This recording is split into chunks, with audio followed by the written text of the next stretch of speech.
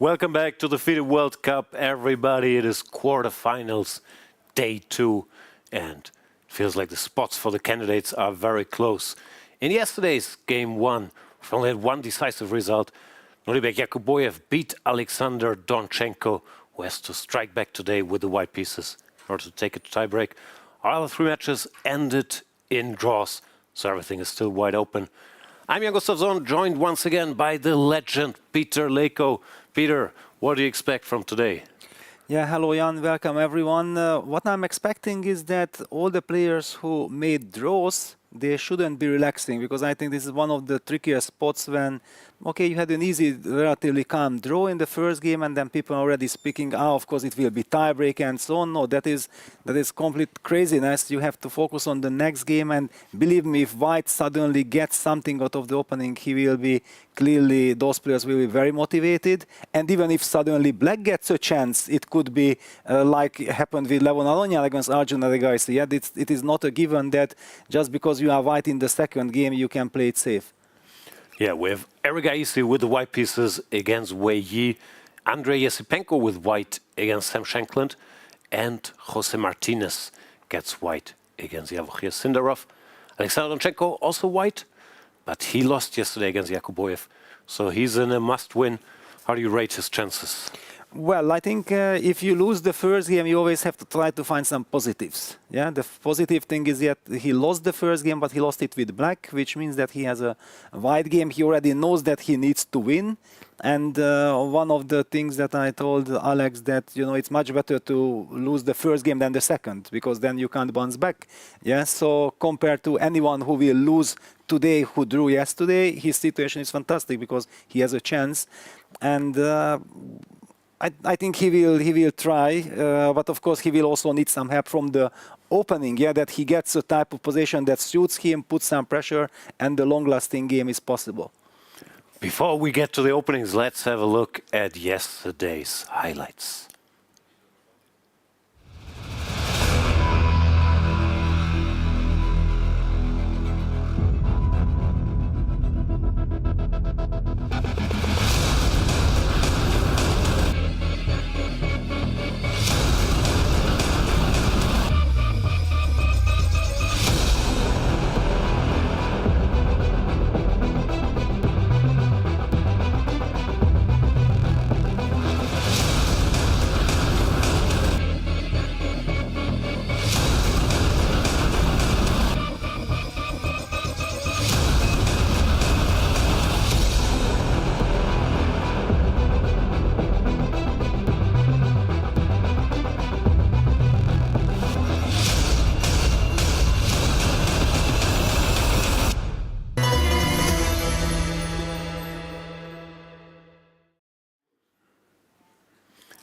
Feel the tension there?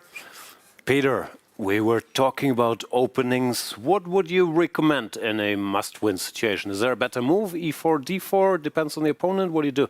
Well, I think that Donchenko is more like a D4 type of player, so I do see him looking in this direction. D4, C4. He did play a lot of C4s against Lagrave, I mean, the rapid tie breaks, but it was not going that well. Yeah, and then when he played D4 and then he came up with this tricky kind of rare line in the Nimzo that worked to perfection. In general, I would assume that he is looking in that direction, but I'm not exactly sure what Yakubboev's main opening is. Is he going for the classical Nimzo, or is he playing D4, D5, C4, E6? I'm not exactly into all the details. Well, Wei Yi will stay solid. I think he has very similar repertoire than myself, so I'm personally very interested to see how Arjun will try to treat this game against Wei Yi. Sindarov against Martinez. Well, one could argue that Martinez might be looking for a tie break. Do you think that makes sense, being such a good rapid specialist? He's been relying on his preparation, but I would think he won't mind the tiebreak. Ideally, I mean, we've seen him playing the Alapin and some forcing lines, maybe some bishop c4, knight g5 against the Italian, where he knows he has a draw in hand, but he can ask a question. I think that's the ideal for him. But Javokhir Sindarov is also a bit hard to predict and to get a hold of, and very, very tricky. So it's hard to plan. I'll be solid and make a draw. You have to make 30 moves. Yeah, exactly. And there is also Esipenko against Shankland. I have to say that whenever I look at Esipenko and Palavian in the restaurant, yeah, having, for example, today also the lunch, if you ask me that, do this player, if I would not know them, do this player are here now in the World Cup involved in some big clashes, I would say no, they are tourists. The way how chilled they are sitting there, they are talking in hoodies and, you know, in a very relaxed atmosphere. Also the way how Andrey goes to the buffet very slowly, calmly, like he has all the time in the world. I just kind of felt like, wow, these are the nerves that you need to succeed in the World Cup.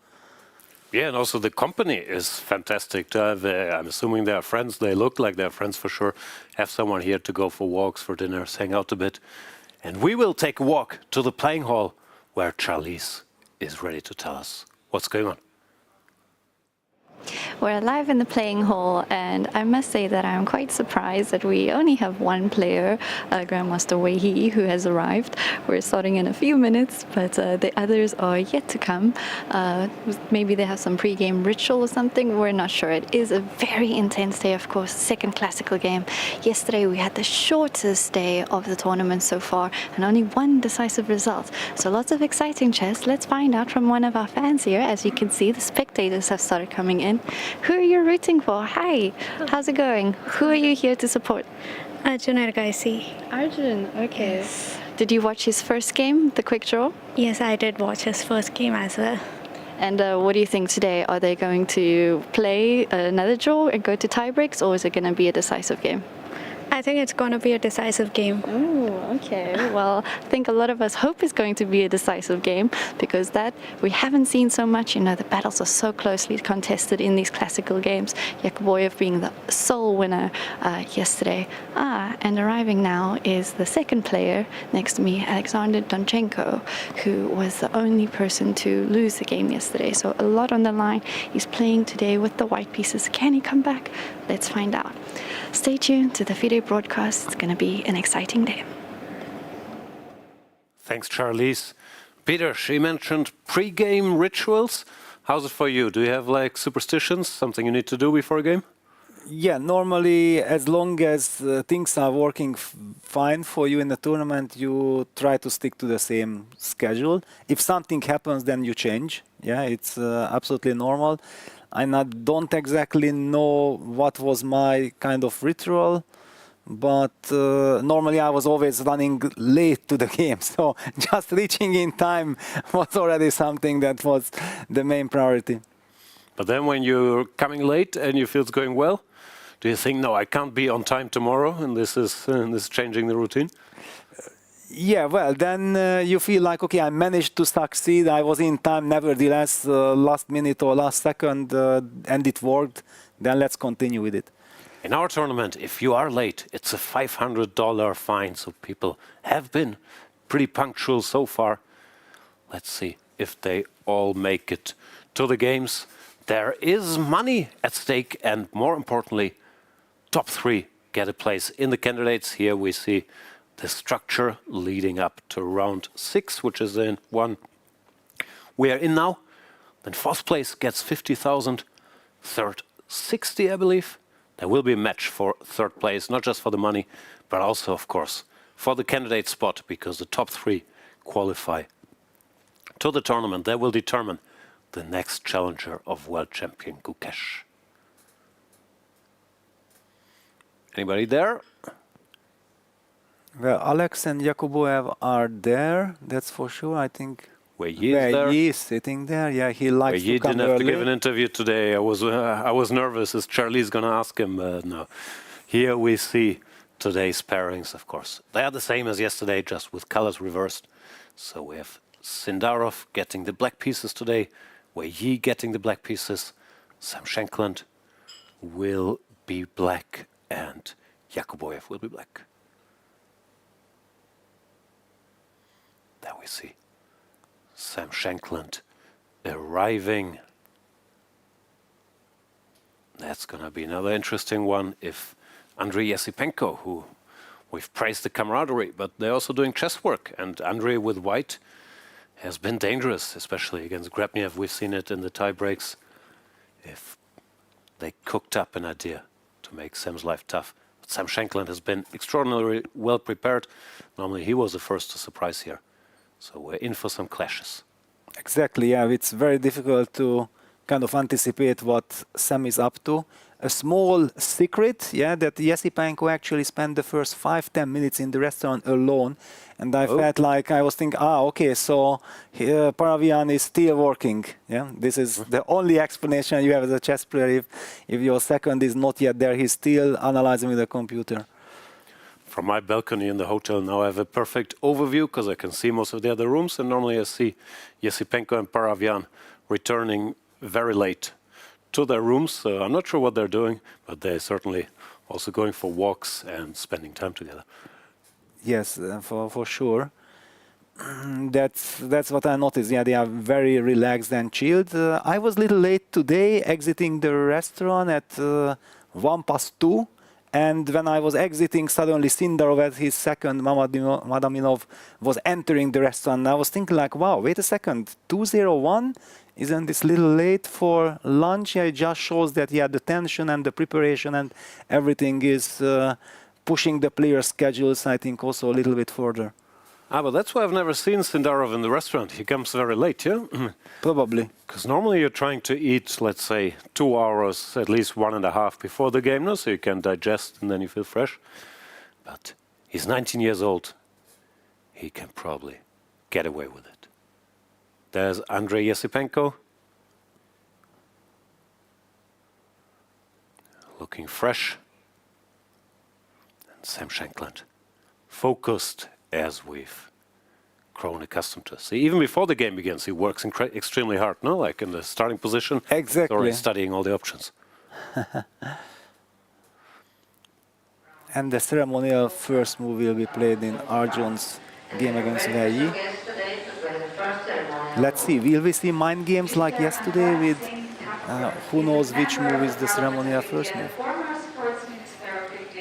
I think normally the players don't say anything, no, they just say play whatever and then it gets taken back. Not sure. Here we go, e4, excellent choice.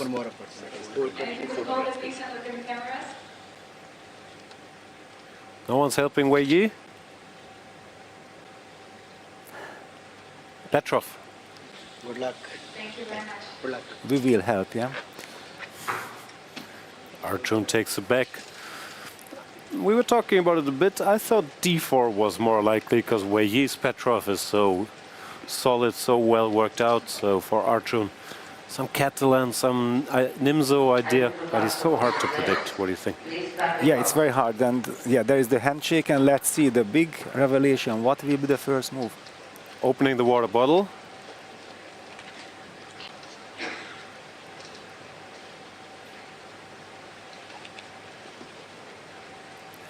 Here comes d4. d4, yeah. That's not a surprise, but after knight of 6e6, where will he go? Wei Yi, Chinese #1, taking his time. Wow. He goes d4, d5. That is a minor surprise, no? That is a Of course he can play surprise. Slav, but I didn't expect this. Well, will it be a Slav or Take on e6? c4, e6, c5. And e6, okay.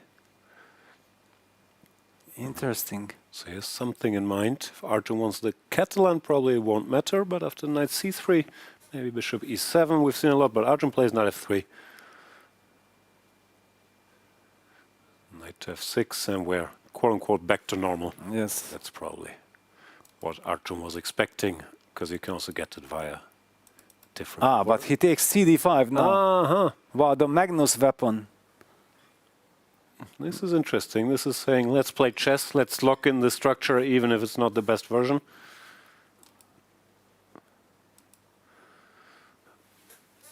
Magnus Carlsen made this popular when he scored an easy win against Jan Nepomniachtchi in the infamous Sinquefield Cup. Before he withdrew, he won a nice game against Nepomniachtchi here. And with Magnus in training camps, because this structure you call the Karlsbad structure after CD5, ED5, and we always had this running joke that whenever the structure appeared, Magnus would say, it's good Karlsbad. And it didn't matter what position it was always good Karlsbad.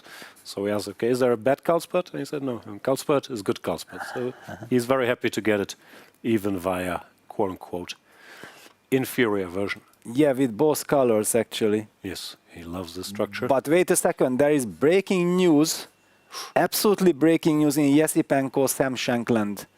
How can there be breaking news? Yes, 1 minute in? On move 3. In the Italian, after third move, bishop c4, black played the move d6. This is a shock. This is a total shock.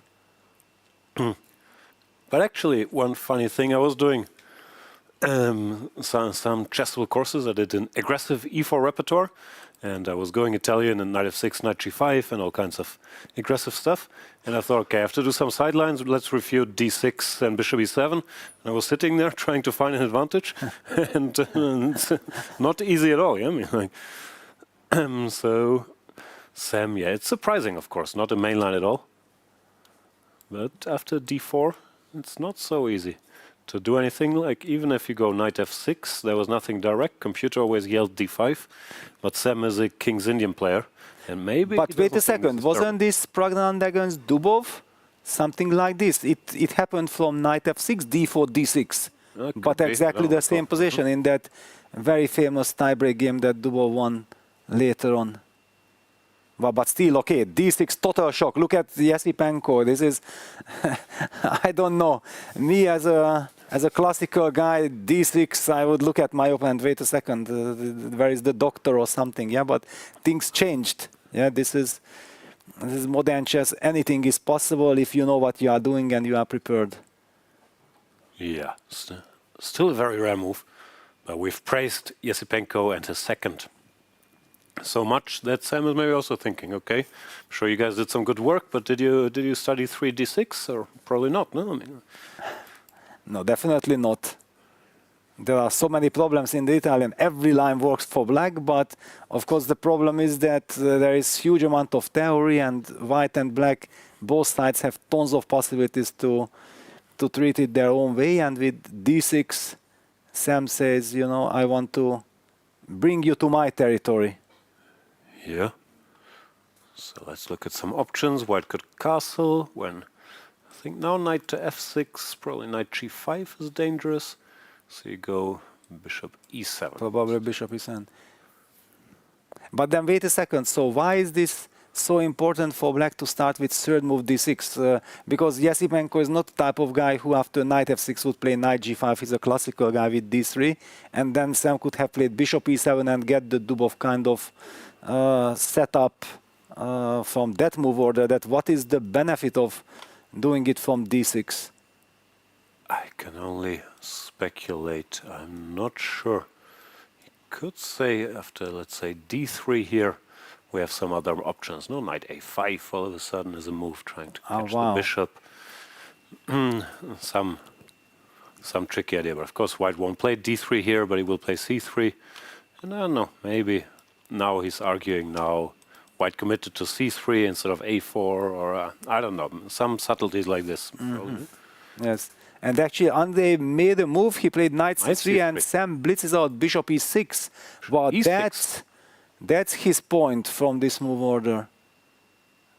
And Andrey is again thinking, like he's again surprised that he convinced himself to stick to his knight c3 Italian, and all of a sudden bishop e6 appears. Knight c3 is a rare move by if Andrey had prepared some setup with knight c3 anyway, it makes sense. And now, what do we do? Well, think again, because we are shocked. Unpleasant. No? Well, hard to think so early, no? Normally you want to make at least 7-8 moves and settle down, drink your water. But here, on move 3 you start. Yeah, but this is modern chess, yeah. This is, no matter how much you prepare, your opponent always comes up with something else, and suddenly it seems like every single move is possible. No end to preparation. Andrey is certainly surprised. What can he do? He could take on e6.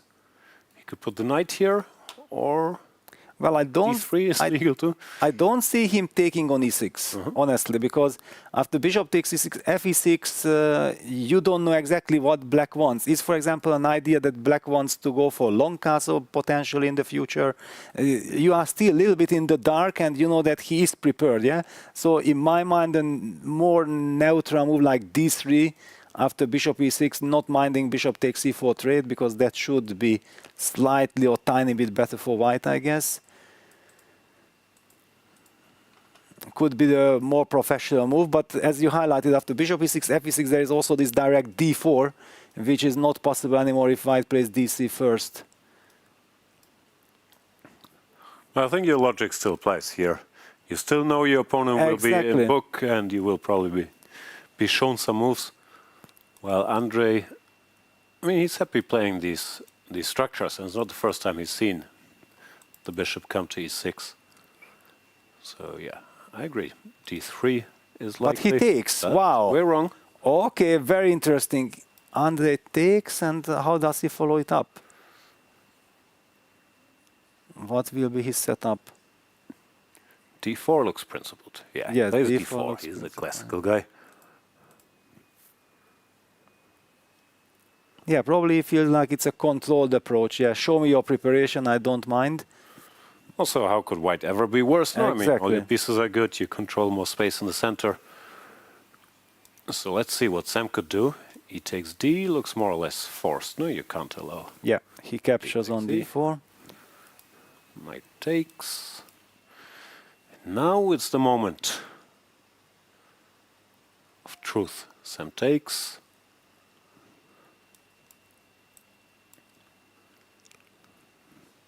Also, there is knight e7, knight c6, no? Yeah, that might be happening. That would be very natural. No, queen d7. d7, yeah, that's the other very natural. But long castle is still not an option. So that's why I wasn't exactly sure if black relies on queen d7 or knight e7, knight c6. Suddenly, you know, which... He's waiting for white to commit to castling. Exactly, which feeling I have here, that it suddenly, if black ever plays e5, we'll get this Yenish kind of stuff, yeah, suddenly the f-pawn disappeared versus white's d-pawn, yeah, like normally it happens if black pushes f5 and white plays d3, a very special kind of structure. But I have one more news to share, that if we want to... Yes, breaking. If we want to cover the Martinez Sindarov game today, then maybe we have to hurry up, because I'm not sure that. Oh, I know this line. Exactly. That's what we were talking about. Maybe he will play something that's some sort of forced draw, but black has to know some theory. And here, this I can show. Bishop e3 is the main move, and I think only move, or only good move. Takes, takes, takes. And this is one of these lines you always have to double check, because you're an exchange and a pawn down. But after rook e8, it turns out that white has nothing better than a forced draw. There are different lines. One is castles, bishop takes f3, g takes f, bishop d6. With threatening queen goes here. White can try f4, but queen h4. And somehow black's counterplay is fast enough. For example, this takes. And the perpetual.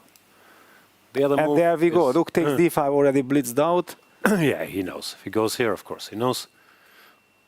The other move here is c3. After which, the most precise, I think, is knight takes, gf, and queen h4.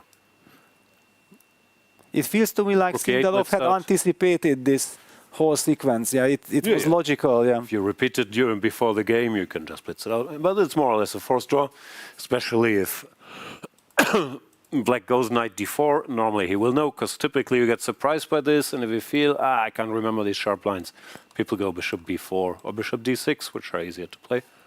Yeah, and Jose goes for c3. Yeah. The good old classical double exchange sacrifice. Yeah. King d2 is the only move, because there's a big threat here.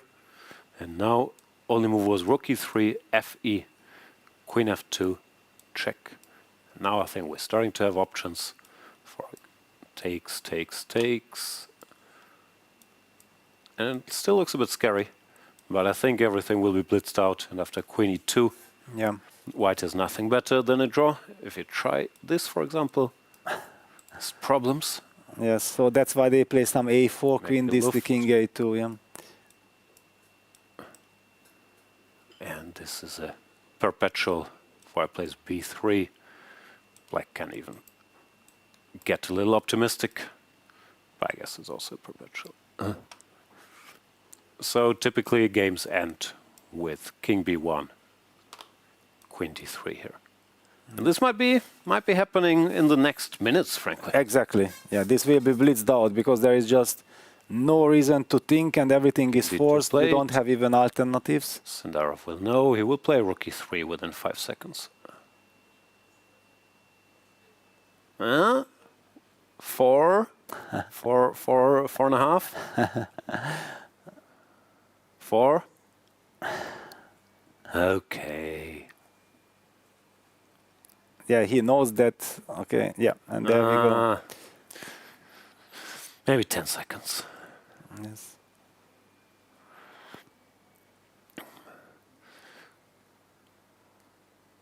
Another 10 seconds. He knows the line, of course, but he's trying to control himself, not Of course, yeah. make every move instantly. Because it would be terrible, yeah, just by rushing too much, you mix up the move order and oops. Now it's decision time. Here you can spend a moment because bishop f3 and bishop takes e3 are the same. But this is the typical spot where you're trying to recall which move do I start with and why. So here I would expect him to take a minute. The point is, if you take here, white is nothing better than going here, and you get the same position that you would after taking here. But you know, it's kind of understandable that Jose wants to go for the tie breaks, but I feel it's a little sign of weakness, yeah, that he feels that I just can't even try anything more complex with white. Yeah, how do you see it? Is it such a pragmatic decision, or it's a little bit like, all right, I just want to play the rapid tiebreak because I don't think I have any chances against Sindarov in a classical game to win? I don't know. First of all, normally we assume it's some big strategy and a lot of planning, but also what I've seen quite often when the stakes get higher and people get tired, you wake up in the morning, maybe he fought with mosquitoes all night, and then he's asking a second, or he's wondering, okay, I can't play today, let's just find a line that is safe where I can make a draw. I don't know, but that is sometimes the case. And other than that, I don't think I mind it too much. He's more comfortable in the tie breaks. This is a typical, let's say, 52% line. If black doesn't know, you win, but most of the time... But you cannot expect him not to know. No, yes. no, but okay. Let's say 51%.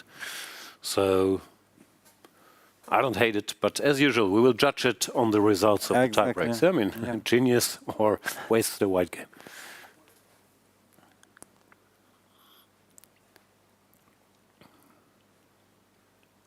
And yes, Sindarov took his minute to decide on the move order. Doesn't really matter. He takes here. We'll stay here because this will be over. So. Exactly, yeah. It will be interesting to see the players' reaction once they shake hands. Like, will Jose say something? Will they talk to each other a little bit? I don't think so. After such a line, there's not much to talk about. Exactly. No, I mean, Yeah. Te veo mañana, amiguete. But I think Javokhir anyway has a lot of confidence, but this will certainly even boost him, yeah, that, okay, thank you very much, but you are just forcing a draw with a very known line, what do you want? And Sindarov is a very good rapid and blitz player himself. We see him play very fast many times, even in classical, he is brilliantly prepared. So I'm a little bit skeptical. I would have liked for Jose to try harder. I don't think that relying on that his chances in the rapid will be better than playing a wide game in class, at least trying, yeah, and okay, if draw, of course, but yeah, as you said, we will be judging it by the result. Always, yeah. Equity-wise, I don't think he's giving up very much. I also don't think he's a big favorite in a classical game with white against Sindarov, and like this, maybe in tiebreak, he feels it's a little more variance, he feels a little more comfortable. Anyway, a4, king a2 played, queen c4 check, king b1, queen d3, and they will do that 3 times. Then they will go back to their rooms. No, then the arbiter will come first of all to check it, and second to get the drawing of color for the tie breaks. That's what I'm already looking for, just to I missed some steps. to see who starts with white or black tomorrow.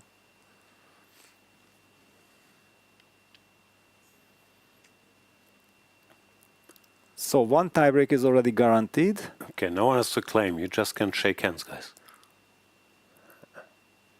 Yes. But if you make a draw before move 30, you have to be correct, not to get in trouble with the arbiter. That's why he's saying queen d3 is a draw. Yeah, they are smiling because we can also repeat it 5 times if you prefer, Mr. Arbiter. Or till move 30. Arbiter is confused. Has to double check.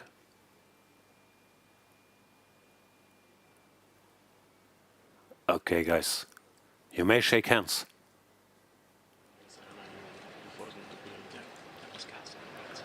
Some debate. Who is claiming? Yeah, okay, handshake.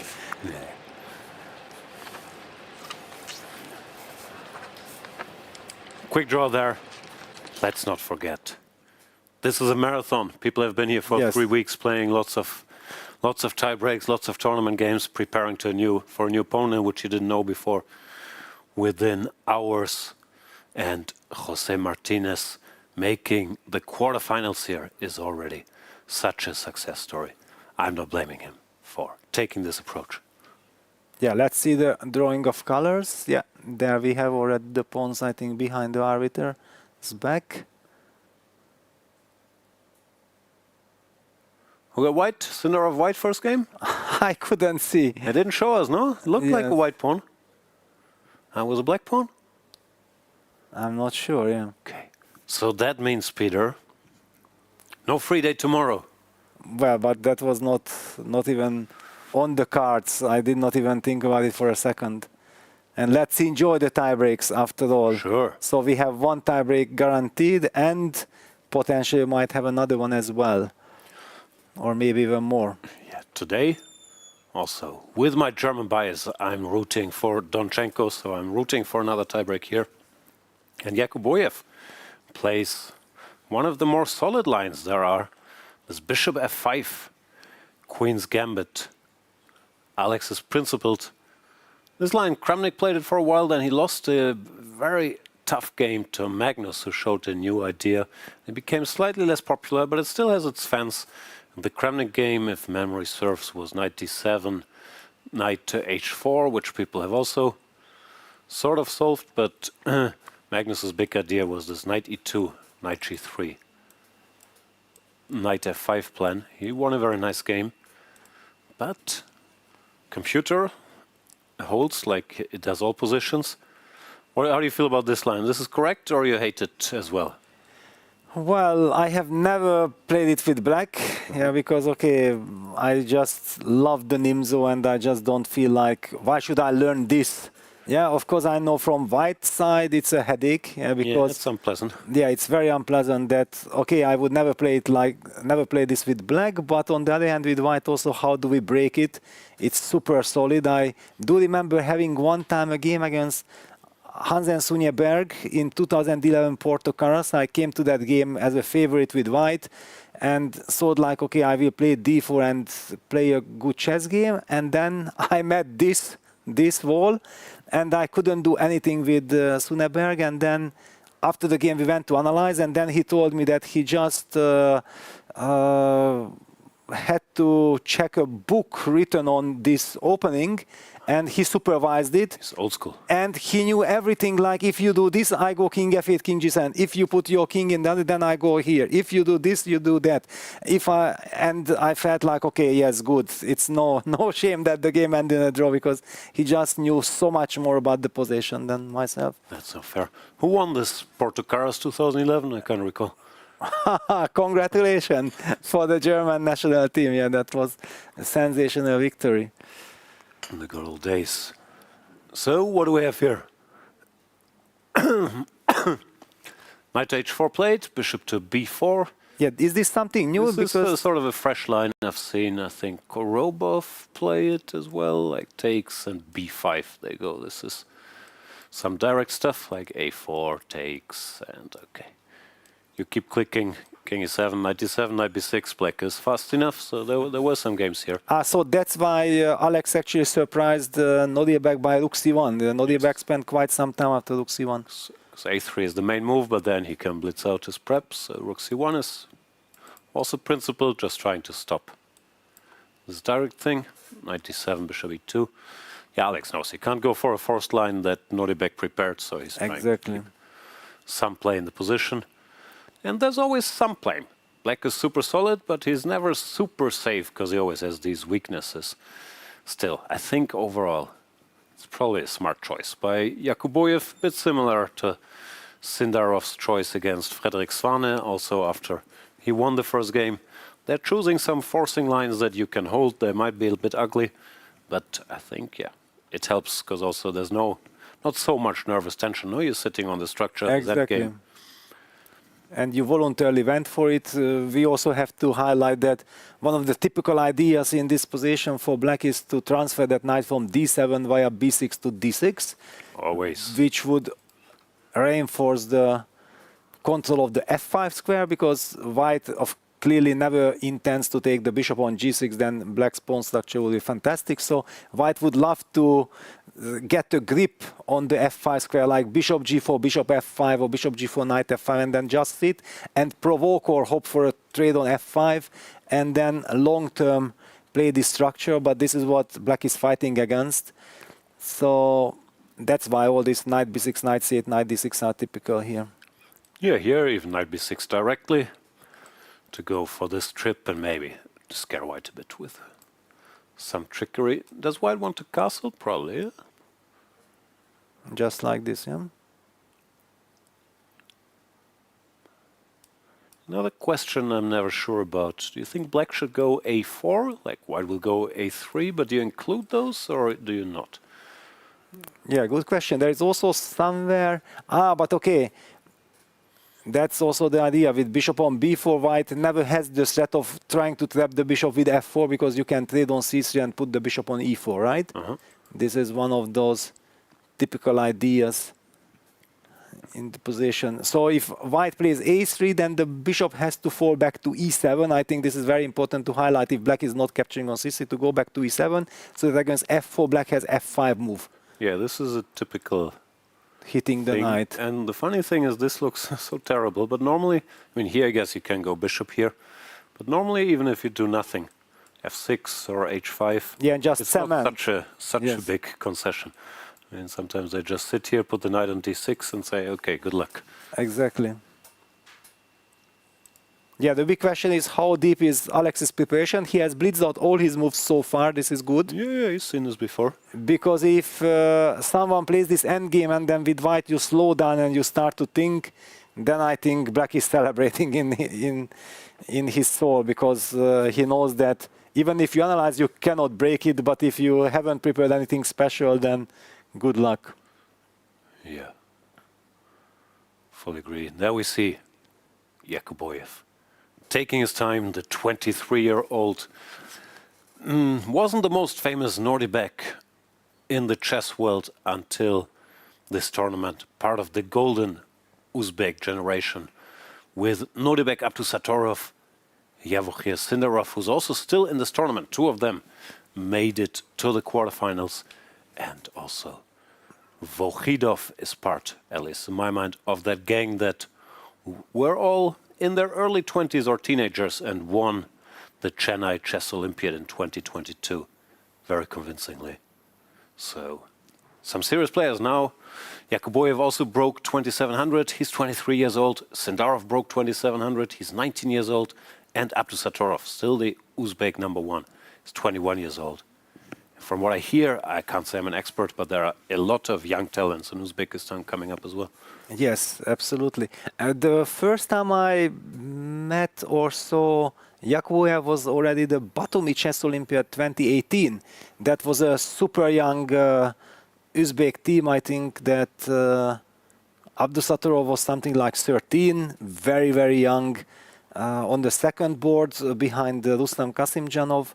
And Yakubboev played on board 3 against Zoltán Almasi, a legendary, brilliant Hungarian player, very strong former top 20 player in the world. And well, basically, I think before the start of the match, we kind of felt like, okay, Zoltán is a heavy favorite on board 3.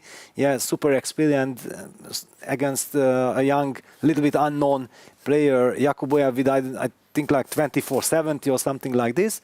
And I remember even that Yakubboev came with a cap, with a baseball cap, and he was sitting there. He played Nodirbek against Zoltán, and Zoltán was thinking, and Yakubboev was just blitzing his moves, and Zoltán had to settle for a draw without the slightest chance of getting anything. That was the moment for me that, wow, if this guy can neutralize Almasi just like this with black, then we will hear a lot from him.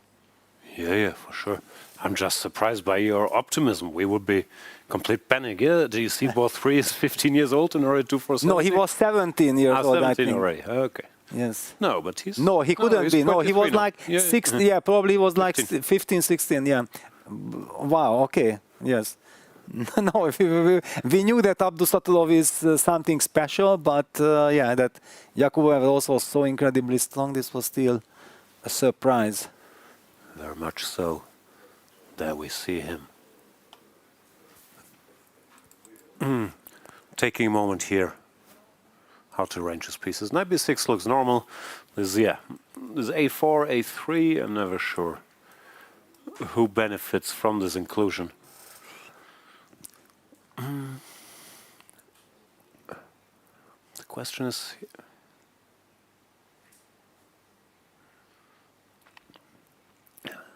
I know, I always struggle. I'm never even sure about castles, because I think Vincent won a game, different position, but he played a game with some early king d2, I think, yeah? bishop d3. Yes. Which might also be an idea, just trying to fight for that square, even here. Yeah, I remember we analyzed that together with Vincent, and then Black is somehow provoked to some knight b6, knight c4 check, and it's a very special transformation of structure. And we thought like, okay, as a one-game surprise, it could be worth a try. Yeah, different position here. I don't think this is particularly good for white. Just, I was curious about the idea. Exactly. All right, let's move on. Let's see what we missed in Shankland, Esipenko, and then we also have to get to the big one, Arjun Erigaisi.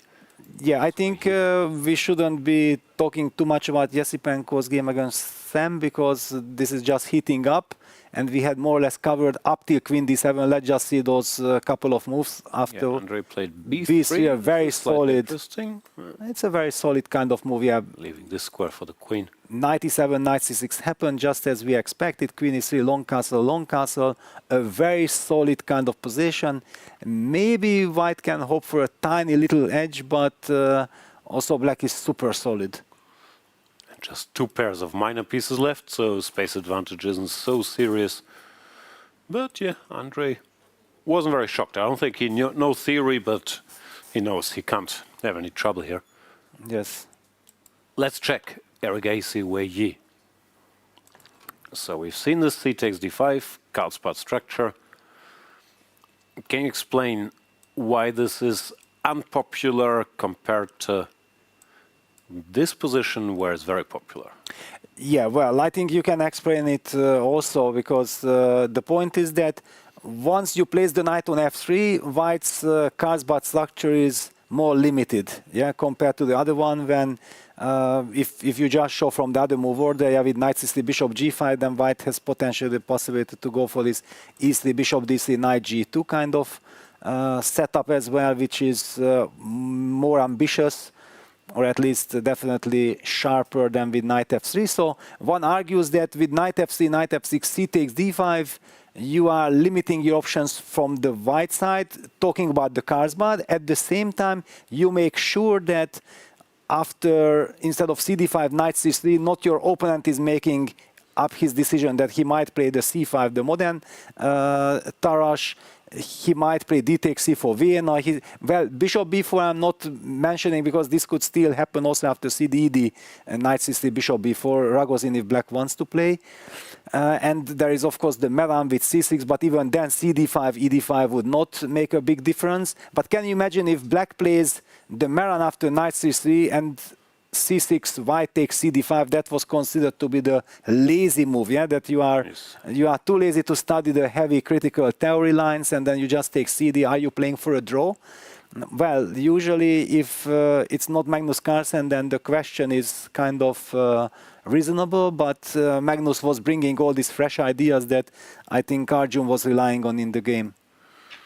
Yeah, this has become popular also maybe just for practical reasons, no? Because after knight c3, you have to think about all these moves you mentioned, Yes. and cd, ed, at least you limit it a little bit. Just to add to your explanation, the big reason here was typically also that black has a very hard time going bishop f5. Like we've seen it in the Yakubboev game, after c6, e3. If you want to go bishop f5, you have to make this concession and go for this line that Yakubboev is playing, where you get these double pawns. And other than that, it's almost impossible to get bishop f5, because you play here, let's say, white goes bishop d3 and stops it. Well, if you start with knight f3, knight f6, c takes d, e takes d, knight c3, c6 was played. If you go to bishop g5 here, now black is always in time to play bishop f5, and there's no queen f3. So this was considered to be quite harmless. Like you can go bishop f5 even directly here. The main line is bishop e7, e3. And now bishop f5. So this used to be considered completely harmless, but Magnus came with these ideas. Okay, I don't even want to stop bishop f5. I will put the bishop here, and then if you go bishop f5, I will try to bother it. Sometimes with h3, g4, sometimes knight h4.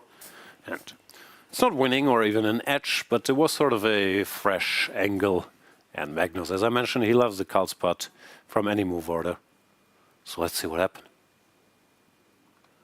Bishop f5 played by Wei Yi directly, and knight h4. Even a sideline within the sideline. This e3, knight bd7, and now h3, or even bishop d3. I think there were some games. But knight h4 played, and funny sequence. Knight h5, yes? Mm-hmm. Symmetry. Don't try this at home. Knight on the rim is still dim. Develop your pieces. Castle. Yeah, this is special. g3, knight to e6, and e3. I'm not sure if Arjun wants anything special or if he just feels.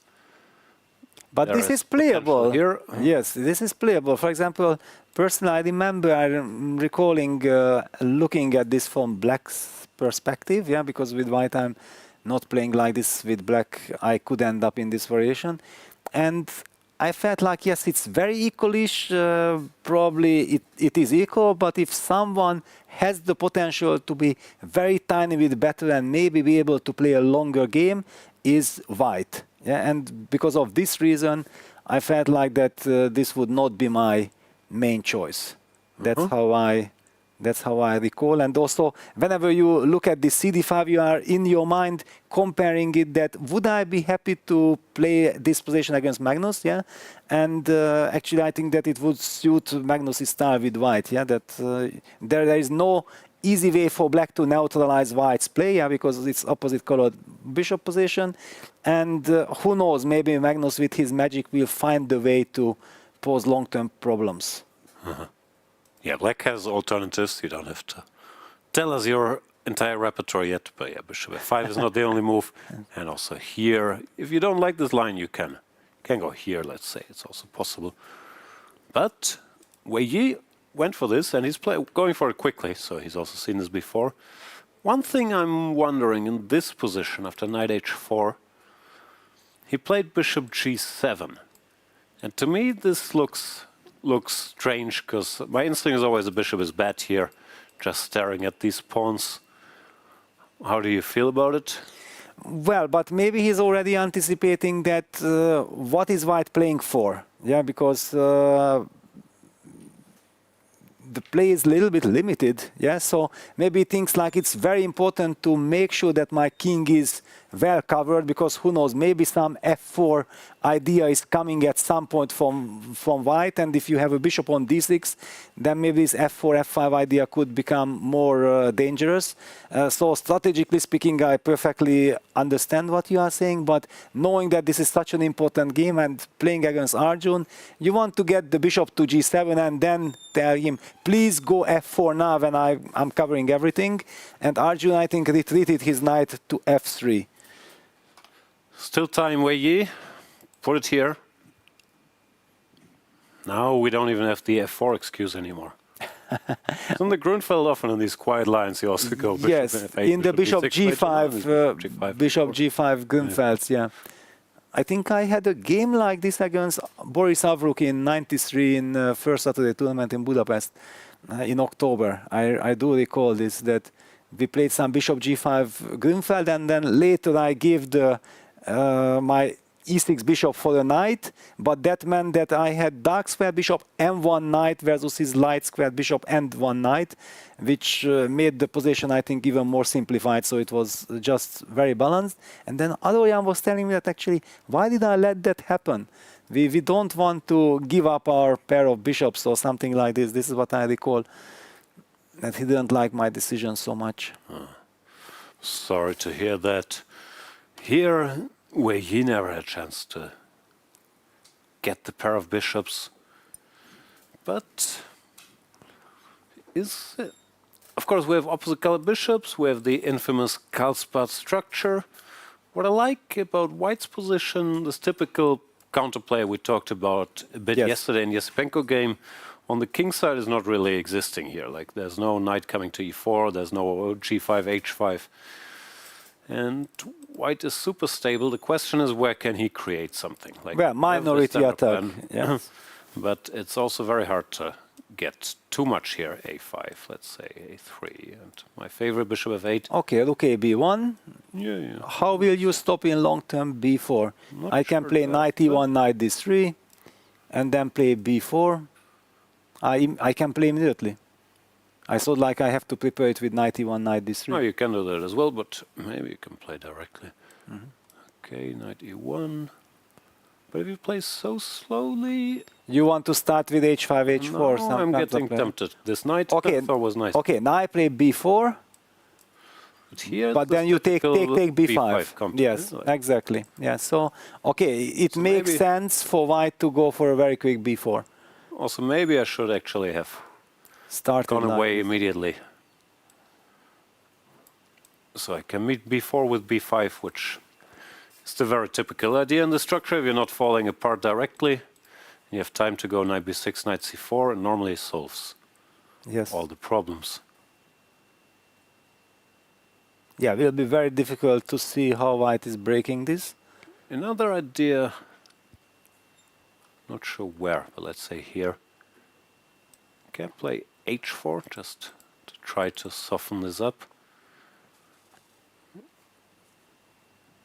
Yeah, makes some sense. Yeah. And black has this, but then maybe knight e5 comes here. Nothing special about h4. h5 also feels like it's an Arjun style, playing on both sides. Yes. Bishop h3, king g2, and look around. It's a good call. It's a good call. Yeah, maybe h4, h5 just to play on the nerves of the opponent. Yeah. But okay, yeah, it's not the sharpest of all. No, it will be a long sort of maneuvering game. But also, this is not Arjun playing for a draw at all. This is actually saying, I know Wei Yi, you're well prepared and you're a great tactician. I'm not going to go for any forced lines. I just want to play a position where maybe I'm slightly better, maybe not. And then we play. Yes. No, basically it guarantees the chance to play a long game. And also, rook ac8? What it's a bit strange. Is c5 or what? No, I don't think...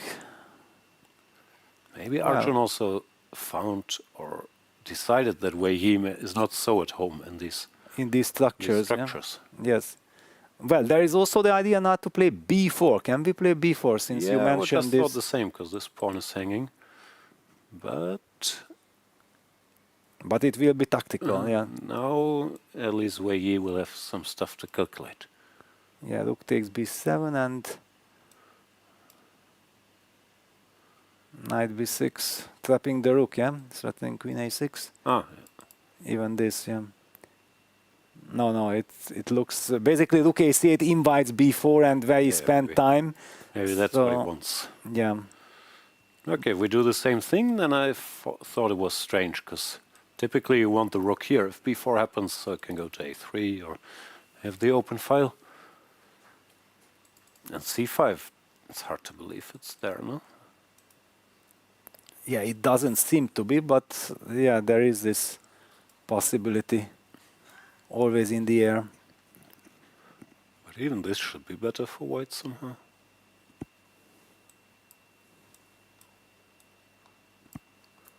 I don't know, I just struggle to explain the move.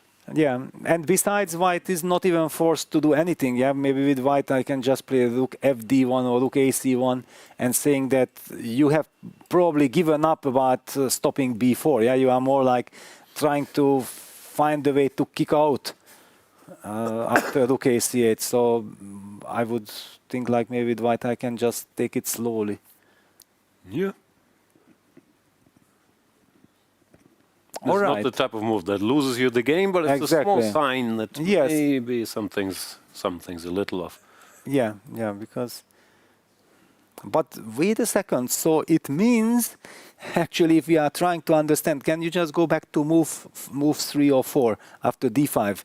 Yeah, that Wei Yi, because he is kind of a Ragozin player as well, was not planning to play the Ragozin in this game against Arjun, and he was basically then probably playing for knight c3, c5.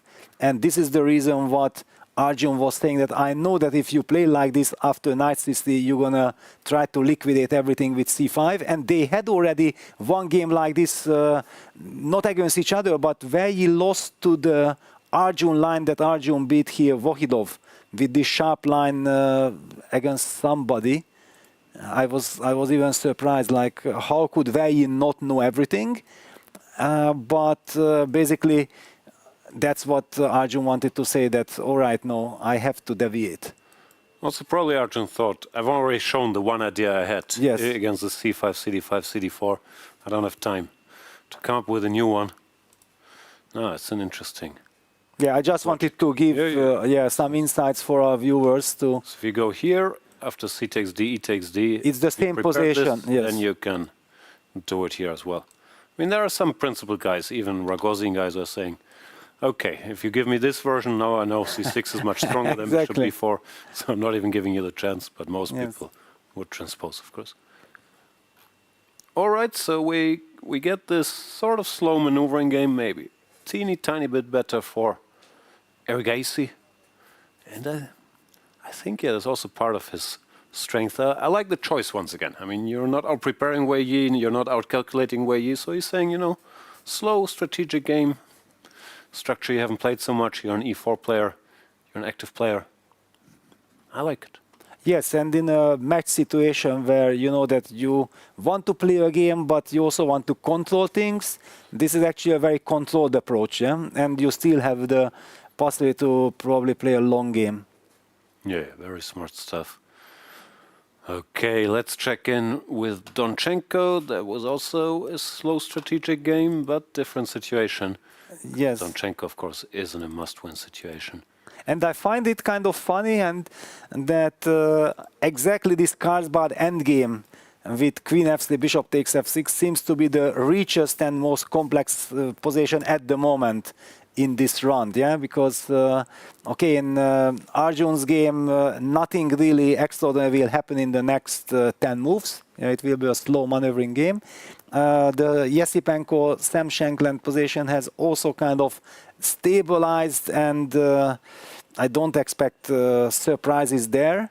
But there is some development in the Donchenko-Yakubboev game. Yeah, that first of all, Black has given up his dark squared bishop with bishop takes e3. He opted for this move king d8. Where exactly is this king going? That will be another question to you, Jan. And why is the knight not heading towards the d6 square? Which move order happened here in this game? He played pawn to a4. This is what we were talking about, a3. And now I'm slightly surprised he gave gave the bishop and didn't go back. Well, this is what happened. Rook takes c3. Of course, that was the idea of putting the rook on c1 first. And king to d8. And what is this mysterious king d8 move? Yeah. Not sure. This is my big question. Of course, the problem, maybe, this is a working theory, maybe he thought if he goes knight b6, there's b3 or b4. If you take, Ah, wow. then there's some direct issue. So he's trying to prepare it with king d8, so he has king c7. Wow. Okay. Yeah. So he's ready to play knight b6. But okay, if white castles, then still knight b6 won't be. Ah, no, it is possible because the bishop is covering the b1 square. But still, the b7 I can take that on g6 and play. Can we just show this line? Yes. Which line you mean? That if castles, if black plays knight b6, then white plays b4, and after a b, rook b3, king c7, we have this special position where I can take on g6 because rook f b1 will win the game. This is the one time where we're happy to take Exactly. the bishop. Yes. And black has problems. So black will probably do something else. Can we start with this just to prepare Yeah, even but further? you have time for everything, yeah? It's I incredible. don't know. And Alexander He just played played G3. g3. He's preparing the typical knight g2, knight f4 regrouping. Ah, okay. Ah, because he says, wait a second, if your king goes to c7, I'm going to put my knight on f4, I will be settling with knight takes d5. If you play knight b6, yeah, you are protecting the pawn, but you are unable to move with the knight from b6. And if you put your king on d6, then you will not be able to transfer your knight to d6. That's the message I'm getting from this g3 move. Dear viewers, please repeat Peter's last sentence just to check, paying attention. But if knight b6 now, do we have time for this maneuvering? Because now we're not Yes, exactly. in time for b4, no? Now black is not forced to put the king on c7. Yeah. This is... And if you castle, okay, I guess maybe you start with this, but our king hasn't gone anywhere. But then knight c8, yeah, knight f4, knight d6. The question is maybe even this position he doesn't mind. Like here, king f2, now with the knight being good. I mean, it's all so hard to break through. I don't know. Exactly. I'm looking for a plan, but Exactly that. When are you happy? Because I feel like now that black has eliminated the knight from c3, all these ideas when white plays h4 and black plays h5 and then white is breaking with g4 in some moment will always weaken the e4 square too much because there is no knight covering it from c3. yeah, I have to agree. But still, Alex is a good positional player as long as there's like initiative and something to play for. So I don't think he will be too unhappy here. Also played very quickly while Yakubboev also, where he spent half an hour. Sorry, I'm just cheering up myself, waiting for and Donchenko to get a chance. And here to cheer us up is Angelica with some details on the Esipenko game. Indeed, there was an interesting moment here in this position. Andrey Esipenko went with a calm move, king b1, but there was an idea that he could go with f4. And the point is, because in the game g6 happened. Yes. And here, if he's playing g6, there is very nice move, knight d5. Of course, knight cannot be taken because the rook is hanging. After bishop g7, there is knight f6. And the whole point is that after knight is getting there, white is in time to defend it with e5. And yeah, basically we have a beautiful knight there. We have expanded center. And for example, in case after f4, bishop e7 would be late, then of course he can still play king b1, follow his plan. But definitely there is a pressure on this diagonal. And I believe like Andrey has a better position because of the more space in the center. What do you think about this f4? Because king b1 was played, now g6 is on the board. Will we see still this f4 try, Peter? Well, but now it's then too late, yeah, because f4 was connected, as you highlighted beautifully, with this knight d5 tactical idea. Now f4, bishop g7, or even something else, yeah, you can even play... Yeah, because now bishop g7, there is no more the knight d5. And then black plays rook f8, queen f7. It feels like a very natural kind of position. So one move too late. And just one more information which I wanted to share. We have one game finished. Obviously, Jose Martinez drew against Javokhir Sindarov. And according to their matches on Title Tuesday, it was Jose Martinez who won 4 times, 4-0. So this is their score in the Title Tuesday. I think that's maybe something of what Jose was hoping for. Also, he's keep playing online games. Remember, I told you earlier there were like so many online matches he'd been playing for, but yesterday, there was a repertoire published by him together with his coach, Pierluigi Basso, Grandmaster from Italy. They published the course for white for Italian. So very interesting. He's playing Blitz during World Cup. He's publishing courses. What do you think about it, Jan? I'm very curious about this strategy there, because I'm assuming he didn't do the course during the World Cup, so it was ready, and they were thinking, okay, do we release it in the round of last 16? No, let's wait. If he makes the quarterfinals, then we release it. And they were proven right, so I'm sure it's a good course.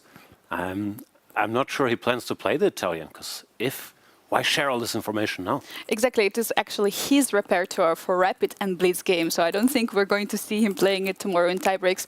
And just one more thing, I just would like to make a prediction that the game Donchenko against Yakubboev, it might be even going for the record of the amount of number of moves. I believe it's going to be more than 100 moves for sure in this game. What do you say, Peter? Well, that means tons of maneuvering, yeah, because we are at which move number right now in that game? Well, definitely under 20. Considering how well he played against Liam in the end games. Yes, but on the other hand, we reached the end game way too early in this game, so the knight is heading to d6. And then 80 more maneuvering moves. Where will that knight jump around all this time? Definitely, because Alex needs to win this game. He will not give up. He will try to squeeze till the maximum. The big question is, will he really get something that he can squeeze for so long, or Yakubboev's strategy of blocking everything will prevail? Yeah, we'll see. I would love to have tie breaks of this one. The more tie breaks, the better. I agree, except for the tie part. For me, it's the more breaks, the better. And now we will take one. Thanks, Angelica. We'll be right back. The FIDE World Cup 2025 in Goa is one of chess's most intense events. A knockout that tests stamina, strategy, and nerves. Here's how it works. It's a single elimination bracket played over 8 rounds. In round 1, lower-seeded players face off while the top 50 seeds receive a bye into round 2. Each round runs for 3 days, 2 classical games, and if the match is tied, tie breaks on the 3rd day. The drama builds until 2 players reach the final. The semi-finalists who don't advance play a separate match for 3rd place, and that match matters because the top 3 finishers qualify for the next candidates tournament. It's simple. Win the match and advance. Lose and you're out. Every game takes a player one step closer to the title and to a possible shot at the World Championship itself. From start to finish, it's a fight to survive, one match at a time. Are you ready to witness the most intense and unforgiving format in chess? A knockout, where one mistake can send you home. This is the 2025 FIDE World Cup. From October 30th to November the 27th, the chess world gathers in Goa, India for 1 month of chess. 206 players, 8 single elimination rounds. With a $2 million prize fund, every round is a test of nerve. 2-game classical matches, rapid and blitz tiebreaks, and even Armageddon if needed. For the top 3 finishers, the prize is even greater. A ticket to the 2026 Candidates Tournament. This is the chance to earn the right to fight for the World Championship. The FIDE World Cup 2025. Only the strongest will survive.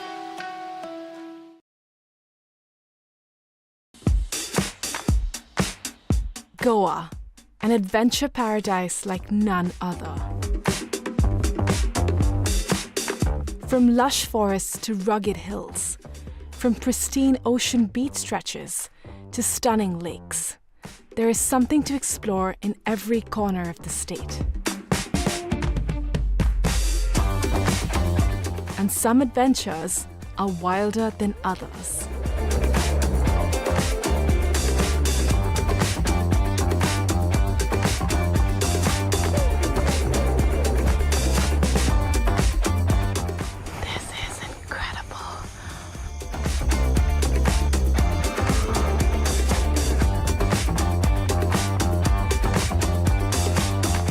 Watch Postcards from Goa on National Geographic.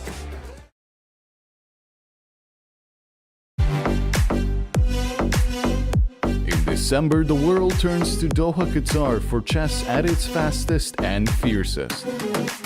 The 2025 FIDE World Rapid and Blitz Championships bring the globe's elite to battle under lightning time controls. December 26th to December 30th, Rapid and Blitz formats designed to reward precision, courage, and creativity. In the heart of the Middle East, Doha offers more than a board, a world-class venue, a cultural backdrop, and a stage worthy of legends. With a €1 million prize fund on the line and the title of world champion at stake. The 2025 FIDE World Rapid and Blitz Championships, the ultimate test of fast chess.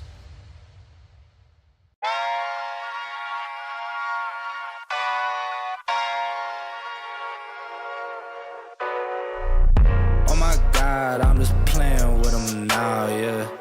Oh my God, what she saying, say it loud, yeah. I can't respect it, I'm in the gym, but I am not flexing. Came from the woodpecker method, because practice makes perfect.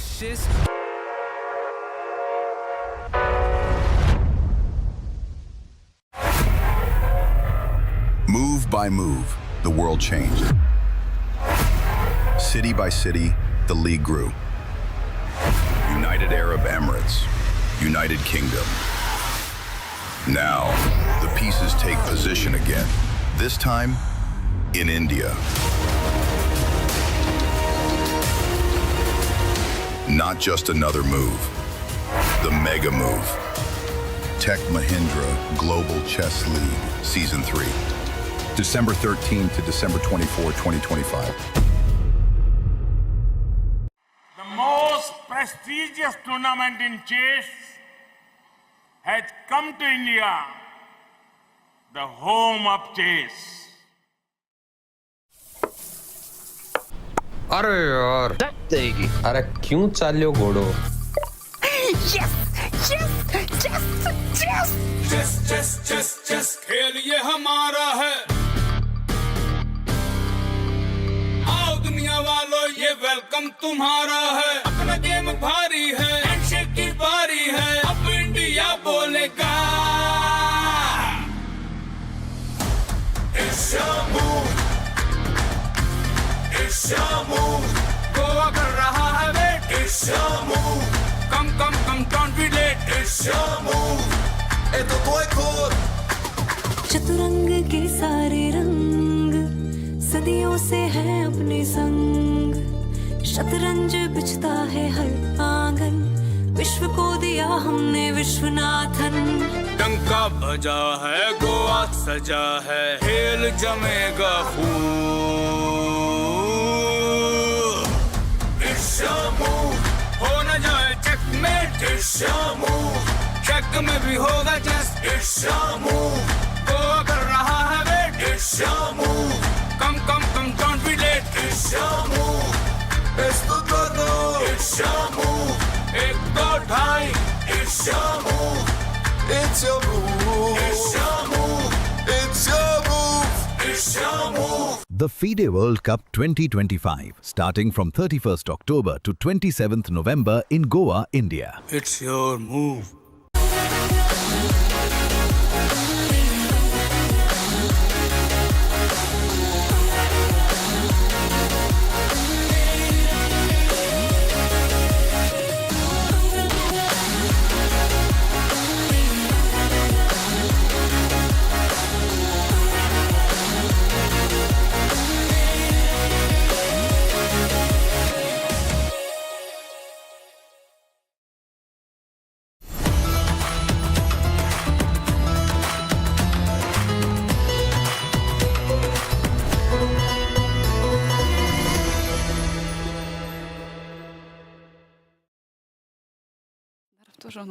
Welcome back to the FIDE World Cup, everybody. It's quarterfinals, day 2. One game is already over. We're headed for tiebreaks in Sindarov against Jose Martinez. The other 3 are still going. And Peter, you can feel the stakes are getting higher. people are playing slow maneuvering games. What do you think? Yeah, I also have this feeling that comes to my mind, like nobody wants to die. Yeah, everybody wants to stay in the tournament as long as possible. And well, I think that Sam Shankland got a very comfortable position. I don't see Esipenko really putting any pressure here, and I think even White has to be cautious. Yeah, that he shouldn't be going for advantage or trying to get advantage because Black is just way too solid. I'm, in my mind, expecting a draw result here and no surprises. And the Arjun game is tricky because it is a very slow affair in Arjun against Wei Yi game, but that has the potential to be a long game. That has a different character, but this, yeah, we see Arjun. Arjun keeps it slow, played rook fe1, small useful move, but not committing to any h4 or b4, preparing it. But wait a second, yeah, this rook fe1 is such a mysterious move, yeah, because he takes away the knight e1 knight discipline for himself. Yeah. He does not eye anything on the queen side, so somehow this rook b1 b4 idea doesn't seem to be on his mind, and he's also not worried or thinking about Black's potential breakout with c65 with rook e1. So please tell me, what do you feel, what's behind rook e1? I'm not sure. Maybe I also thought, okay, this rook ac8 is a bit cryptic. Let's make a neutral move and see what Black wants. But what I was wondering, rook ac8 must at least be with the idea of pushing c5. And if we go knight here now, because we want to cover the pawn. But then we go knight e5. Yeah, and then c5. And then c5, yeah. And tactics. Okay, it's not even that many tactics. Yeah, but still, it's kind of nice. I feel it's more on Wei Yi's style instead of maneuvering endlessly. But that's why I'm a little bit surprised by this rook fe1. Yeah, that what does White want with this move and what does he achieve with rook fe1?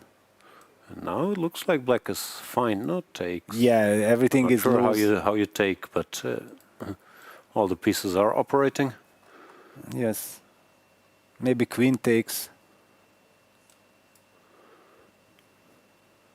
Even rook takes was possible, yeah, because there was the pin. No, I don't really get it. Honestly, I don't really get what's behind rook fe1. Why, compared to rook fd1, rook fe1 is preferable. This is a surprise. Okay, I'm always team minority tech, especially after rook c8. Rook b1 looked very natural to prepare b4. But can you check with engine that after rook b1 c5, does it work or? But what's the difference? Directly? Yes, I want to know because it's very difficult to calculate. Knight takes. Queen d6, for example. And knight goes back.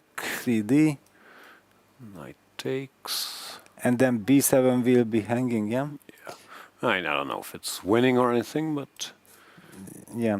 But basically it means that White did not have to worry about c5 after rook ab1, and then...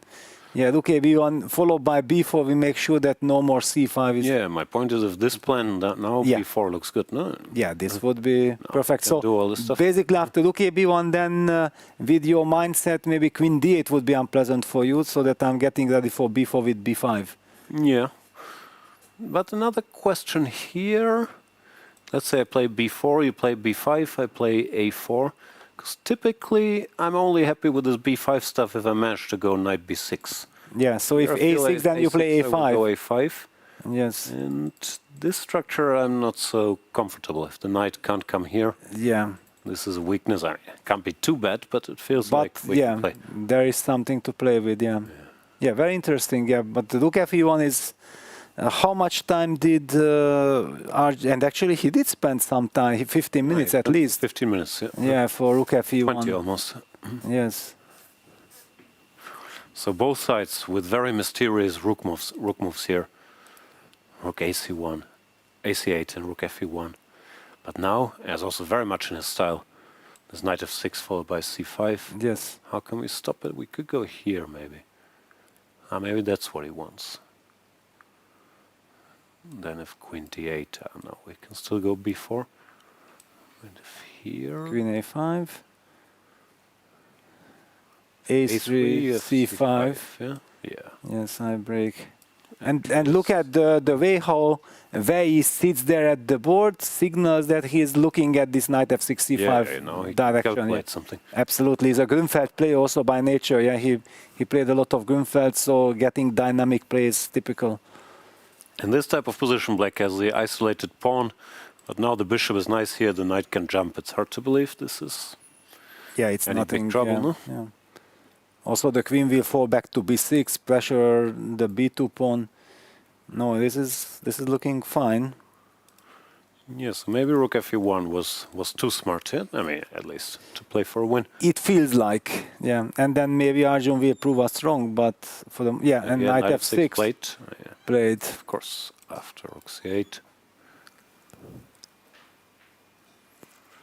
Now it's hard to stop this. Can you say okay? This was stupid. Let's fight against c5. Yeah, but then also comes why you not play rook fd1, yeah? Yeah. And also c5. Not clear if this is bad. And it's not a good sign if Arjun missed the move knight f6. Yeah, this would be because if he plays rook ed1 and he says like, wait a second, I spent almost 20 minutes and I completely missed this knight f6 c5 idea, then is he ready for this game at all? Yeah, because I saw a little bit some tiredness on Arjun, so who knows? Yeah, we never know exactly how the players feel, and also if the position doesn't really give him this feeling like, yes, I want to play this, I believe that I can squeeze something out, then he can also maybe lose the interest and let the game being shut down. No, it's also a possibility. Yeah, very, very much so. Also, I mean, Arjun has been amazing in this tournament, but it's also very stressful for him, yeah, especially being the last remaining Indian with all these hopes being put on him. We shall find out. He clearly played the opening with the idea to get a long maneuvering game, but if the sharpness is not fully there, might also be reasonable, no? Try to be solid now and shut it down and get ready tomorrow. Yes. No. Then again, it's only move 17, and they have to make 30 moves here. You can't agree to a draw before move 30 unless it's a move repetition. And the crisis will probably come in the next 5, 6, 7 moves, no, if c5 happens. Yeah, but c5 also brings in a lot of simplification. Yeah? Then there will be clarity, and I think it will be very difficult for White to fight for advantage, but safety choices and safe choices will be always available. And he goes rook ac1. c1 also showing he's not looking at b4. He's looking at c5. So c5 knight a4. Knight a4 or what? And then what? Yeah, queen a5. Okay, let's say. And after this, yeah, okay. Takes, let's say knight takes. Well, knight takes, then b6. You can't take with the knight, no? This was my... And after this, yeah, I have even b5, I have knight e4, I have so many options here that I wasn't 100% sure.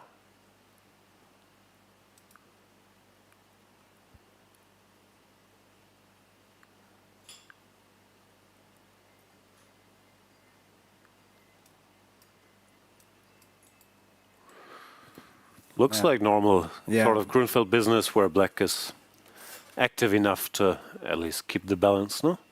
Yeah, I find it very hard to believe that White has anything going on here. Let's see if Wei Yi plays c5, but it does seem likely. I mean, he doesn't have to. He can always switch to maneuvering, but clearly he played rook ac8 and knight f6 to prepare this, so it would be very logical. Exactly, yeah. Yeah, people also, I think, often do not understand or cannot realize so easily that what it means playing against a great player like Wei Yi and who has such a solid repertoire. It's not like Arjun, that Arjun decides that do I play sharp or not, but how do you get a sharp game? Normally, who has a very solid repertoire makes also sure that in every critical sharp line he's super well prepared. Yeah, that's how you build a solid repertoire. And then having this feeling I would love to play, but yeah, I would like to get the slow game and everything. Finally, it can also just lead to absolutely nothing. Yeah, it's often the case. Yeah, it's a typical contradiction in modern chess, no? Because yes. If you just look at the game, okay, I can't switch for some reason.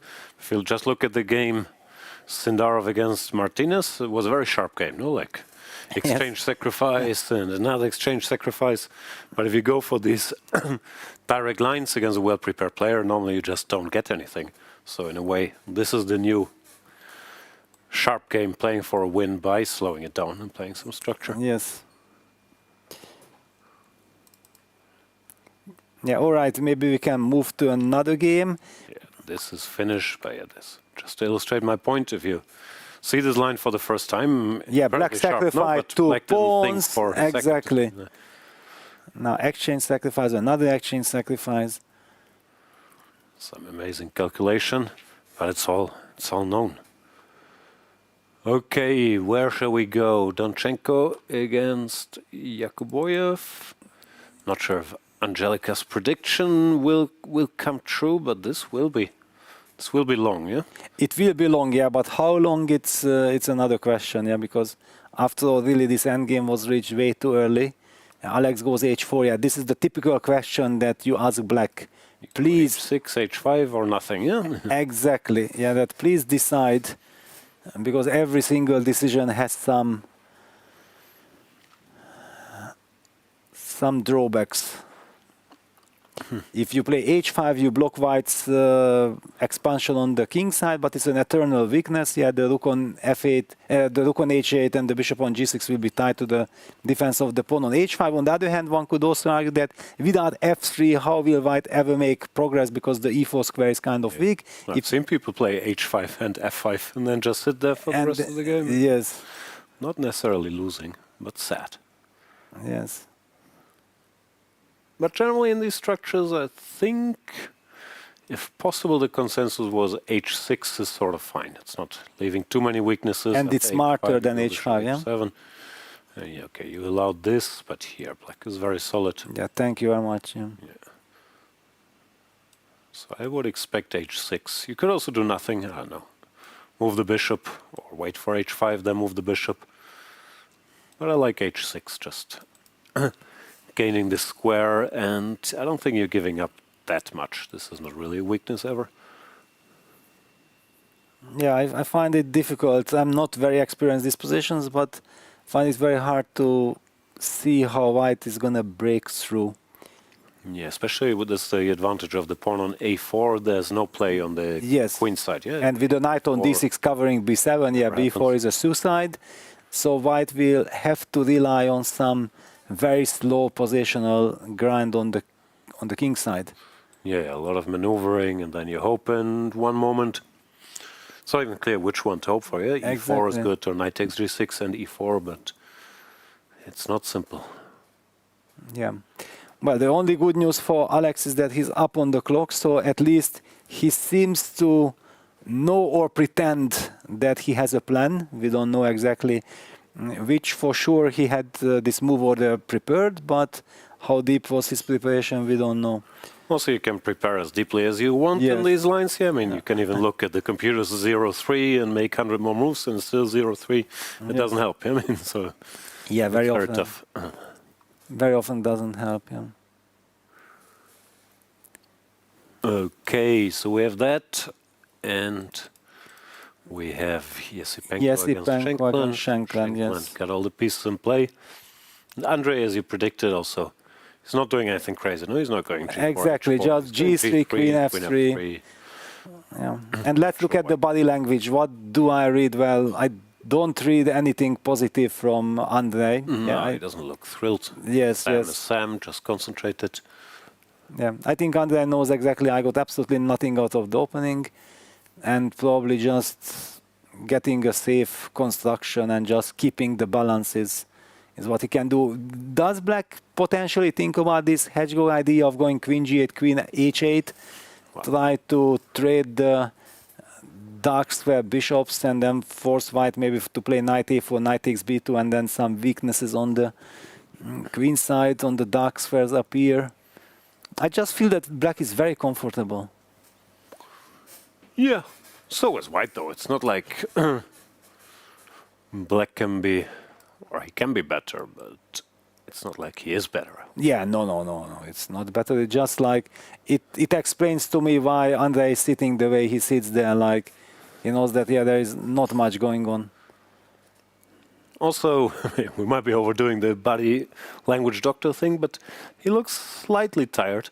And that's impressive with Sam. He's using all this energy, but he looks the same every day, no? Just sitting there. Well, yesterday he looked a bit tired to me. Yeah, you remember I told you. Maybe because he was not shaved. I don't know. Somehow I had this impression, but now whatever I see from Sam's face, it looks determination is there, and he's ready to go. He's ready to ruin the Esipenko party. Oh, he sees something.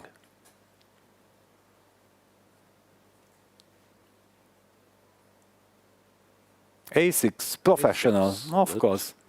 Of course, also just to give white, your last move was queen f3. Yeah, will it be queen e3 back, or what exactly are you also intending G3, to do? So he's not intending to play G4, H4 also doesn't do much, he can even go H4. Bit unclear. Looks a bit, but it's not so easy on move 17, like Andrey is ready to move back and forth. Yeah, to find the repetition of moves, yeah. Also against Sam, you never know if that's the right strategy, yeah, because Sam builds up his confidence when he sees that his opponent is not sure what to do. But yeah, Andrey is not sure because the position doesn't, and it's kind of funny, yeah, that seemingly white is more active because white has the e4, f4 pawn structure compared to black's d6, e6, but black is more flexible. And also black's king is beautifully guarded, and I don't feel that this pawn majority on the king side gives white any benefit, and black is having some potential breaks with d5, e5, g5 depending on the situation if some scenario happens. No, so in order to fight for an advantage, Andrey missed the moment. No, it was maybe this stuff. Angelica was showing some f4 here, or you also have other moves, maybe, I don't know, stopping g6. But after he allowed black to get his perfect setup with his g6, queen f7, bishop g7, very unclear what he should do. Yeah, I did not like bishop takes e6, yeah, exactly for this reasoning that Sam knows what he's doing once they change the structure of the game. He has a plan, because if he doesn't, then he will definitely not play like this if he is slightly worse. And he knew this queen d7, knight e7, knight c6 long castle plan followed by g6, and it's fine. And if white plays d3, probably it's absolutely nothing, but at least I make sure that there won't be any confrontation. This is how I felt about it. Yeah, and looking at Andrey, I mean, once again, might be overreacting, but he looks slightly defeated, or as if he's given up on this game, more or less. Which is dangerous, because you still gotta make moves. And the clock situation, yeah, he's also 15 minutes behind on the clock, yeah. So how do you...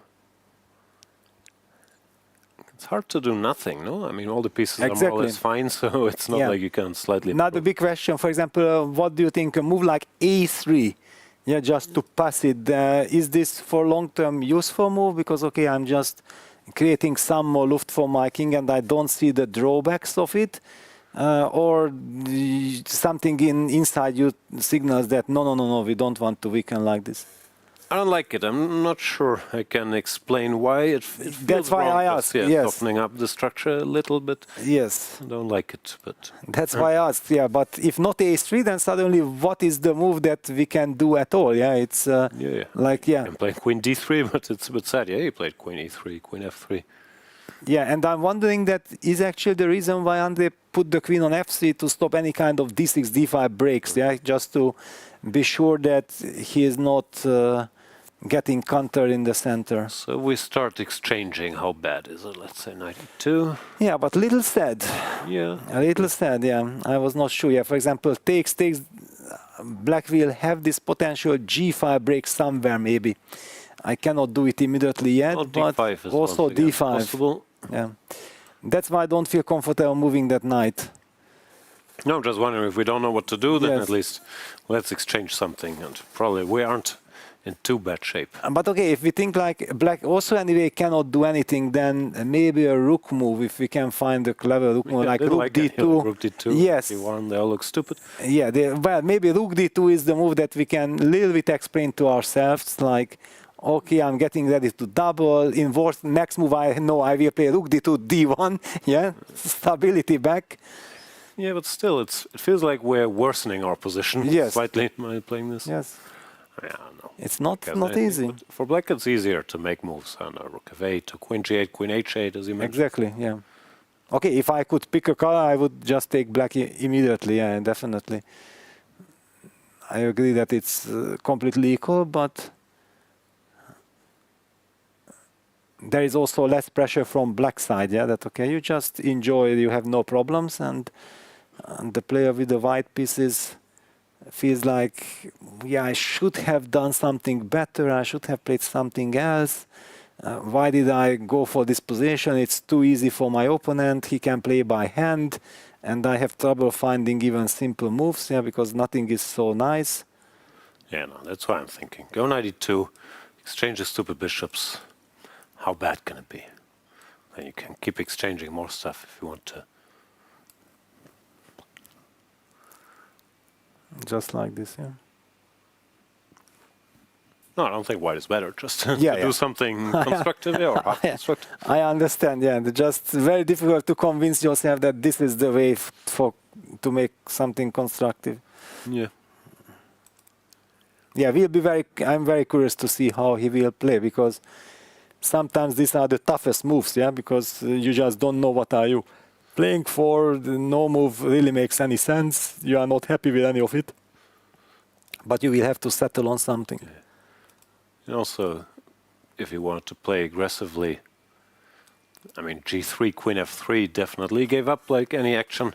Exactly. Even here, I don't think white is better, but you could push the pawns and, I don't know, try to play for something, no, g5, h4, or do something active. But then he's weakening his structure. Yeah, no, and clearly he didn't want to, because he also wants to be safe. Yeah. But since he tried to be safe now, it's very hard to... I just want to highlight, yeah, because maybe for our audience is interesting, yeah, that if you push, for example, g4, g5, let's just push this pawn all the way to g5, that potentially what is the danger for white? That if, for example, something like knight e2 happens, like we spoke about, okay, I make a pass, yeah, knight e2 takes, then some d5, and once we eliminate the e4 pawn, there will be the f5 hole in black's position. So some knight e7, knight f5 can be, we fix this structure, which in long terms can be a potential weakness. And that's why, and there is not enough benefit in g4, g5 to give you the feeling that I can afford, or this really makes sense for white's perspective. Yeah.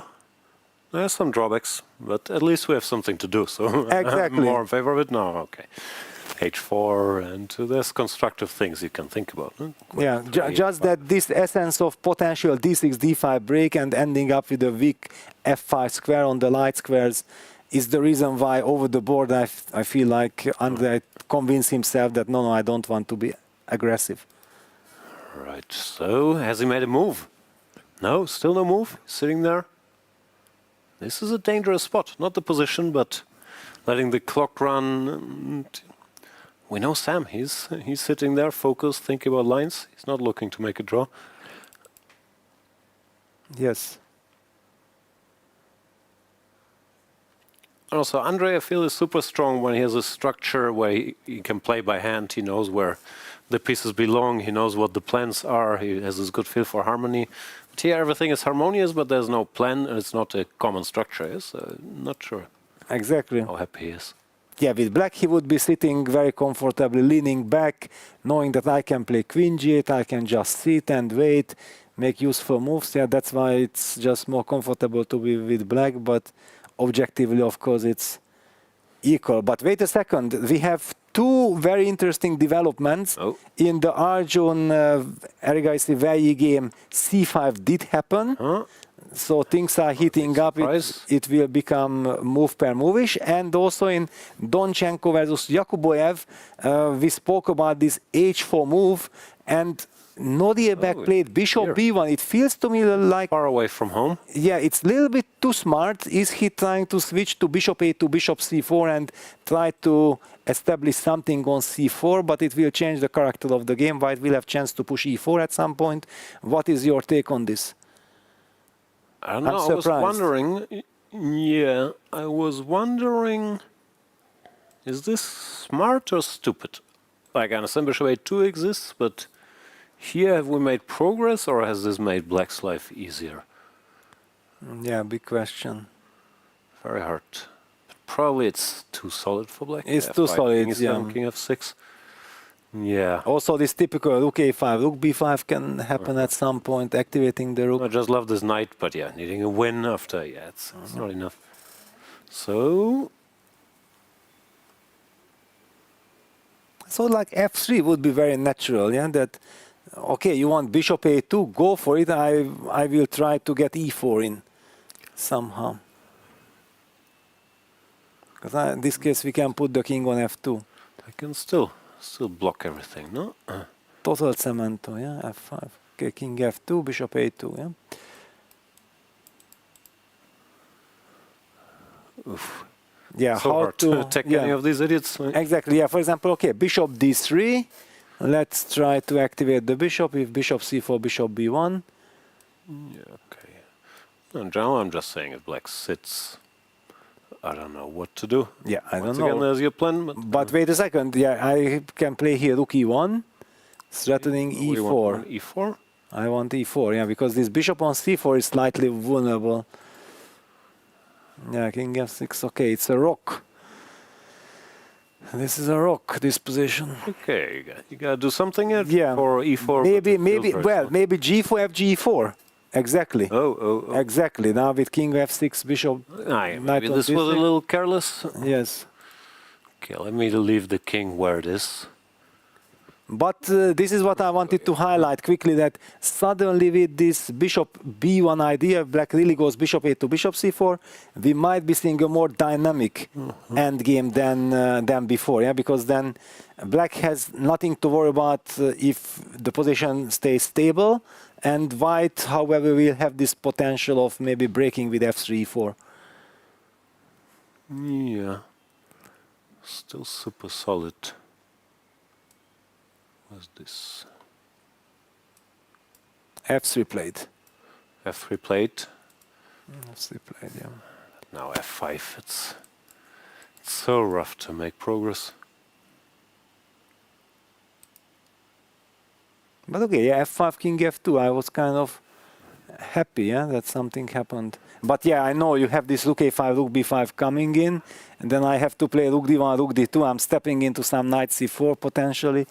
I'm not happy. I have some inside information. Instead of f3, there was a smart move, which is pawn to g4. Wow, so that this f5 has to be stopped. Fighting against this, yeah. Wow. Yeah, this is very instructive. And he will play f5, yeah, his hand is... Because also everybody that plays this line knows this construction. If nothing direct happens, they know that's fine. Wow, yeah, so Alex missed his opportunity, to put pressure. Yeah, and if Black will be fine, it will be very easy for him, yeah. Now all the moves are automatic, like if you don't blunder any e4, g4 tricks like I did, but yeah, bishop a2, rook a5, bishop c4, rook b5. You start your contra-play rook g8. No, this is difficult. f5 played. And he gets up. I think he knows this is sort of good news. Yeah, well, if you also compare, that this bishop from g6, which we talked about, that sometimes it's a typical idea to go f5 with the bishop on g6. If you can do it with bishop on c4, it's like having an extra piece. That's just insane, yeah. Yeah, wow, okay, so actually Black... No, this was the key moment, actually. After bishop b1, he had to find this, and then after f5, first of all, there's g5, which changes the structure. Exactly. Also here, there was this idea, and now takes. I mean, none of this is winning, but it all gives much more stuff to play with. Right? Yeah, there is play for white. Yeah. Yeah, believe it or not, yeah, Esipenko finally opted for G4. Yeah, he decided there's nothing else. Yeah, there is nothing else, and Sam immediately reacted with look at it. Sam is smelling some blood. That's how I feel. Yeah, he's playing quickly. Yeah, after G4, instantly look at it. No, but yeah, that's why I feel Andrey was drifting a bit with this King B1, Rook F1, G3, and now he had a longer thing, and he realized, okay, if I want to play normally, I have to go for this. But now there's your idea. Yeah, always. Or let's say. Yeah, now question: do I play H5 or not? Yeah, I don't know. Even H5 is possible.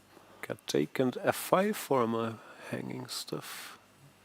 And he goes G5. Okay, so he fixed the structure with G5, which he did not want before. I think one thing we have to clarify for our viewers that seemingly white lost tempo with G3 and then going G4, but in reality he didn't lost anything because black played rook H8 and then the rook from E8 moved back to F8. So both sides lost the tempo. It's just that black anyway relies on his defenses.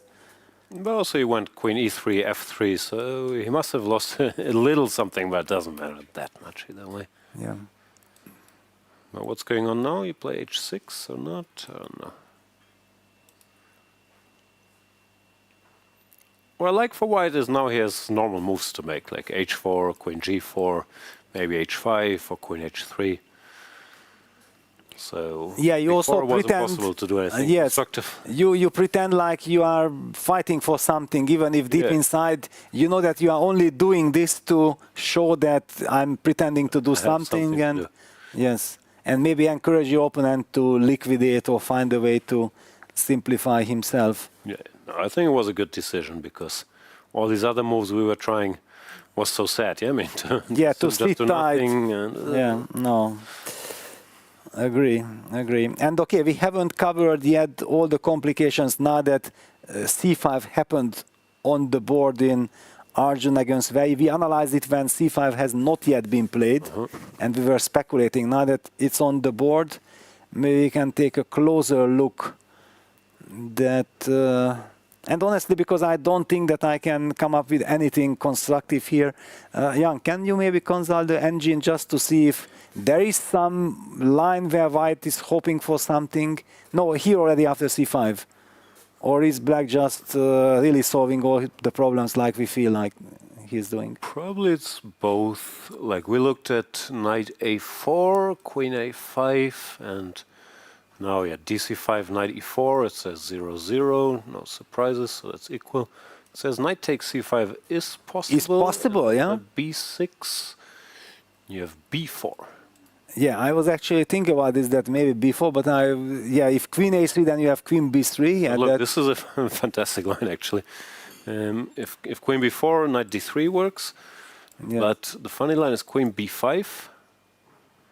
Okay, this is queen A4, and now black has a strict rook takes C5. And then you trade on B5 and play A3. You say, oh, your rook is stupid. Wow. Yeah, if you switch on the computer, the game becomes very different immediately. Yes. And let's just show that if black plays, but he takes DC5, yeah. Yeah, I was going to say, because that DC5 is actually the first line, that just is knight A4 was funny. But yeah, the first line is this. Now, knight takes or rook takes are both fine, but computer gives +0 to just playing slowly.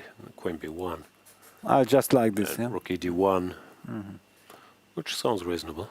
So then could it be that Arjun was provoking C5, thinking like, certainly okay... preparing for it, no? With rook AC1, he with rook AC1, yes, for the queen. But the move rook FE1 was kind of the invitation for C5. If he would put the rook on D1, black would have never considered playing for this. Yeah. So it was some kind of a provocation. Still nothing too bad is happening, and I think Wei Yi will also be happy that now it's a bit easier to understand what goes where. But yeah, no. Compi agrees with Arjun's approach, d takes c, and if knight takes queen b1, and if rook takes Rook ED1. Once again, slow stuff. And then the queen goes somewhere again. All right. Any developments? I don't know. Donchenko's thinking after F5.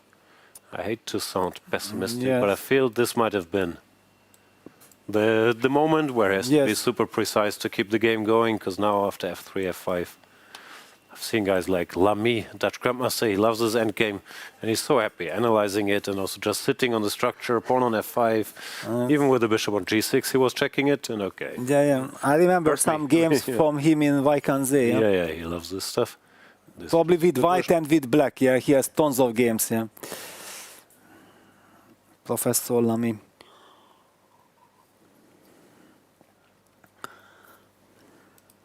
Yeah, but I'm happy that you said that according to the engine, Arjun's position is kind of playable, yeah, because he has no direct liquidation, yeah, no rook c5, d4, and draw something. I would like to see some tension in the game, yeah, and also to see how Wei is then handling the tension. Is Arjun able to pose problems, because potentially there was also this threat like this c5 will lead to some complete equality without any hope for white to get a longer game. Yeah.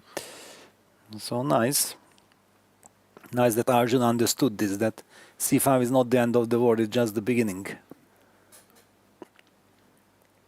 Wei Yi taking a moment there.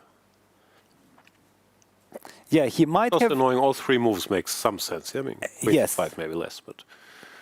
Yeah, because knight on e6 keeps the control of the d4 square. Yeah, you feel like this is cemented. If you take with knight on c5, then you know that you will support the knight e4 jump. Rook takes c5, protects the d5 pawn, and you are still controlling d4 square. You haven't given up on anything, but after rook c5, queen b1, you actually have to make a decision, yeah, because suddenly some questions will be asked.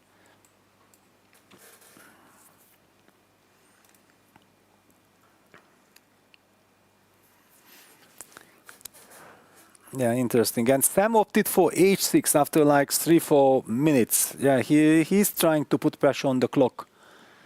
Yeah, okay, h4. White had to do anyway.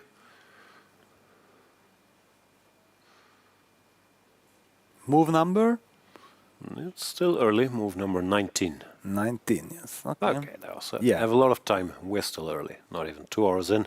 Yes, and let's not forget about the 30 seconds increment per move. So as long as you feel like you control the situation, this is not a no time trouble issue at all. Yeah, h4 played. Of course, you have to parry this threat. And Andrey gets up and goes for a walk. He feels like this is the moment, because now Sam cannot really make an instant move, because also for black it's not clear. Do I want to trade the hg immediately, or do I prefer to keep this tension a little bit longer? There are some reasons to be spending time. Okay, try your idea. Insisting, yeah? I'm not sure we have to do it directly, but just to keep it. Yes. Keep it looming. Also, we have rook h8. f5 is not coming. Now black is super solid. Yes, black is super solid. It's kind of nice. It reminds me of my system against the London. Yeah, that I'm playing d4, knight f6. d4. Can you just maybe show for a second? Sure, just that? just. Yes. So d4, knight f6, knight f3, e6, bishop f4, c5, e3, c takes d4, e takes d4, b6, and then we get very much the similar structure. Yeah, that I have this a7, b6, d7, e6 versus white's a, b, c, and d pawns. I'm planning to play bishop a6 to trade the light square bishops, and maybe because I'm loving this system so much, why I'm also preferring Sam's position from the backside. Of course, I'm just trying to equalize and then play a normal long game. But when we compare the structures, then we see that actually the pawn structure is identical, just on the other side of the board.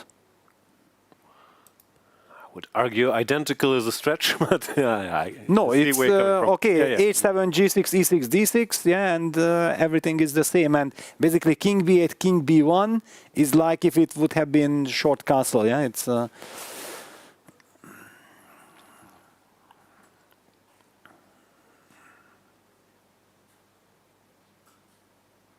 And it's often in this kind of positions that you don't want to do anything, you just keep the status quo, yeah, and pretend, yeah, and then maybe your opponent believes. Exactly, yeah, maybe he believes you that you want something, and then he reacts to something that was actually not even in the position, and then you get something, yeah. This is the way to play mind games. Oof.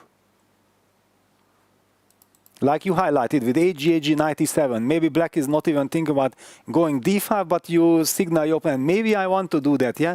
Then white has to deal with, he has to make some decision, and then you switch to something else.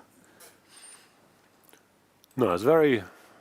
For example, let's just highlight white plays knight a4, just a random move, okay?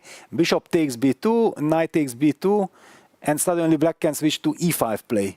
And I'm not pushing e5 and not pushing d5, I'm pushing e5 and isolate some of your kingside pawns. Just, there are all kinds of ideas. Black is more flexible. Yeah. Still, we should mention, there's no reason to panic for the Esipenko fans out there. Of course. It's an equal position, black is solid, but yes. It's not like that any material being taken anytime soon. Yeah, of course. And maybe if the players would have the right to agree to a draw, they would kind of agree to a draw, because thinking like, yeah, it's anyway equal position. So AG. Also maybe, although Sam, you never know, but maybe he feels he's done his job, he surprised Andrey, he's more or less equalized. So. But that's the beauty of the 30-move format. They're not allowed to, yes, if they wanted. HG played, maybe. Let's come back to this and see if Wei Yi decided on something. He went rook takes. Yeah, he opted for rook takes. And now Arjun probably wants to move the queen out of the pin. Is he going to go here or here? What do you feel? Well, I feel like queen b1 is somehow more natural, no? That maybe I will use the e2 square for my knight. That's the reason why I felt that it might be more natural. Question is, can black force the issue? I'm not sure. He wants to, but it also feels natural to me. Before white stabilizes with no rook d1. Yeah, but okay, like what you wanted to highlight. Yeah, first of all, I have some knight takes d5 tactic. Yeah, you have knight d5 or. I have knight d5. Okay, this gets messy. Yeah. It gets a little messy, but anyway, yeah, we giving up the central pawn and then light squared business. Yeah, I'm not. But you have queen takes b2, yeah, just in time. Yeah, certainly something to keep an eye on. So the benefit of going queen e2, but I'm stepping into the e file. I'm intuitively, yeah, not threatening knight a4. Yeah, the advantage. Exactly, but it was somehow not even crossing my mind to place the queen on e2. But yeah, knight a4 is a potential tempo move. And maybe, Jan, what do you think? Is white maybe thinking about playing rook cd1 just to get rid of the c file and potentially try to keep as many pieces possible to target the d5 pawn instead of the routine rook e1? And queen e2 played. Arjun is a computer. Yeah, he's on fire. Yes, he is like a computer. Yeah. Very impressive try. This is very impressive. Queen b1, he probably realize after knight e4 or something it simplifies. Well, no, black has to do something to address this threat. I believe that such moves are easily missed by the audience, that the audience cannot really understand or appreciate also the computer's help, that queen e2 was such an important psychological move. Yeah, we can appreciate this because it did not cross my mind at all. And I would like to give credit, and this is what makes the modern players, I think, so strong, that they are able to think like this. Yeah, it's past pattern recognition to some extent, yeah, because normally you would think, okay, as a rook on e8, I'm not putting my queen there, and this queen to b1 is a very typical pattern as well. Once the c file opens, you play rook c1, and you hide your queen here, and then you try to go for this pawn. But Arjun understands he needs this tempo. Yes. To make something happen, very direct. Very impressive move. Very strong. Let's have a look. Compi gives a strange move. I don't think this is happening.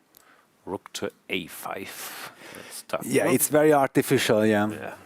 So normal move would be to move the queen d8 some or d6, but queen d6, maybe knight b5. So. Well, also it steps into the d file. Putting the queen on the d file does not. I wanted to play queen a5, but then are you going to play a3 and I will have to make a decision. No, this queen e2, I give double exclam to queen e2. It's a nice move. And there is some spice in the position. And we can see Arjun got up and goes for a big walk because he feels like, my friend, you played a good game, you played c5, but the game is just heating up. That's exactly how he feels. Also, it's a bit strange. If you're Wei Yi, you feel you've done everything correct. No, the knight on e6 is knight, bishop on g7 is awake, now on f6 is fine. Why am I not perfectly fine, right? Why do I have to think even? No, but it's not that simple. No, not simple at all, yeah. Queen e2. I know everybody is always thinking like, wow, some sacrifice, some brilliancy, then somebody is strong. No, but to me, exactly, this kind of moves, queen c2 to e2, typical Magnus kind of move. That seemingly it's nothing, and then Magnus makes a queen e2 move, and there is life in the position. And this is what I felt about Arjun, that he simply grew as a player. Yeah, he's just so much more universal and more powerful than he was a year ago. Wei Yi weighing his options. Queen d8, queen a5. I don't see where. Yeah, after a3, yeah, there's also this. This feels strange. Yeah, but putting the queen on, then maybe queen c6. Can I play queen c6? Also scary. Yeah, every move, but at least 4 or something like. Oh no, knight d4. No, you can't. Sorry. No, you can't do that. No, I just don't want to walk into this. Yeah, no, it's no. Queen e2 is sensational stuff. Queen e2. This is the computer move, but it's so weird, no? I mean, well, maybe Wei Yi, yeah, because he's also this generation who can find, but then he really needs to spend time and to understand that it's so important, and because then he's also setting up some queen a6 move potentially, yeah, as a maybe even d4. No? d4, rook to d8, yeah, it's well, but rook a5 is the double exclam answer to queen e2. No, that's yeah.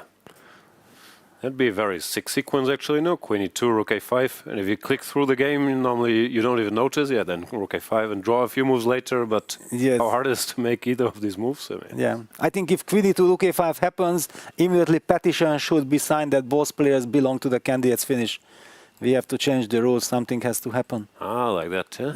Yeah, because it's very clear. Yeah, queen e2, rook a5. Okay, this would be one of the highlights of the World Cup. Queen e2, rook a5. So you think they will do a Magnus Nepomniachtchi? They will say, we will just keep playing forever until I think we both get. Yeah. It's kind of crazy, I know, but that's how one feels for the players. Yeah, it just you appreciate and respect so much the great moves if they find them.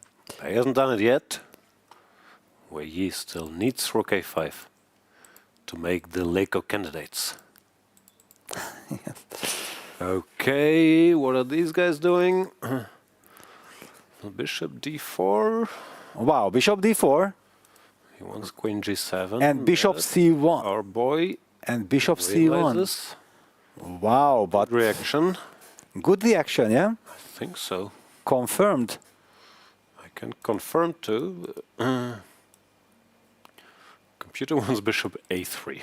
Okay, but basically it's the same idea, yeah. So it's a very smart kind of super high level move. Andrey wants to say, wait a second, Peter is praising queen e2 double exclam petition to candidates, then bishop c1 also deserves something. No, bishop. After movement, black wants queen g7, so you get out of the way, so you have knight e2, that's common sense. Common sense, but still he played it almost instantly, so he had foreseen bishop d4. Okay. So we can agree that the guys are strong. We can certainly agree. They all deserve, yeah, if they manage.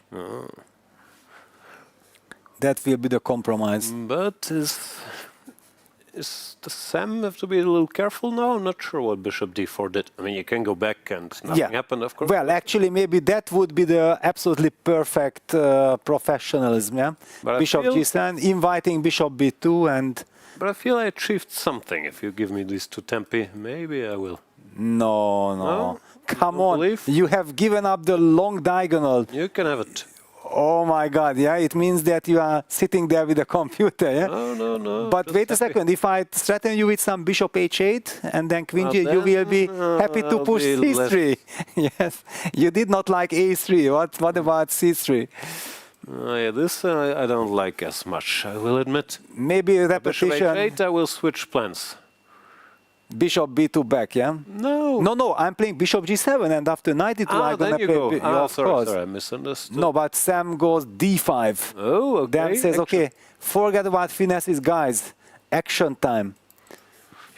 d5 on the board. And you remember you said that computer... wanted bishop a3. Bishop a3, yeah? Wow, what is this? Computers are so smart, and Sam says, wait a second, guys, let me be a computer.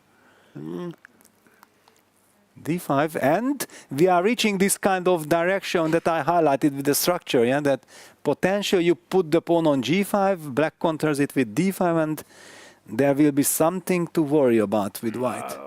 No, you're... No? You're way too happy about Sam's position. Let me make some perfectly natural moves. I know it's coming, yes? Like, let's say knight a4. Your move. Well, I want to see Andrey play this move before I start to take it seriously. All right. Yes, but of course, yeah. I remember there was this match, Magnus against rest of the world or something, and there were like 3 consultants for the rest of the world, and they had the right to 2 times ring the bell, and then that meant that they will ask computer help. And I remember that Magnus completely outplayed the rest of the world, and then suddenly, before delivering checkmate already almost, they rang the bell, and Magnus immediately gave a perpetual check. Oh, well. Yes, he said, I'm ready to play against anyone, but I don't want to play against a computer. Yeah, it was just a very nice kind of. I loved it. Sounds a bit staged, no? And didn't he know the rules? I don't know, but it happened. I think Judith was in the jury. I think Hammer was in the jury. I don't remember exactly. It was long ago. But this ringing the bell and then Magnus giving up on trying to win, that was nice.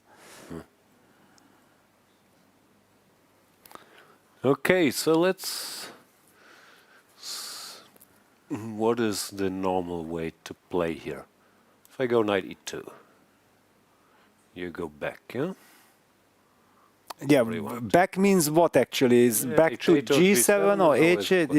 Yes. I also think that I want to keep the diagonal. Because if we play bishop c5, then suddenly bishop b2, bishop f6 might be a potential idea for him. Let's say here... There's nothing direct.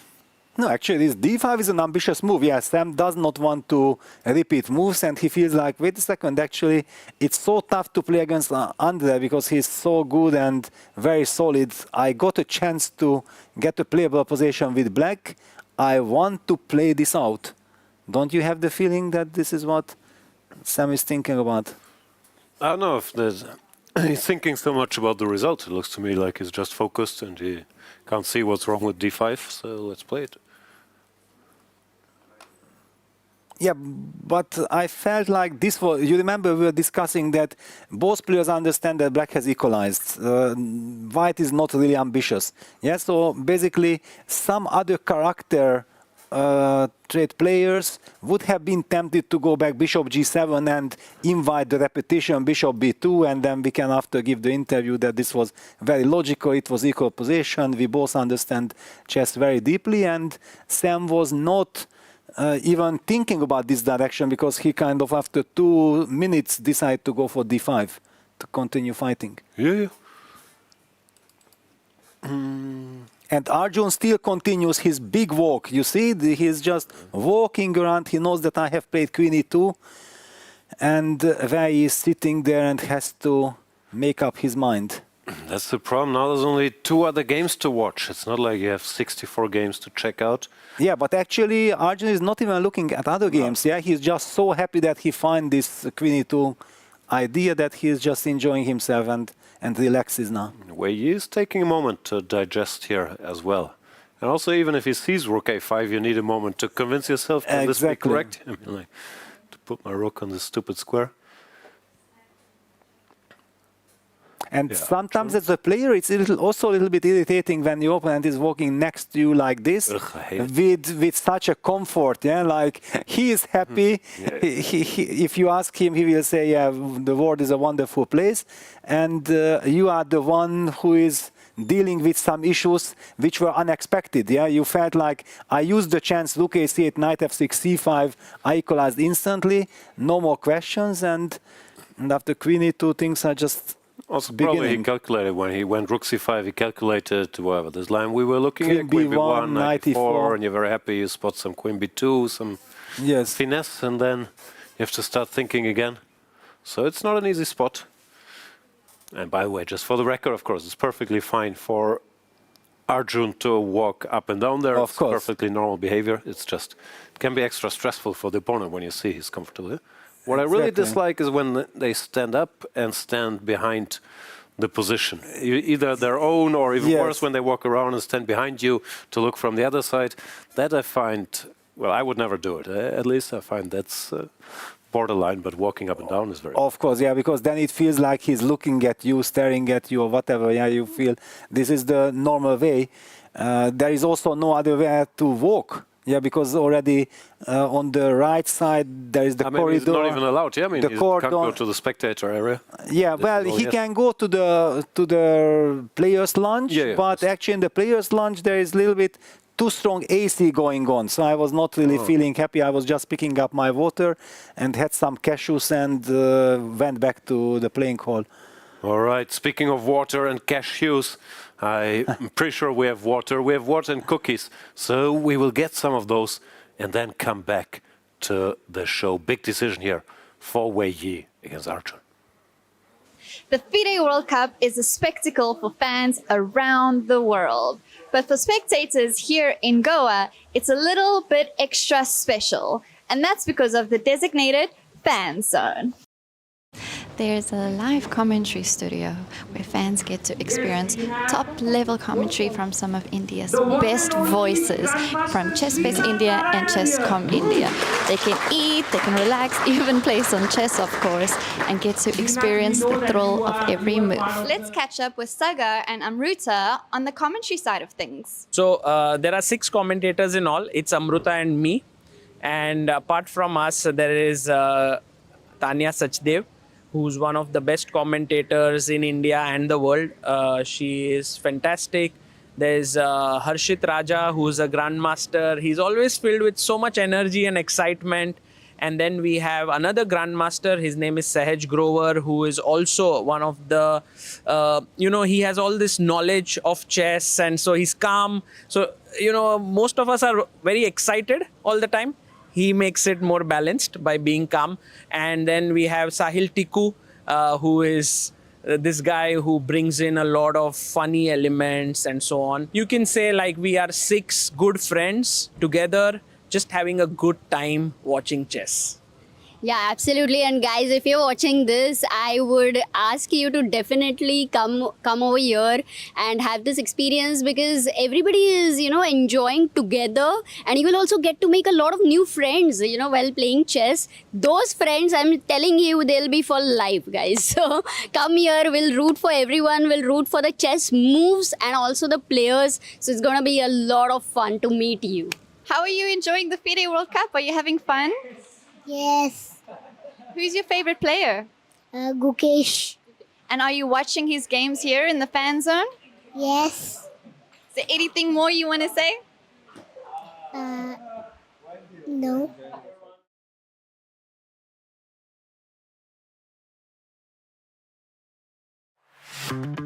Goa, a food paradise, both steeped in historical culinary tradition. and at the forefront of a modern-day food revolution that is fresher, more local, and more global than ever before. I'm embarking on a journey across the state to explore the very best of food here. This is honestly my favorite way to eat an egg. Break bread with some of Goa's most loved chefs and understand what food really means to communities here.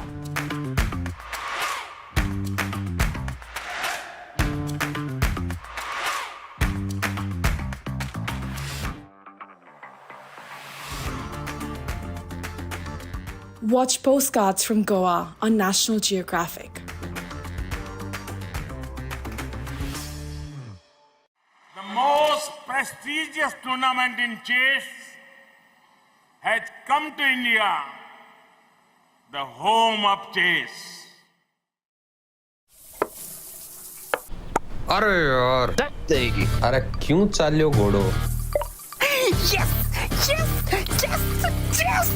Chess chess chess chess खेल ये हमारा है। आओ दुनिया वालों ये welcome तुम्हारा है। अपना गेम भारी है, हैंडशेक की बारी है, अब इंडिया बोलेगा।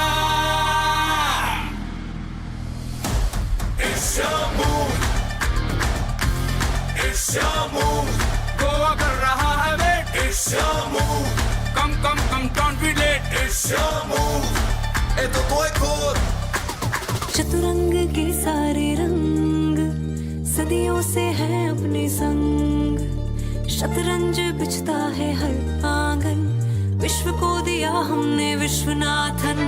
डंका बजा है गोवा सजा है, खेल जमेगा खूब। It's your move, हो न जाए checkmate. It's your move, check में भी होगा just. It's your move, Goa कर रहा है wait. It's your move, come come come don't be late। It's your move, esto todo। It's your move, एक दो ढाई। It's your move, it's your move, it's your move, it's your move, it's your move। The FIDE World Cup 2025, starting from 31st October to 27th November in Goa, India. It's your move। In December, the world turns to Doha, Qatar for chess at its fastest and fiercest. The 2025 FIDE World Rapid and Blitz Championships bring the globe's elite to battle under lightning time controls. December 26th to December 30th, Rapid and Blitz formats designed to reward precision, courage, and creativity. In the heart of the Middle East, Doha offers more than a board, a world-class venue, a cultural backdrop, and a stage worthy of legends. With a €1 million prize fund on the line and the title of world champion at stake. The 2025 FIDE World Rapid and Blitz Championships, the ultimate test of fast chess. Are you ready to witness the most intense and unforgiving format in chess? A knockout, where one mistake can send you home. This is the 2025 FIDE World Cup.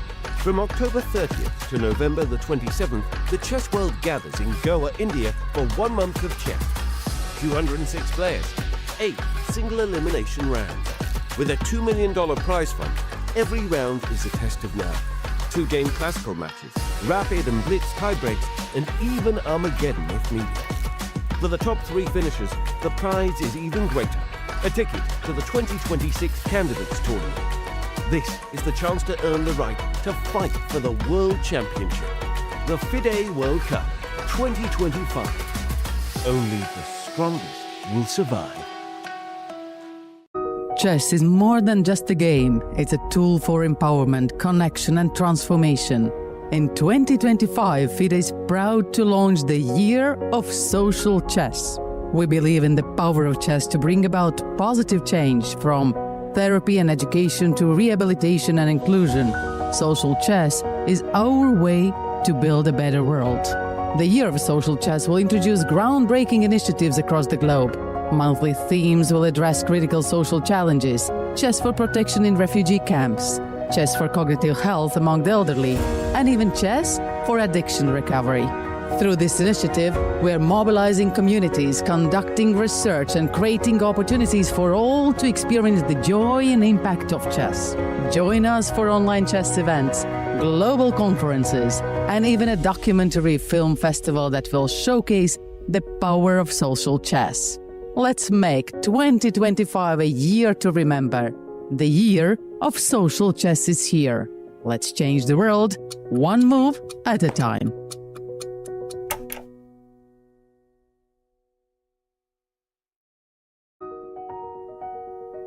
Welcome to the FIDE Online Chess Museum. The International Chess Federation proudly presents the FIDE Chess Museum, an online space celebrating the rich history and evolution of chess. Explore exhibits that trace the game's fascinating journey. Discover the origins of chess, beginning in the distant past, and follow FIDE's centenary journey. Rare chess sets, unique books and memorabilia, autographs of chess legends, trophies of historical tournaments, and stories of the chess champions. Explore the game's legacy and future. Chess is more than a game. It's a global culture of strategy and unity. Join us to experience this unique online journey where history, culture, and passion for chess converge. And also on your phone.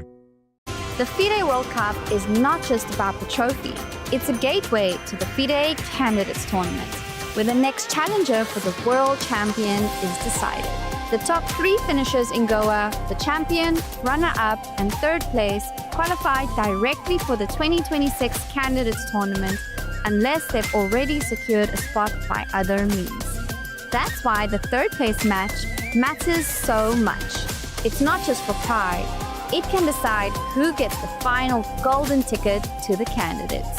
For every player here, the World Cup is a dream and a step toward the ultimate title in chess.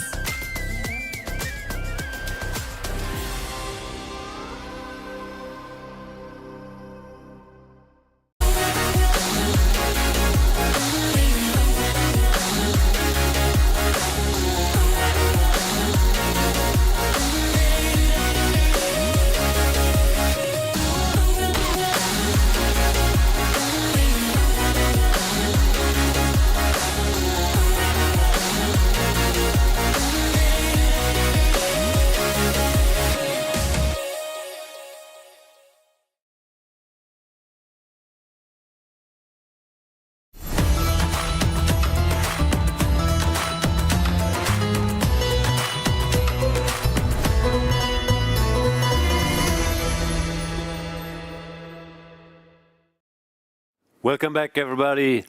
It is the second day of the quarterfinals here at the FIDE World Cup. We're about 2 hours in. One game has ended in a draw. Sindarov, Martinez are headed for tie breaks. The other 3 games, Peter, we have to be honest, they're a bit of a slow affair today. Yes, it feels like, okay, just everybody wants to be as cautious as possible. Yeah, there are so much at stake. The tension is rising to the maximum. Yeah, whoever makes it to the semi-final will have one extra match. Yeah, he can afford to lose a match for the first time in the tournament and still have the chance to qualify for candidates. So all the tension is right now on the players' shoulders.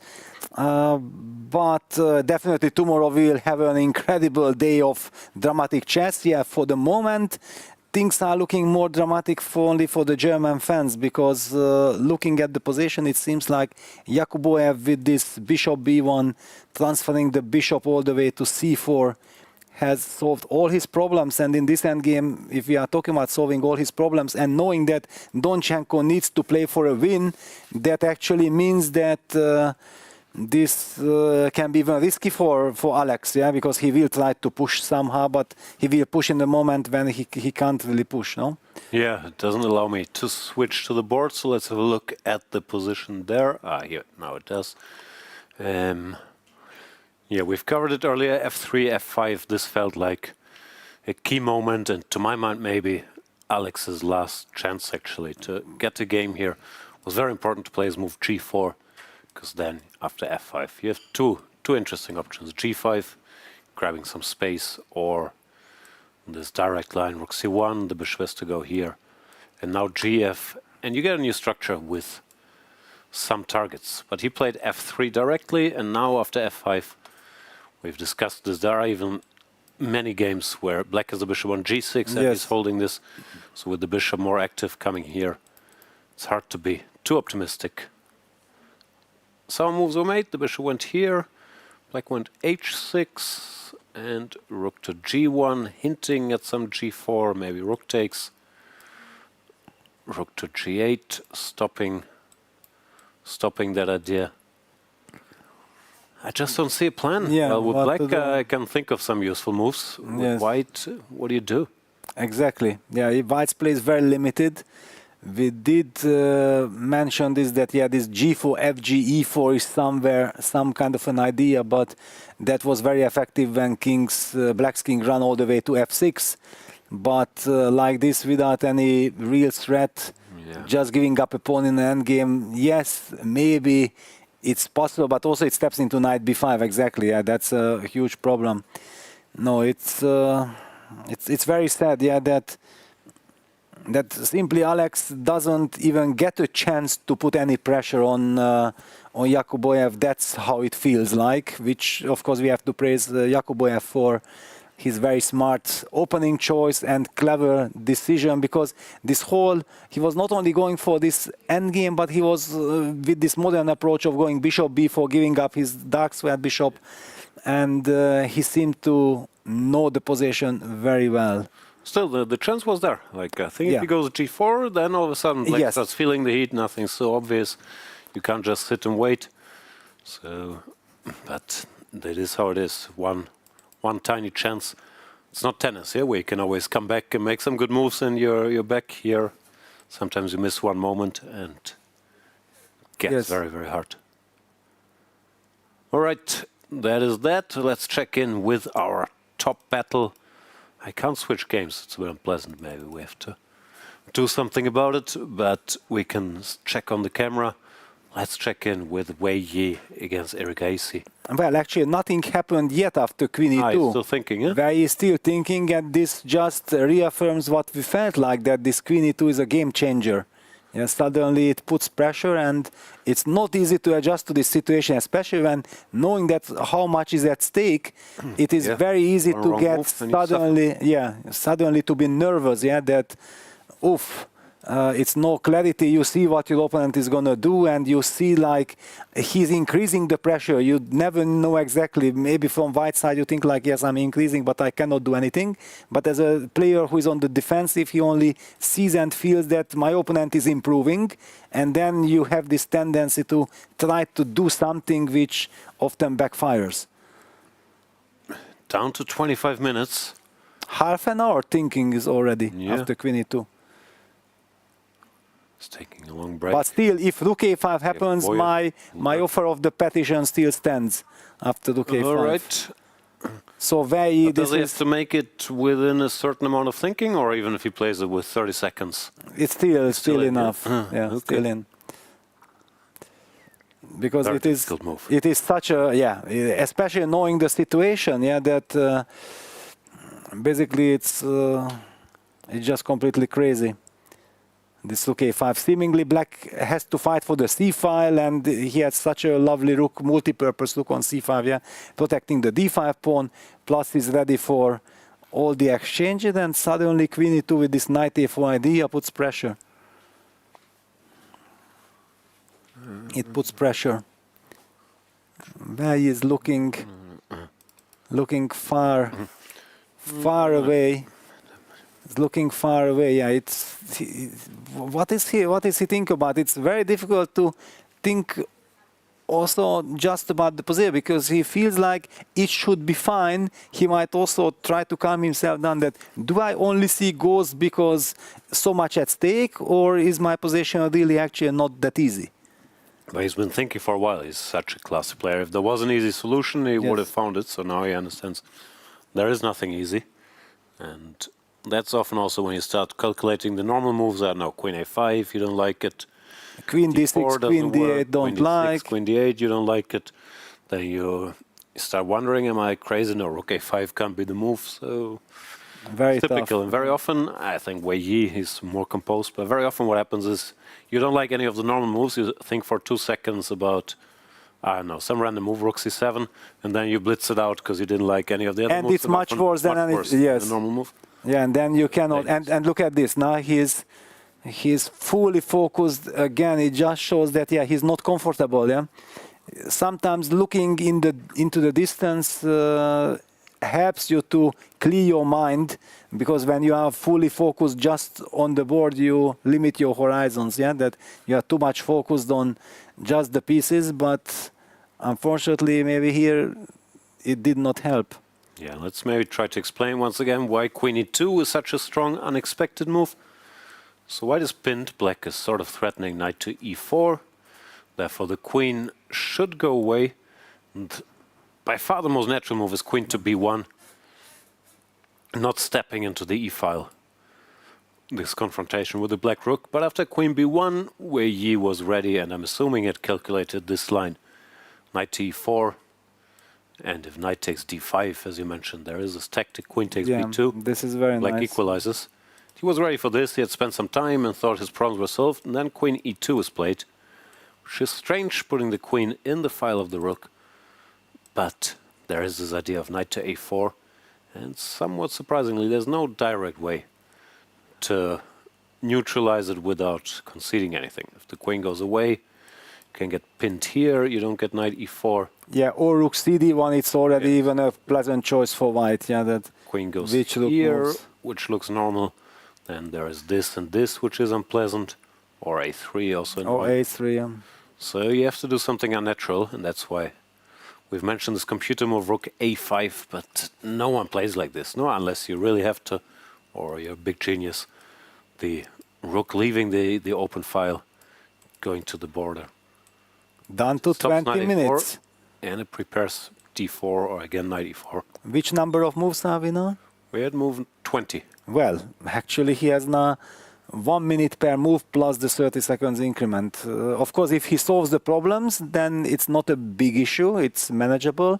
But if he finally has to settle in some uncomfortable position, then it will be very unpleasant. Yeah, and also look at him. He doesn't look thrilled. He's thinking for a half an hour or however long it is now. Well, I believe that he's the player who is capable of finally playing the move rook A5. I really believe so, because I know Wei is just incredible, and he's just like Arjun, being able to come up with a move like Queen E2. He might be, but it takes so much time and energy and nerves. Also, you know how much you kick yourself here if you get eliminated from the candidate. Because of rook A5. Because you put your rook on the silly square, and then, I don't know, something happens, knight E2, knight B3, and you resign. Yes. So it needs some convincing, even if you're thinking of it. It's also not like rook A5 is great and any other move is terrible, but it's apparently the clean solution. Also, even with computer, it's hard to understand, because computer never hates these positions too much, because he can make sure he doesn't lose the pawn, and normally he will just say, okay, I'll hold this. But over the board, if you have to go passive, you're very unhappy. Yes, exactly.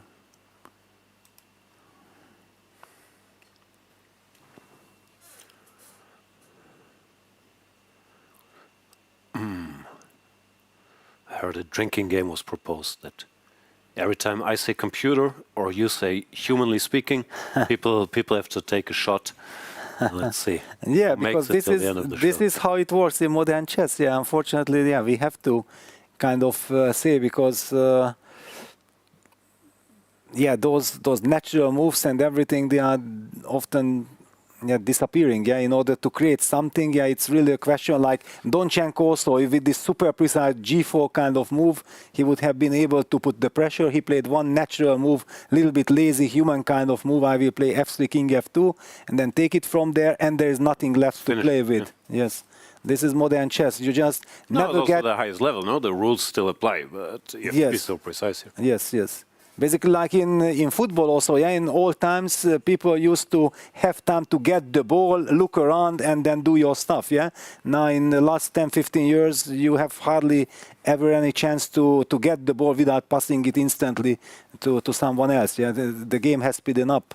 So you're saying the concept of counter-pressing has also arrived in chess. Yeah, absolutely. Yeah, it's the game is so intense. They never let you play a game where you can build up something. Yeah, your opponent makes sure to not give you this. Yeah. Well, it's a bit sad now. Like it was nice in the old days. The classical Spanish, the knight b7, kings Indians, the conceptions. Yes. They don't happen anymore.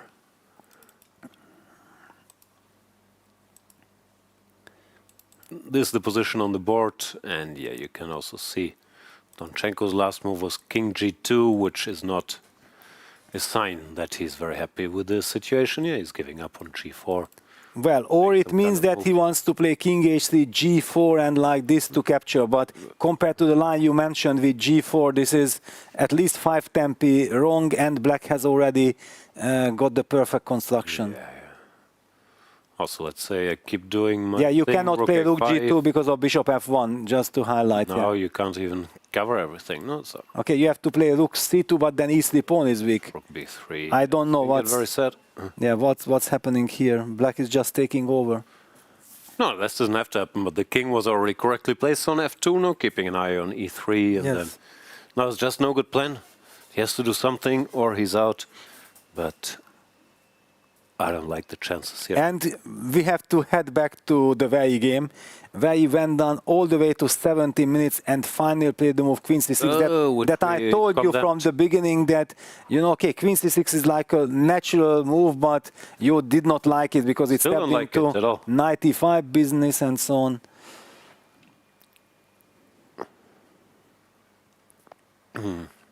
Now Arjun might have a chance now.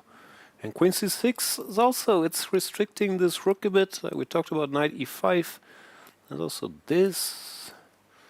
I mean, this is clumsy. Yeah, I understand, but the position was clumsy, and the point why I was suggesting queen c6, because humanly I just did not want to put, yes, absolutely, put the queen on the d file, because just queen d8 and queen d6, I think like I personally, okay, then not humanly, personally, I would not be able to place that queen on the d file, because then rook d1 comes and I'm under a pin and I don't see any benefit. But humanly, would you be happy here? Well, now I'm getting some headache after knight d2 again, because you are threatening me with something, yeah? Yeah, no, this whole construction is not stable, yeah. And I have a bit of a feeling is this scenario happened where Wei Yi thought about all the quote-unquote normal moves and didn't like any of them, and then thought, okay, let's go here, but that adds new problems. Well, actually, I was praising queen e2 with double exclam, but maybe one has to praise rook fe1. What an incredible... No, because that was provocation. No, but that was provocation. If he would have placed his rook on d1, probably black would have never gone for this c5 option, because he feels like white is ready. And you remember I was asking you that what is the purpose behind it? It was not visible. And one more time, this probably he was already setting up this kind of idea. But if he had really foreseen that I will have queen e2, that would be completely from a different planet. That's next level. If you play rook fe1 with the idea of setting the queen e2 trap. Yeah, but otherwise, why do you play rook fe1? It's a pointless move. Do you play rook ac1 or rook fd1? No. I'm very curious. I want to hear this from Arjun. All right. I want to know this after the game. We will find out. But now Arjun absolutely has a chance. Not to win the game or anything like. But to put pressure. But to ask more questions. Yes. What do you do, knight d2? Wow, but okay, knight d2. First of all, if you would have not told me about this move, I would have thought like maybe white has to play rook cd1, stepping out of the c5, because black has lined up with this pin. But yeah, you stop d4, yeah, because you hit the queen with the bishop. You cover knight e4. You are coming up with knight b3, tapping my rooks. Yeah, so all of a sudden there are some issues. Yeah, a lot of issues. Oof, Wei Yi in trouble. Could easily be in trouble, because if knight d2 requires some big precision, then with 17 minutes on the... And we don't know if, really, like you said, queen c6 was a desperate move because he did not like any of the other alternatives. Because it happens to all of us, yeah. We don't know, we don't like something, we think for half an hour. There's even the saying that over 20 minutes thinking never brings a good solution, yeah. This because Fischer, I think. Yeah. I don't know who was saying, but they were telling it to me, because I was famous for this, to spend some 40 minutes and then already people knew that, okay, Leko will play a bad move. And I also sensed it already. No, it's not you. I think it happens to everybody. Yes. It shows there's a problem, and then you take some trips in your head, and often you just make a move that comes to mind. You think about for 30 seconds. Maybe you thought queen c6, okay, if 95 looks normal, but now queen d6, 93, I go back, and it can't be too bad because this pawn is safe or something like that, and then you just make the move. And what also often happens, I'm not sure if Arjun will play this knight d2, but then you miss like some other venomous option. Exactly. And then you get up, you go to the bathroom, refresh yourself, wash your face, everything, and then... Oh, and he's getting ready. He's about to play. There he comes. He's so precise. Yeah. Knight d2, and this is a serious moment for Wei Yi. Let's not forget, if he loses this game, he's out of the tournament. And Indian fans should be very excited, because this is the best position. Arjun's head, he's way ahead on the clock. This is a very serious chance. This is very serious, yeah. To continue our drinking game, do you want to know by far the best computer move here? Well, because if you're already asking me like this, it means I will never ever guess. Humanly speaking, you won't guess it. So I won't, yes. Okay, then, yeah, because I just don't know what to do.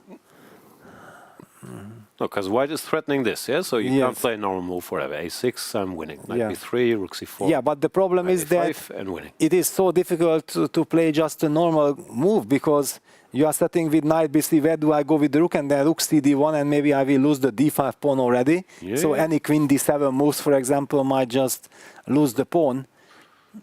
And I'm really worried for Wei Yi that if he hadn't foreseen knight d2, if he missed knight d2, then this is a horror. Yeah. And he spent all this time, and this is the typical scenario. You spend all the time, decide on a subpar move, you miss something, and again you have to spend time, and your position is more dangerous than a move ago. Exactly. This is a very tough spot.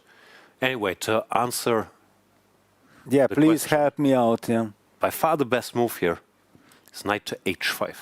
Okay, no, But this keeps you in the game. Everything else you're almost lost. So wow, no, but it's okay. But we spoke about rook a5 before, that it was an engine move, but it was kind of maybe findable. But knight h5 is just. That's why I'm saying he's in deep trouble. Wow. So you play something normal like queen d7, let's say. Yeah. b3. That's why I couldn't even suggest a move. Rook ed1, rook d6, let's say. White has many options. Yeah, no, okay, knight b5. Rook c2, rook d2. It's very bad.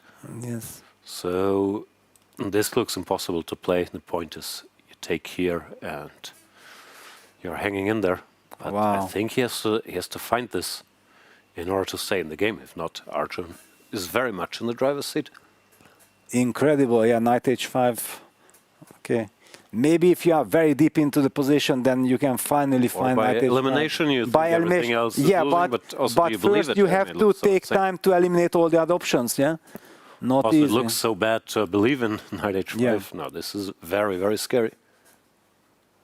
Compared to knight h5, rook a5 was very natural. Yeah. Yes. Unbelievable. We're in serious trouble here, and. Also, one moment we didn't speak about much, but with hindsight, maybe knight takes c5 is much easier than rook takes c5.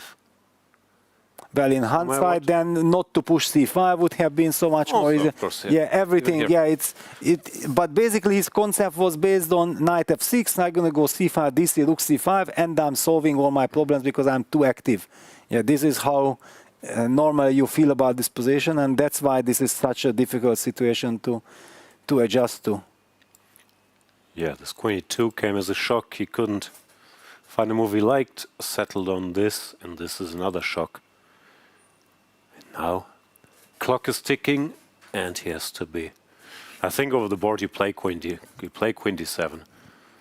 probably, but then it's gonna be really. But then he will be kicking himself for not going queen d6 or queen d8 from the beginning. Yeah.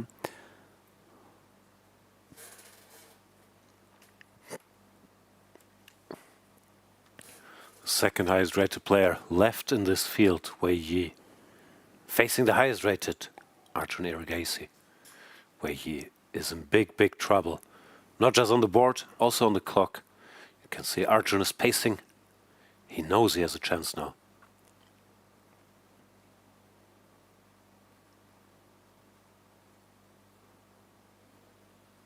What a change of events, yeah? Like 2 moves ago, where he had 15 minutes on the clock or 55, seemingly having things under control, though is the most likely result, and just 2 moves later, yeah, he's in the trouble and desperate or big time trouble.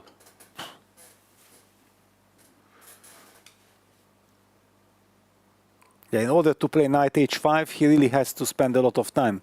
He will have to go down to 5 minutes, because I don't believe that you get to knight h5 before spending so much time. And the problem is, it's also not like the game is over after knight h5. Yeah, it just allows you. And how does it go? So knight basically bishop takes e5.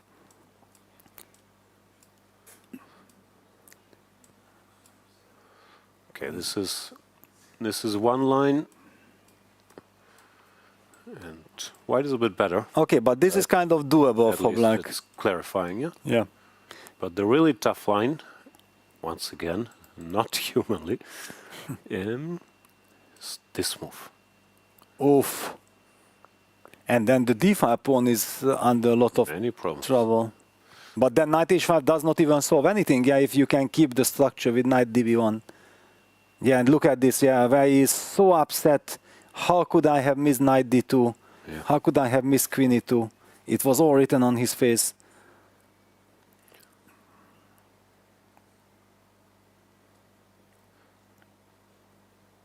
He's focused, but the problem is also you calculate. You can be the best calculator in the world. There is no good line, no? So yes. And calculating defensively, there I'm just slightly worse, versus there I'm much worse, is much more unpleasant than finding a solution. Exactly. And he doesn't even know what I have done wrong. And he might be out of the World Cup. No, I think he knows queen c6 was wrong by now. Yeah, but he already played queen c6 because he did not like the position, yeah? So he was regretting his previous choices already.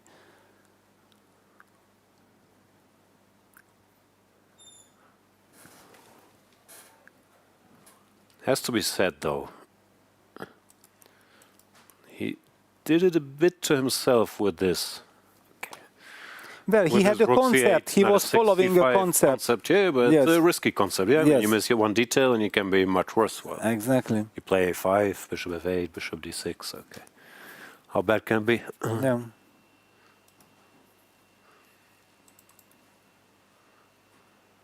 Yeah, just my heart is aching in such moments. Yeah, because I'm a player of concepts. So whenever somebody plays with a nice concept and then it backfires, he loses because of the concept. Yeah, that hurts me. I'm sorry. That hurts me badly. Badly, yeah? Yeah, badly. Because it was a clever idea. It was a smart idea.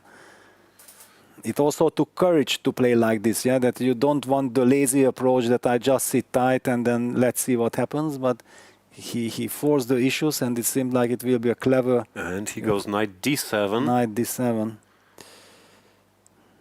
Uh-oh, he's Trying in trouble. To open up the bishop. He's in real big trouble. Off. Same idea, but now knight b3 blitzed out by Arjun. Problem is bishop takes, pawn takes, yeah, he takes. Rook takes, and here we have this. Yeah, bishop takes it, but why it was not possible with knight on h5? I wanted to ask you actually. That's why the knight went here for some knight f4. Okay, or knight g5. Contrajuego. Wow. Insane. And Arjun clearly has seen this. He blitzed out knight b3. And it looks like white is winning a pawn. Arjun Erigaisi is on the verge of winning this game, I think. Yes. Bishop takes. Now if black goes somewhere, then white can just pick up the pawn. Well, here you can even pick pawn. up on or maybe I should go no, queen I c7. couldn't. Then you still have knight g5, yeah? Maybe you had this counterplay. Maybe it's better just clean the pawn, yeah? No. Yeah, but the same idea is still here. I was also wondering, we should check this next. But then you have e4 tempo or not? G5, and now the difference is... e4, rook e4. e4... e4, rook e4. e4, this is still a mess. This is a mess. Why can't I play like this? You can. That is his idea, yeah? It must be. Probably. Okay, let's see. Knight g5. Yeah, no, it's still tricky. This is the idea, because otherwise it's like capitulation. Yeah? Everything else is technically lost. e4, rook e4.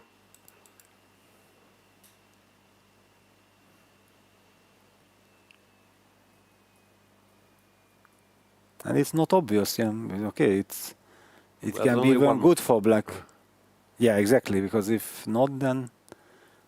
So all eyes on Arjun, because actually he can just take on c3 and take on d5 and be slightly better, yeah, tiny bit better, but then Wei Yi can live with this, probably he can try to put up great resistance. So finding all this, rook d1, yeah, is the only move. Well, it's Arjun style. He's very good at this. Forced. I think he will spot this. Just still have to evaluate what some stuff like this is, but white is enough. Yeah, once the queen is kicked away from the long diagonal, it already feels safe. I have a feeling he might already have seen all this. Okay, let's see. The position on the board is knight b3, bishop takes c3, b takes c. And rook takes, which was forced. Here, knight a5, white wins. And now it's a big decision. Yeah, so can we just... Also nice, yeah? I mean, like... Yeah, just queen d2 and then enjoy this position, yes. Torture. Well, some 5-6 moves ago, Arjun would have signed that position immediately. Yeah, give me that position, I will squeeze, I'm very happy. I have long-term possibilities, but now given the chance and knowing how fearless and great calculator he is, he might find this. Also, he senses the moment, it looks like. No, he's clearly calculating. It's a big one. It's a big one, because after bishop takes d5, you are potentially also risking with white, yeah, that if queen d5, knight g5 works out for black, then white might get into trouble, and that would be terrible for him, yeah. But if he can just calculate that line, then yes. It might not even feel like he's risking. It's a big moment. Wei Yi, fully focused now. I believe you go for this if you're Wei Yi, even if you see it's bad, because the other stuff... Yeah, it's technically lost. Yeah. So let's check again. This knight e5, e4 doesn't work, so you have to try this. Threatening checkmate. And e4. And e4, intuitively also. Any of these. e4. But then was the question, like, what changed after rook e4, yeah? Because we even stepped into all these other problems, but yeah, rook d1. We're covering the f3 square, so now we have rook d1. This resource. Also forced, more or less, because we go here, only black can be better. Exactly. And I have to check this knight of 8. So rook d1, and the options are check. King has to go here. Rook takes, check, king e1. What do you think? Does this look winning? Well, the problem is that the knight on this end is hanging, yeah? So black has to lose a tempo, and then it already feels bad. Okay, knight f6 has to be played. Now, interesting, rook d2, rook takes d2, rook c8 check is the way to convert, yeah, and then the queen side will fall. Yeah. You can take back with the knight. Pardon, yeah, then it's even easier, yeah. No, it looks like this is more or less winning for him. Yes. And Arjun getting ready to make a move. After bishop takes d5, if he's calculated everything, he's so close to the semifinals. And the semifinals gives him 2 shots at the candidates. If he wins the semifinals, makes the finals, he's in. If he loses and then wins the match for 3rd place, no, but he goes queen d2, he doesn't want to risk all these crazy complications. He's human after all. Keeping a nice little advantage, but the game doesn't end. Yeah, this gives Navei also a chance to dig deep in. Yeah, that yes, it's not good, it's unpleasant. He never wanted to end up in this position, but it's still doable probably. Yeah, you can somehow. Chess is such a game that there are a lot of resources to hold a bad position. And also his position now, I mean, it's unpleasant, but it becomes a bit easier to play. You know, yeah, what you have to do, pieces. the queen goes away, the pawn gets taken. No, you go here, you take on a2, and you hope it all holds together. Yeah, and potential 4 versus 3 business is there to hold. By the way, of course, this is our big game. We don't need to go there. I'm just saying that the Shankland game with Esipenko will be a draw. They have. You can go there. Yeah, just okay. Everything is traded off, so the draw agreement can be signed any minute, any second. And 35. And Alex in a situation where actually only black can fight for advantage, yeah, which is not an ideal scenario, knowing that he's in a must-win situation. Yeah, here is misplaced. He tried this plan to prepare g4. Well, there was nothing to do. Yeah. Often happens, by the way. When June is also a specialist of this line that normally around move 80, black goes b6, c5 after white didn't break through and black starts taking over. Yes. This is a tricky line. Here he doesn't have to do it. Yeah. No, this is tough for Alex. Still, yeah, this is no matter what happens, it's been absolutely amazing tournament. If you look at who he eliminated, I mean, he beat David Anton, who was 2700 not so long ago. Then he beat Anish Giri, who's in the candidates. He beat Bluebaum, who's in the candidates, and then he beat Lei Kwang Liam, another 2700 players. Yes. So it's been an amazing run. Yeah. But the World Cup is such, yeah, that your appetite is growing the further you go, and then this is a lifetime chance and so on. And also, that's a brutal thing. You still go home sad because you lost the last match you played, yeah? And you think, yes. Ugh, what if I played g4 instead of f3? But no, I was just trying to point out that for Alex, who had a rough first half of the year, now he was getting into a much better form already, but still, what a performance here. Yeah, incredible performance, yeah. Okay, back to the big one. Queen d2 played. Why is Wei Yi thinking? This is forced. Is he thinking about rook c8? And then you lose.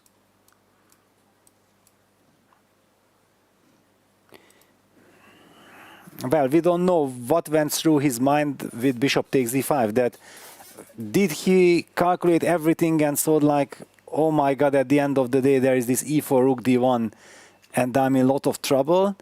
Or he felt like actually bishop takes d5 gives him counter chances in time trouble, and he was more worried about queen d2, which puts him under the defensive for a long time.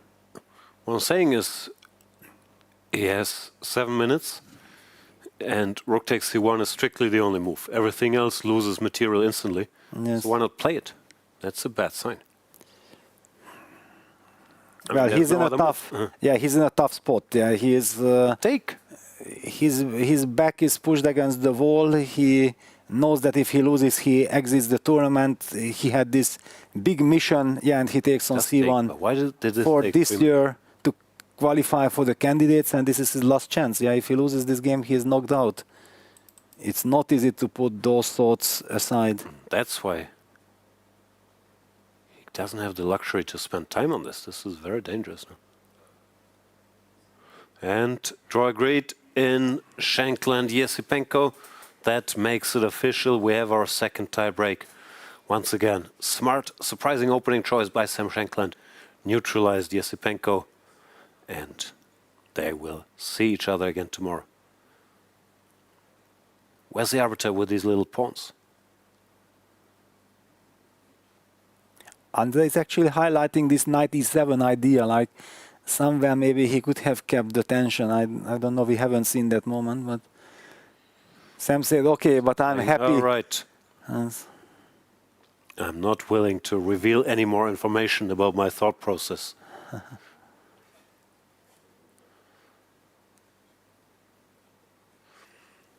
Andrey gets black in the first game. Do we have confirmation actually that Sindarov picked which pawn? I was unable to say that, yes. At least, as long as he knows, it's fine. We can adjust exactly what color he gets first game. We didn't see. So 2 games over, 2 still running. 1 is a desperate situation for Alexander Donchenko, the last remaining German player in the field. Needs to win this game against Yakubboev, but we don't really see chances. The other is our heavyweight clash, Arjun Erigaisi against Wei Yi, where Wei Yi is in trouble, both on the board and on the clock. Although he played Queen A6. Not humanly speaking, Erigaisi missed a chance to more or less win the game with this bishop takes d5, which I'm sure he considered. Exactly. But with this very precise e4, rook takes e4, rook d1 sequence, and black doesn't have enough. Yeah, but if something goes wrong, you actually lose, or maybe you lose, yeah? This is so much at stake, so humanly speaking, picking up this queen d2 kind of position where you take them bishop takes d5 and you know that nothing can happen to you at all, and you have potentially, he wouldn't have gone for it if he would have believed that it's absolutely nothing, yeah? But he felt like, okay, after all, I got the maximum out of the position that I was supposed to get from that middle game. I would still argue, of course, no idea, that if this wasn't a knockout and the moment wasn't so big, if it's a normal round robin, I think he plays bishop takes d5. Exactly. So rook queen a6 played by Wei Yi. Yeah, it's the typical... At least it's stabilizing now. I think Wei Yi will be sort of happy. Of course, he doesn't have too much time to be happy, but that he's still in there, and it's not too much, actually. And it's a technical position, yes, exactly. But the question is White able to get some 4 versus 3 with some minor piece left? Yeah, that it's rook and the minor piece, so not just a straightforward rook endgame. Is there a possibility to get that? Queen b2, yeah? Looks normal. Yeah. And then the knight start jumping. Okay, but... Yeah, checkmate. Knights also have to keep their king safe. Yes. So knight g5. Knights the king's guard. Knight jump g5. Here. And how is such a position, assuming you have to take? Is this lost? Or well, but this is what I was claiming, that this is a dream for White. Yeah, whenever you get 4 versus 3 with minor pieces and rooks on the board, this should be technical win in the long run. So it's very important for black to reach this type of positions without the knights just playing rook endgame. But like this, it's very unpleasant. I think Arjun has lost now to Gukesh in the European Club Cup. Rook, bishop against rook, knight, 4 pawns versus 3 pawns. Yeah, this kind of positions are normally in practical game lost. Slowly, not immediately, but they just grind you, and it's very difficult to imagine that you will be able to hold.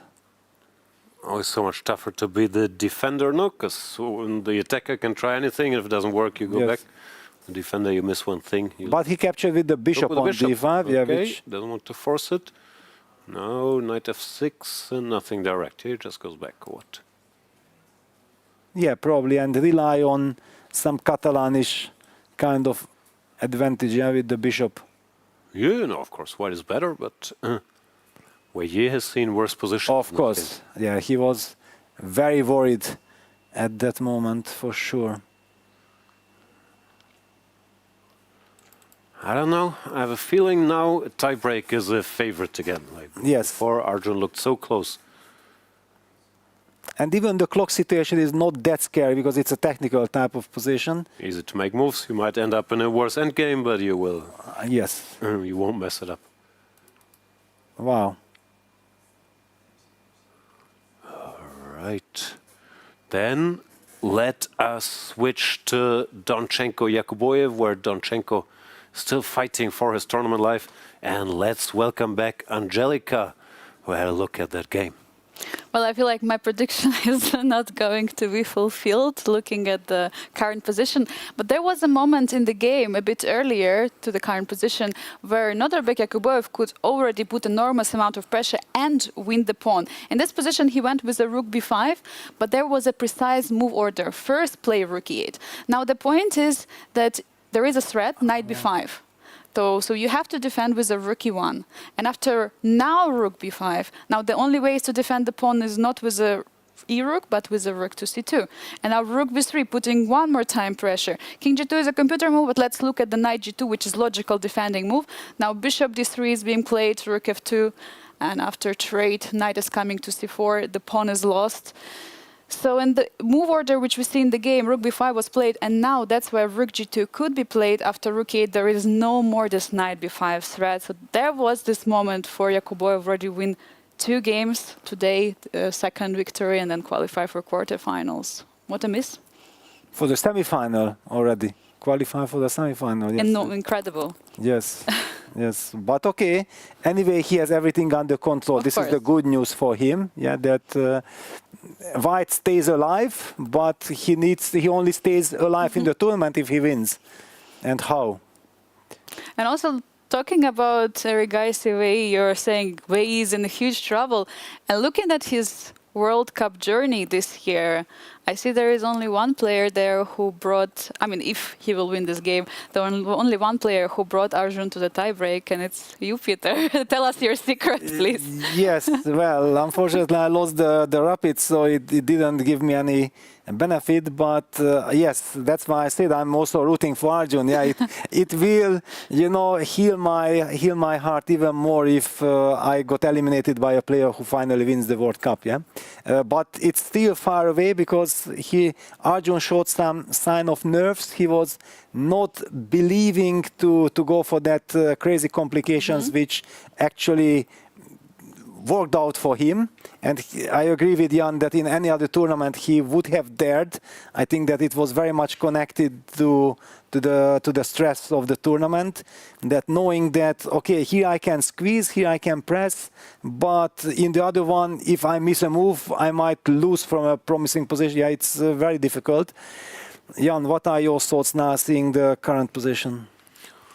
I think it draws a favorite now. I mean, Arjun also showed some quote-unquote weakness by not pushing harder, not just with this, I think. We have some tech issues, but not just with this bishop takes d5 directly, but also 2 moves later, not going for queen takes d5.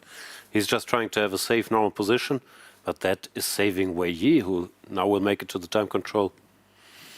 I'm betting on draw. What do you say, Angelica? I also think that they're going to be draw and they go to tiebreaks. But recalling the game against Aronian, the second game where Arjun was in control and he was slightly better, and then at some moment Aronian just made a huge blunder. We might see something like this in Wei Yi's game as well.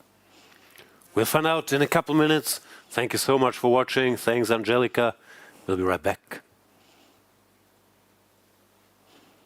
Preparing for like 2 classical games against Prague took me like 10 minutes with the phone altogether. I didn't even use my laptop. I did it for the first time during the match, like in between the games today. I face Prague, and I mean, he's the one who probably spends like day and night looking at stuff. I mean, he still fails to like pose a single problem with white, so maybe like it's not about me. Anyway, I mean, it's a short distance. It's kind of hard to, I mean, like all the matches are tough at this stage, so it's kind of hard to tell. I mean, maybe I played a little bit better, maybe not. Anyway, it's very much about luck, I think. And also, someone beautiful wanted me to win this exact match badly for some reason, so I'm happy to deliver. I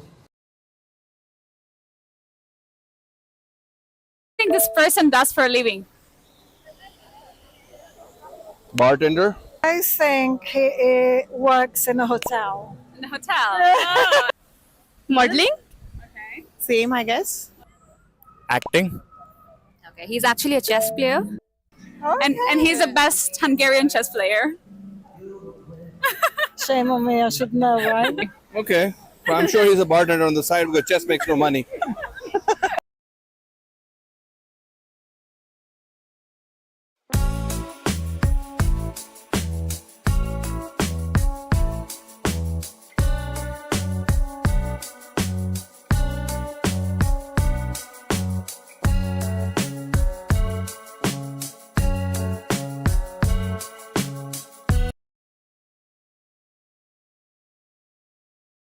Who was your chess hero growing up? It's between Magnus and Vichy, because they played the matches when I started playing, and it was really amazing to follow them.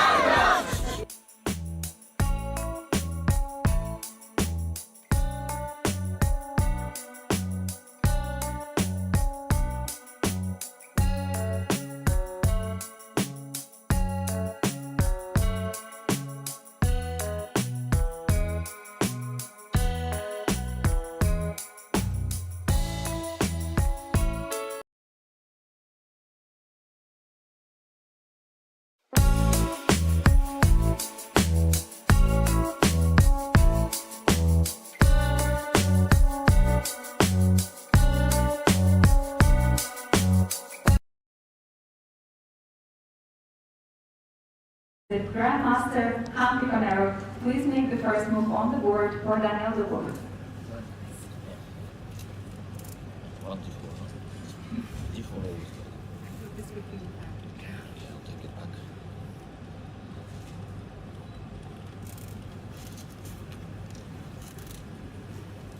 Thank you. We are at the beautiful Resort Rio, host to the 2025 FIDE World Cup, and this is your official venue tour.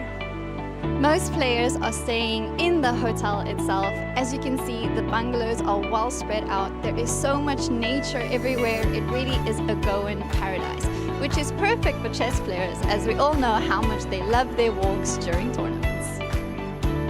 The dining hall, which gets packed full of players enjoying the cuisine, which is both foreign and local yummy Indian cuisine.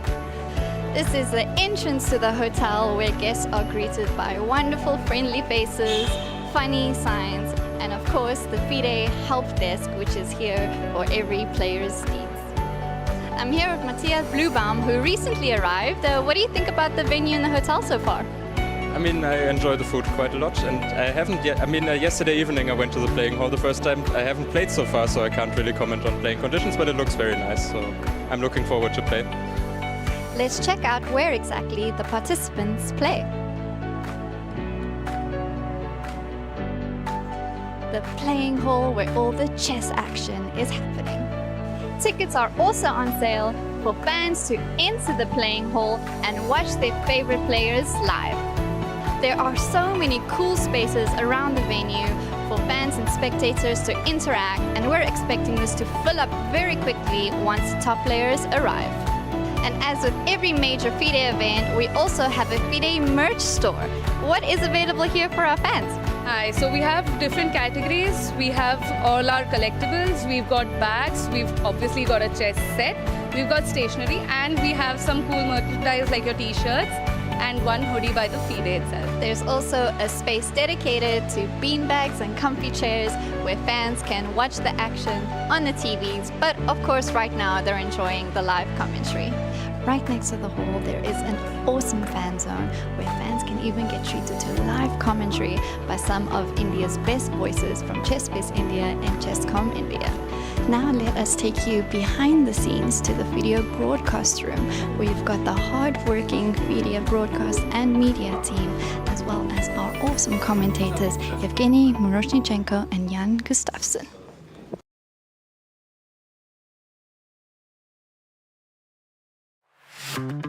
Goa, a food paradise, both steeped in historical culinary tradition and at the forefront of a modern-day food revolution that is fresher, more local, and more global than ever before. I'm embarking on a journey across the state to explore the very best of food here.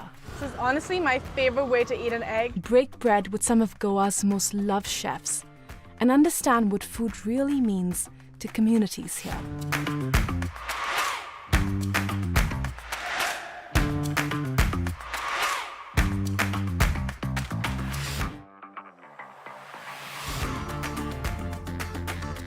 Watch Postcards from Goa on National Geographic.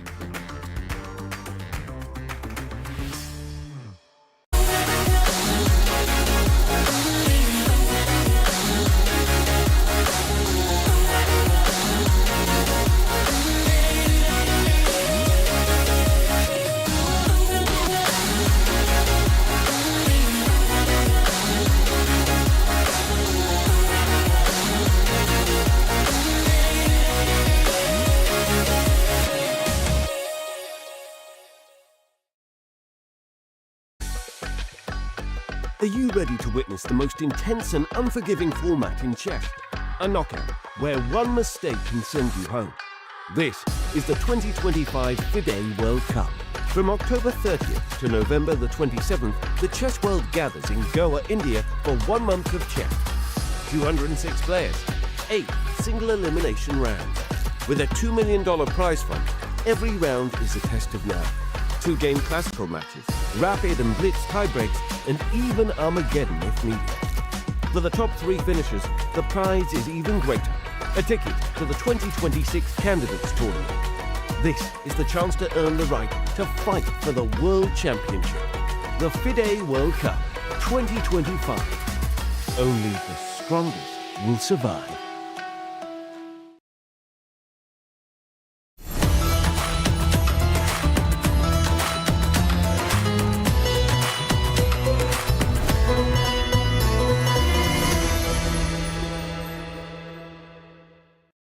And we're back with the quarterfinals of the FIDE World Cup.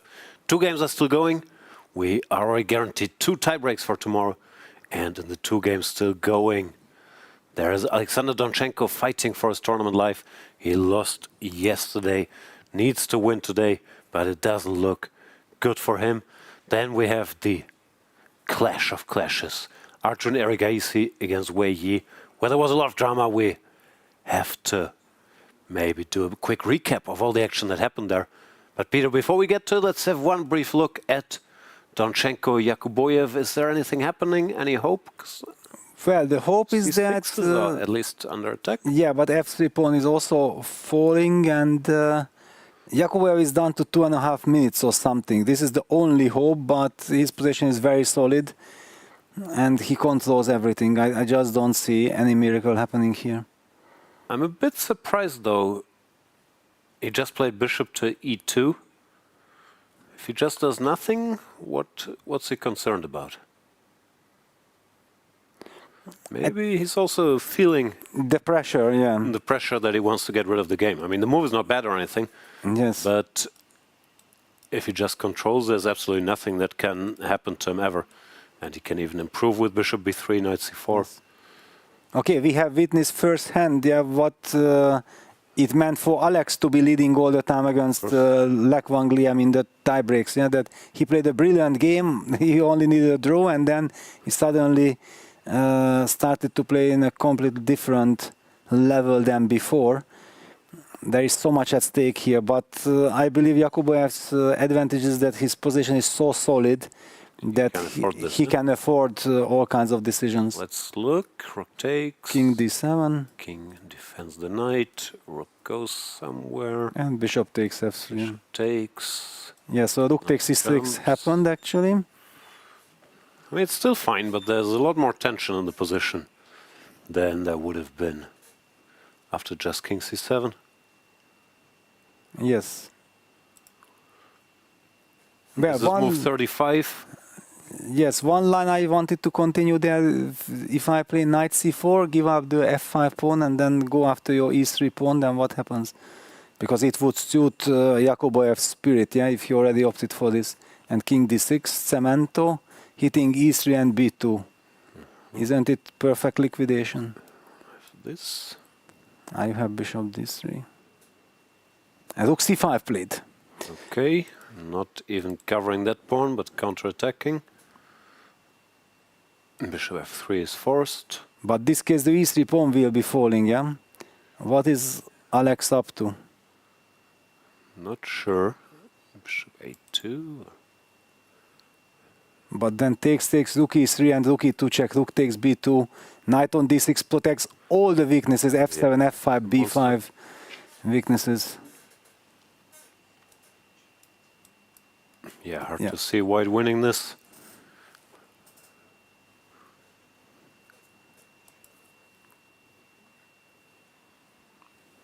Yeah, Nodirbek captured the pawn on f3, so White's pawn structure. Forced line, yeah, like yeah, it's a forced line. Yeah. Easier. What did he play? He played bishop d3. Bishop d3. This was his idea. Pawn. He wants to go for this endgame. Okay, at least putting some pressure on the clock. Yeah, I don't think that objectively this is so good, but if it was a surprise compared to the other line where Black would have blitzed out all the moves, practically speaking, then this maybe offers more hope for some. This is actually a big moment. If you take, is there any chance? Still hard to believe. White could be better. Yeah, it is hard to believe. I was thinking if the king goes, bishop c6, and who knows, but... Yeah, then things get out of control. With a king cut on the second rank, this is also very drawish. Yeah, it should be a draw. Still, the but best okay. position White has had all game, but... yes. No, not all game. After he lost, after he lost control. Black also has this move, but I thought this was maybe tricky. This is a difficult move. Yeah, but strong. Yes, as usual. Yes. Difficult moves are strong. Because you can't takes looks c2, yeah. Let's see what Yakubboev does, and then we'll switch back to Arjun against Wei Yi. It's down to 1 minute 20. Yeah, bishop d3 was certainly a surprise.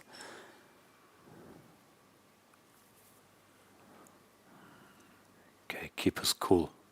He's not in trouble no matter what he chooses, but at least White has some targets, some move to make, but rook c8 is very clean. But he will not play rook c8. I agree. I think he will take on g2. He has also a little time, and he will believe that he will hold this rook endgame. Probably will, but still. It's unpleasant because he had everything under control. Yes. Now you have to calculate lines, and I mean, you have some weaknesses too. Down to 35 seconds. And didn't look like rook c8. Yes, he takes. Yeah. g2. Also the temptation to collect not just 30 seconds, but next also taking on e3 and so on. That gives you 1 extra minute. That gets you to the time control, especially if you take on b5 after bishop takes. It is move number what? This is 39. 39, okay. But he still has to make a big decision here, whether he takes or not, yeah? Or we believe he will take. I think he will take, But he hasn't taken yet. Allowing king e6, bishop c6, that doesn't fit into the let's be safe approach. I think, of course, this should be a draw, but... Yeah, there is this h6 weakness and the h pawn. Yes. Yeah. It's not like you make a draw by just standing or nothing.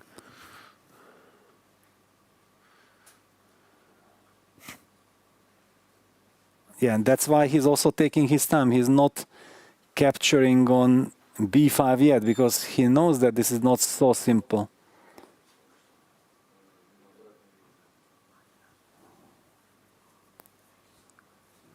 Some more drama incoming. We had written off this game, more or less. Yeah, we witnessed firsthand what the nerves do to the players. Yeah, it just... Yeah, he goes king e6. Yeah, he doesn't trust that rook. Yes. Yeah, and he wants to rely on this knight e4 counterplay. I think he wants this to force bishop e4, fe4, and then have this e pawn as a counterplay. Let's look. Bishop c6 and knight e4. Bishop d5. And now where do I go? Okay, king d6. King d6. Okay. Oh no, king f6. F5. Yeah, okay, maybe, but king f6 runs into some other issues. Yeah, I'm hoping that you take on e4. If bishop e4, fe is part of my plan. If you can find another move. Goes. No, I can.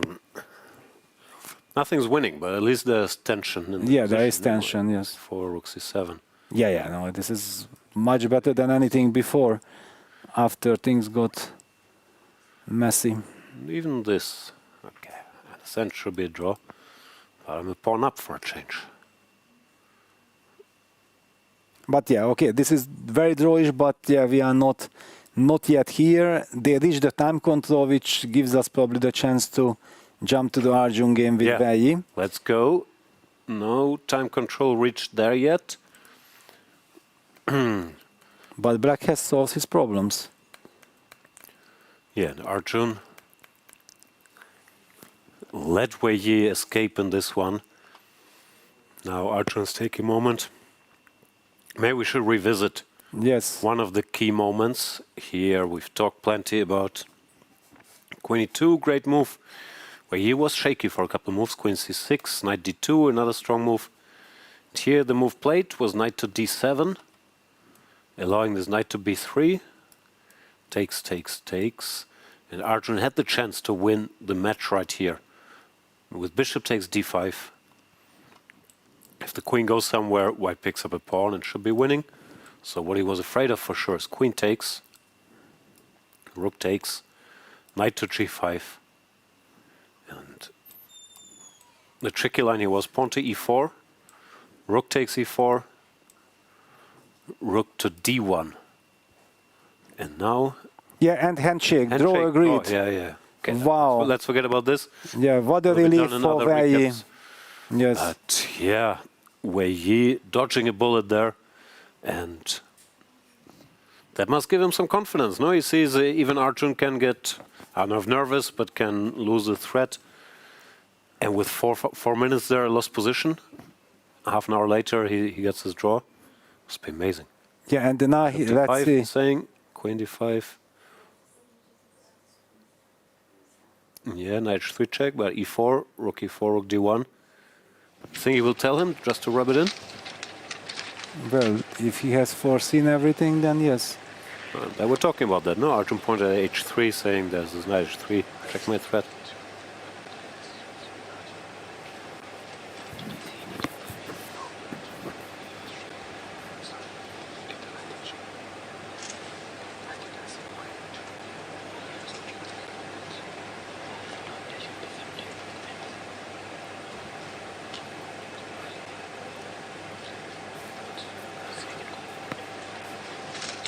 Conversation there.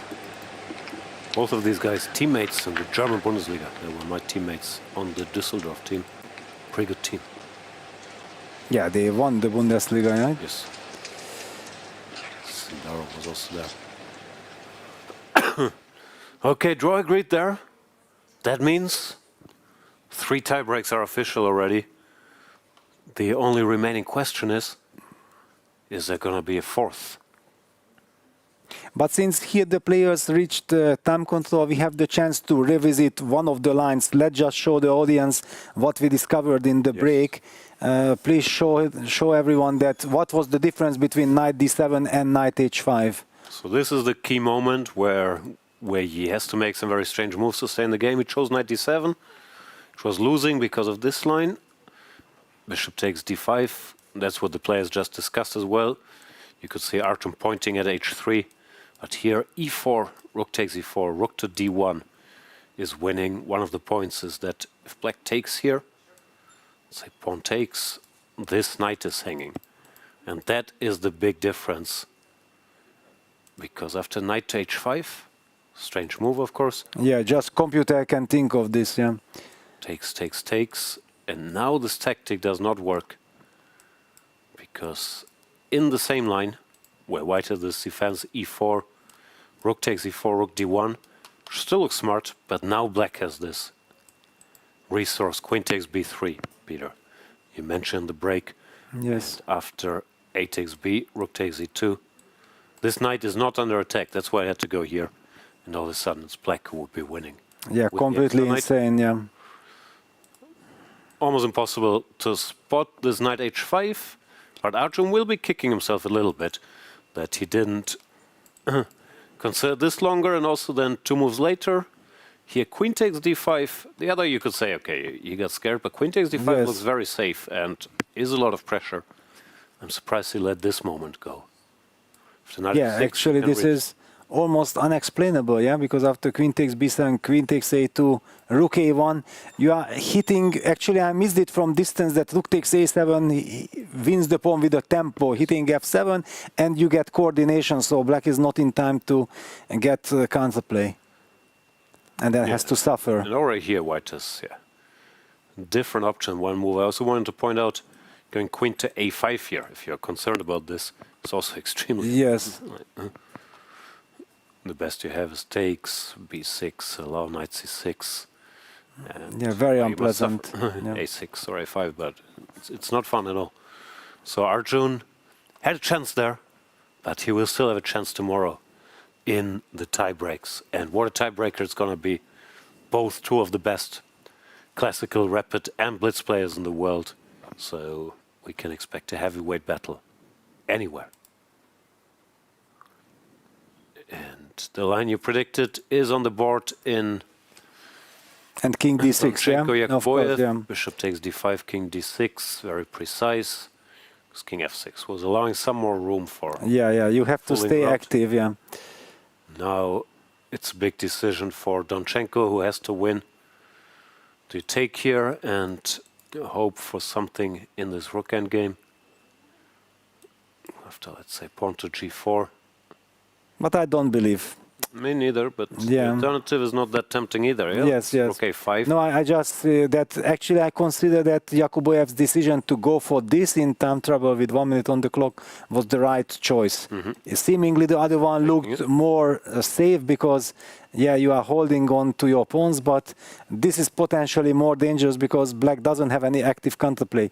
Maybe even he has to go for some king e6, potentially f4, gf, king f5 and like this, but no, his decision was better. Yeah? And Alex took on e4, bishop takes e4, fe4, so we're gonna see. Have you seen, Jan, you missed out on the pleasure of how Nodirbek took f takes e4. He was so happy to get rid of that. Yes.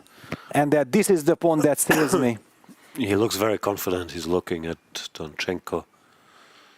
Has to be said, he did all this to himself because there was absolutely no way to get in any trouble if he just does nothing. And he tried to force the issue. Here, had he played king c7. Oh, no, sorry. Here, he just played king c7. I mean, not only is black safe, he's also much better. Black is better, yes. c4 is coming. Even you have some king d7, rook b8, b4. Even that concept looks very powerful. Yeah, but these are the nerves. Yeah, you see that, wow, but with bishop e2 I can liquidate. Force it. Yes, and you just cannot control yourself. It's also not like he's wrong. He was never worse. Yes. It just was unnecessary. And takes. Now Donchenko has to look for the miracle. Although I'm not even sure it's a miracle. I understand it shouldn't happen, but stranger things have happened. Like here, let's say check. I go here, you take. I go here. No, but pardon me. First of all, I don't give you rook e2 check. No, I'm looking for chances. I understand, yes. You will not get rook e2 check, you will get rook b3. Oh, you're making this less fun. Yes, I'm pretending to win Nodirbek. Yeah, I just don't want to let that white king... But okay, show me the money. Ah, you go that way, yeah? I have some ideas. Wow. Okay. Really, yeah? There are some ideas. No, it's 0-0 with any move, but... Okay, rook takes b2. Okay, if you revealed that it's 0-0, then I continue. Then e3. Okay, let's say... Yeah, e2. Okay. Yeah, rook a2. Yeah, no, I can't bluff you anymore, yeah, with the 0-0. Yeah, king d5. Yeah, no, this is... I don't know. I would still lose this. This gives me some. It gives you some. confidence. Not much, but a little bit. Yeah. No, but it should be fine, of course. No, of Like, course, yeah, it's a draw. yeah. But at least yeah, it there's some goes on. imbalances. Exactly, it still goes on. Yeah, as long as you can create some threats or some pressure for the opponent, that's the maximum you can do. Almost winning.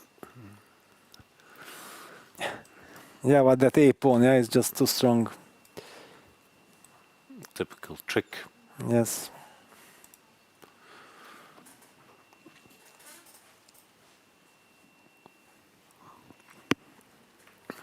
So yeah, they made the time control. Alex will spend a lot of time now because it's also, even though nothing works, it's a key moment if he can find any chance, any trick to find the game, keep the game going.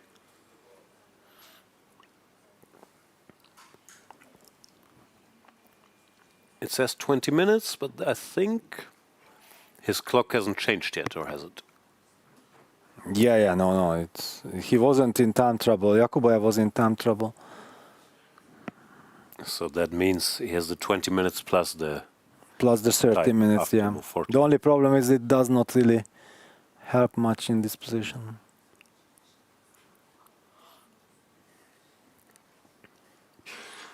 And Yakubboev is sitting there very comfortably. Yeah, we talked about it already. Yeah. But if questions arise, that comfort can change. The only problem is, can you ask one more question? But you remember also in Frederic versus Sindarov, there was this chance that maybe Frederic gets a chance, but Sindarov was so precise. Yeah, these big players are very good in endgames. Technicians.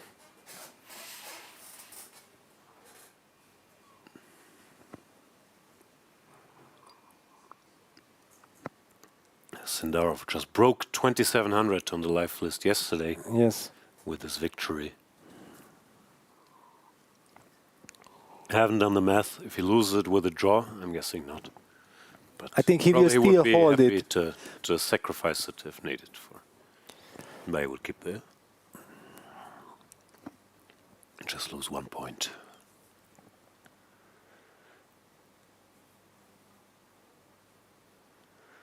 Yeah, Donchenko desperately looking for a chance here. There isn't really one. Still think you have to play G4 at least. Yeah, it is the only. Yeah. King out and no, without G4, it's completely hopeless to create any kind of problem for black. And it's very important that White's king will get this G3 square, yeah, and you keep your activity and you pretend you are actually also pushing your pawn, yeah, in this line that you were highlighting.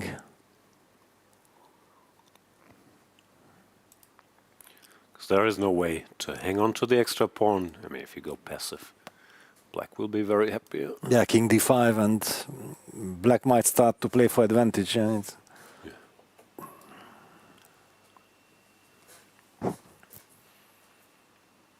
now he has to try G4.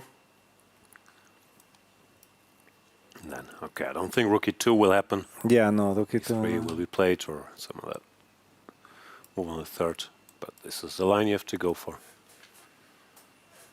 And then live with the results, even though most likely the result will be draw.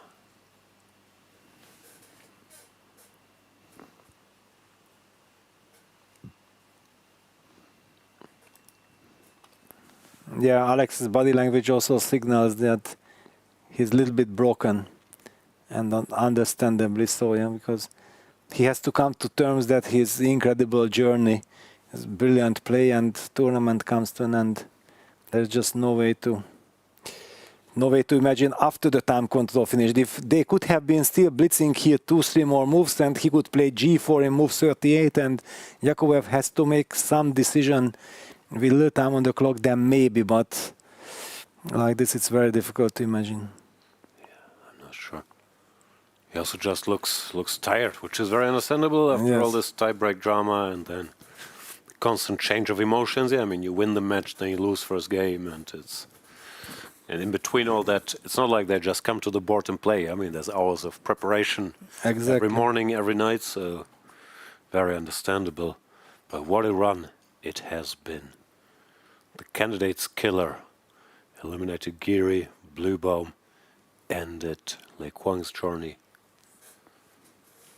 Amazing road by Donchenko.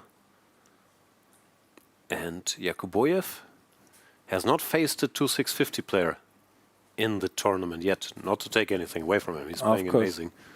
But he's had a simpler road. Basically, whom he would have faced? Okay, Anish for sure, yeah, because Alex kicked out. And earlier on in his route, who was? Sargsyan beat Liam, Awanda Liang. Liang Awanda, yes. 7, and I think there were others fallen. Yes.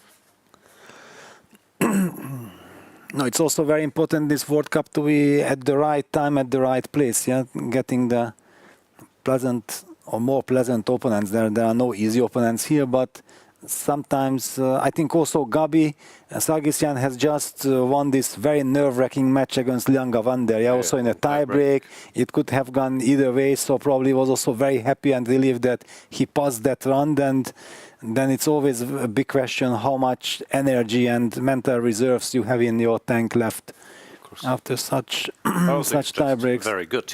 Yeah, exactly. Very well prepared. We've seen some sharp white ideas against Sargsyan, against Alex as well. Clearly on the rise. Just an all-around amazing player. Yeah, it's important to get a little lucky or be Sam Shankland and just beat all these 2700s or Alex. But Sam Shankland has to go to another tie-break against Esipenko after that draw. What do you think is going to happen there?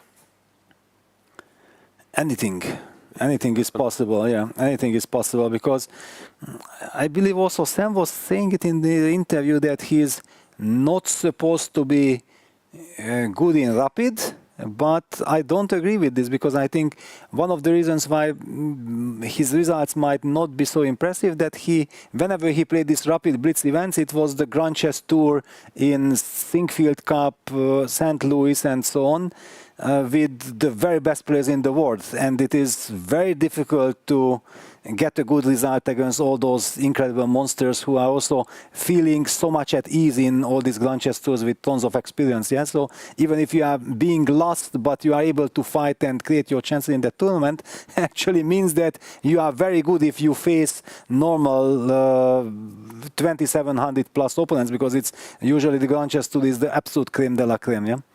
Also, just playing there if you get a chance. Yes. Get a few invitations gives you much more practice than your average strong grandmaster has. Because frankly, the German guys, they never play rapid. I mean, maybe they play World Rapid and Blitz, but where would they play rapid? There's no rapid tournaments. Exactly. So yeah, no, have some Grand Chess Tour experience with this rhythm against the best in the world. It's already tremendous. Yeah, tremendous, yes. Asset.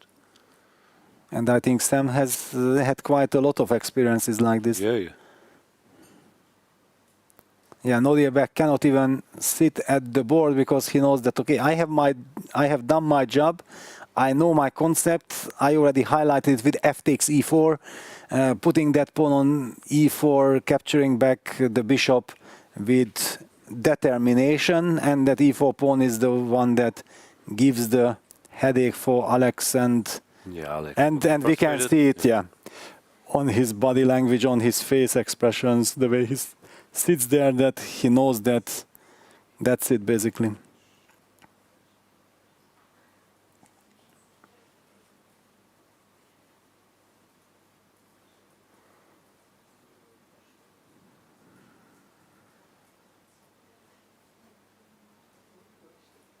And it would mean that the very first player in the semifinal would be Nodirbek Yakubboev, yeah? All the other players have to play tie breaks. Yes. That what a good feeling it will be for Nodirbek, yeah, that he has one extra rest day to come to terms and take advantage. He can come down, watch the tiebreak match, start preparation, or tell if he has some papers, okay, maybe check out what does this guy do there. I mean, not like he needs so much information, especially on Sindarov. Pretty sure he knows what to expect. Yes, but okay, that is not yet over, yeah. So You never know what will happen there, but just in order to, you might get one extra day to just chill. Even if you do absolutely nothing, it's very important for your nerves, everything. You might be able to sleep much better. Who knows how much sleep you had before with all the tension. It's super important. Trying our best to jinx it here by talking about like it is a done deal. But you can also see from Alex, he doesn't look like he's looking for chances. No, it looks like he's coming to terms. Yes. That there are no real chances. Exactly. But okay, let's not forget about Rook End games. Yeah, we also said like there is no way Alex will not win the Rook End game against Le Quang Liem. And finally it happened, yeah? Yeah. But the drawish tendency of Rook End games is so high, yeah, with activity. Especially when there's activity. You have not yes. Anything can happen. Here. Exactly, the activity. I don't believe it. Whenever white captures on h6 with a check, black will play king d5, activating the king, supporting the e-pawn. Otherwise, black will keep the third rank with rook b3, targeting the b2 pawn from this angle, not allowing white to comfortably play g4, king g3. And that one extra tempo will help him to push the e-pawn forward, and then trade it for the a3 pawn, and then the a3 pawn is, the a4 pawn is running, and black has too much activity. Still, all of this in a way is bonus. Angelica showed us one. Yes. One win for black already earlier. And if bishop e2 isn't played here, but king d7 or king c7, and Alex never even gets to anywhere close to this. Just should be 3 knight c4 and maybe black offers a draw or whatever happens, but I mean, yes. Can't even touch anything. Or like your plan, keeping complete control. Yeah, also.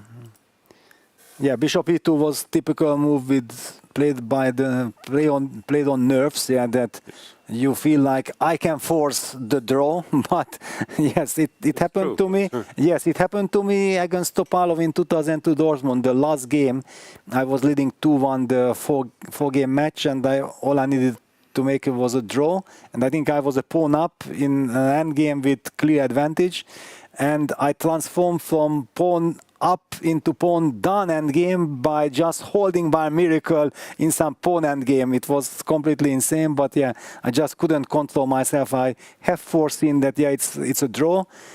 And I remember Arshak was going crazy that, okay, why do you do this? Why don't you just enjoy your much better position? You even can offer a draw if you want, but yeah, sometimes you can't control yourself. But even if he couldn't, it does look like he's back in control now. He looks very relaxed. And of course, Donchenko thinking for half an hour here also helps him to make sure everything is fine. But he knows that everything is fine. It's for well-educated chess player, this is very obvious.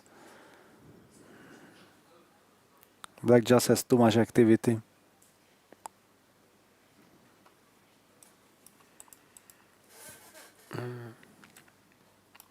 Yeah, let's just see one more time your line. Probably we don't even need to improve on it, just to show one more time, yeah.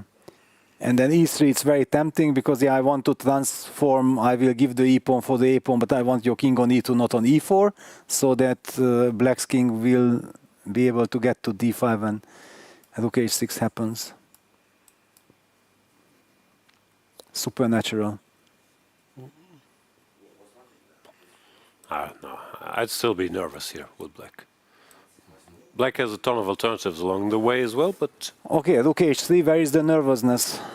Rook h3, just offer a draw to end the nervousness. Yeah, it's not really winning. Yeah. What to do? Yeah. I can even play a3. I know. I can even play a3. Stop torturing me. Oh, sorry. No, I didn't say anything. I didn't say anything.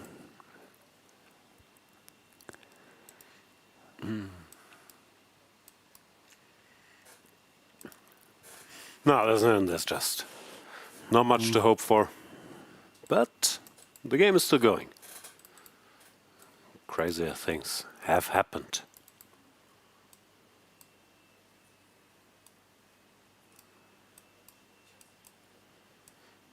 What about this? Well, I thought that it's quite risky for white, but maybe risky is good, yeah, if there is some unbalance, yeah. You want to rely on your H pawn. So, rook takes b2 check, you play king h3 or rook f2? No, rook f2. Rook f2, yeah. Rook f2. Okay, I made some moves for black. Maybe I should give you the chance to start with rook h5. So, okay. What about rook h5? Okay, rook h5. Well, against rook h5, I can start with rook e2 check because you don't have king g3. Yeah, that's the first move. Yeah, that's a bit more unpleasant. I hope to win a tempo. Yeah, and then I take, and okay, thank you very much, king d5. I will take king d4, come with king forward.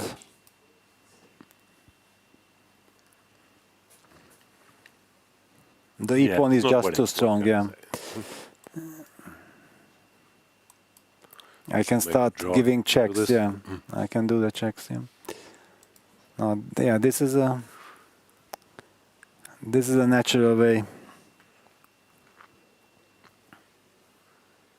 And move coming, yeah, g4. g4. This is the classic cultured move. Yeah, making square for your king. Unfortunately, it's not winning, but it's the way to go. Yeah, it was the only way, yes. And now rook b3, I think, is kind of key, practically speaking. So, not to give white any hope with rook e2, king g3. Probably it's objectively a draw, but then there is something to play with. Yeah. No, that's good. Rook d3 is also good, apparently. But looks less natural not to take this pawn. Yeah, feels a bit less natural. But on the other hand, yeah, then you get access to king e5, king f4. Yeah. Also makes a lot of sense. In any case, rook on the third. Yeah, black has to rely on rook on the third. Yeah, well, we're waiting for Yakubboev to make up his mind. Let's welcome back Angelica. Angelica, what's happening in the world out there? Well, we see what's happening. There is a rook endgame, as you were discussing. I'm here just, to support you a little bit in this tough endgame, because looks like it's not going anywhere for Donchenko in the current position. And talking about his journey earlier in the World Cup, it's his second World Cup only, and he's having such incredible achievement, reaching the quarterfinals. I mean, incredible performance for him. The last World Cup he played in 2023, I was mentioning it already. In the first round, he had against Bartel, yes? It was non-stop for him, like these matches he was playing, winning all games were won with white pieces. So it was first tiebreak won by, I believe, by Bartel, and then they were always winning. White pieces was winning the whole match, and in the sudden guess in the Armageddon, finally there he scored a point. The second round he lost to Parham Maksudlu, so it was a bit tough. He lost in the classical. But this World Cup, as you're mentioning, he's eliminating all the candidates, and true. Let's just praise, Alexander for this incredible journey in this year's World Cup. And for Yakubboev, by the way, we have two players here in the quarterfinals, Yakubboev and Esipenko, who recently got married. But I heard that once you get married as a chess player, you're losing rating. Peter, what's your take on this? Yeah, there was this like minus 50 rating points or something. Yeah, well, it luckily it didn't work for me as well in the minus direction.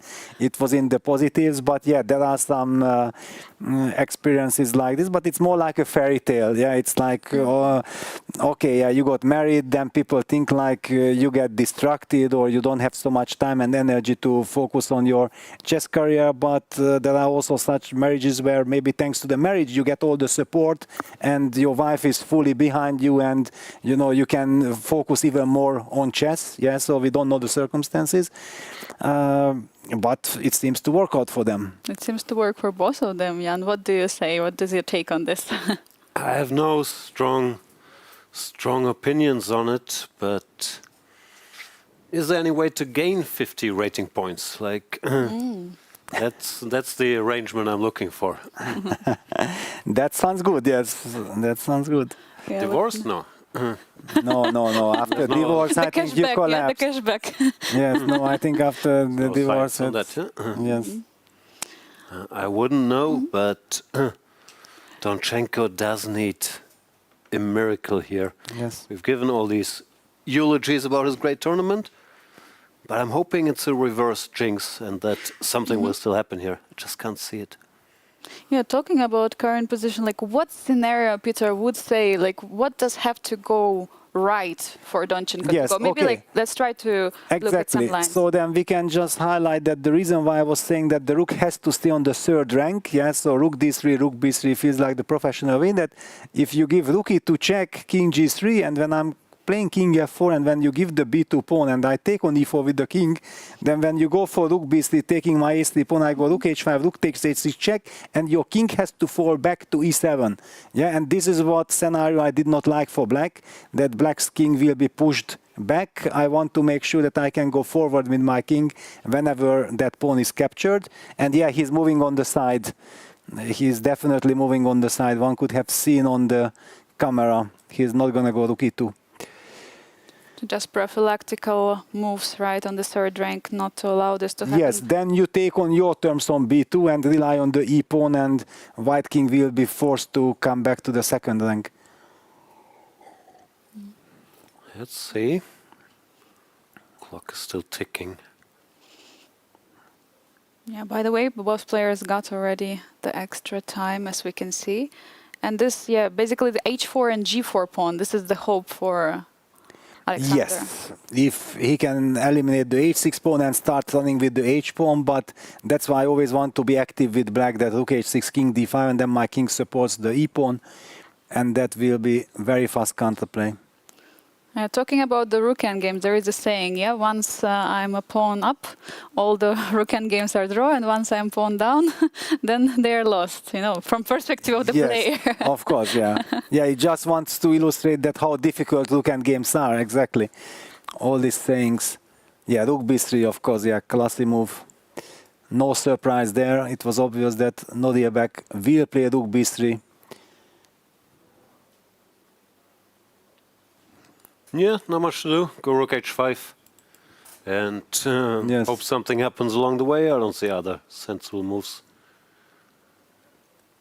Because if you play something else, I mean, no, you gotta force black to take as well and liberate the king. Yeah, rook c2 is just passive. There is no way. Yeah, then king d5. Suddenly black will start to play for a win. Yeah, with the active king. e3, king e4, and it's finished. Yeah, you cannot go for it. Yes.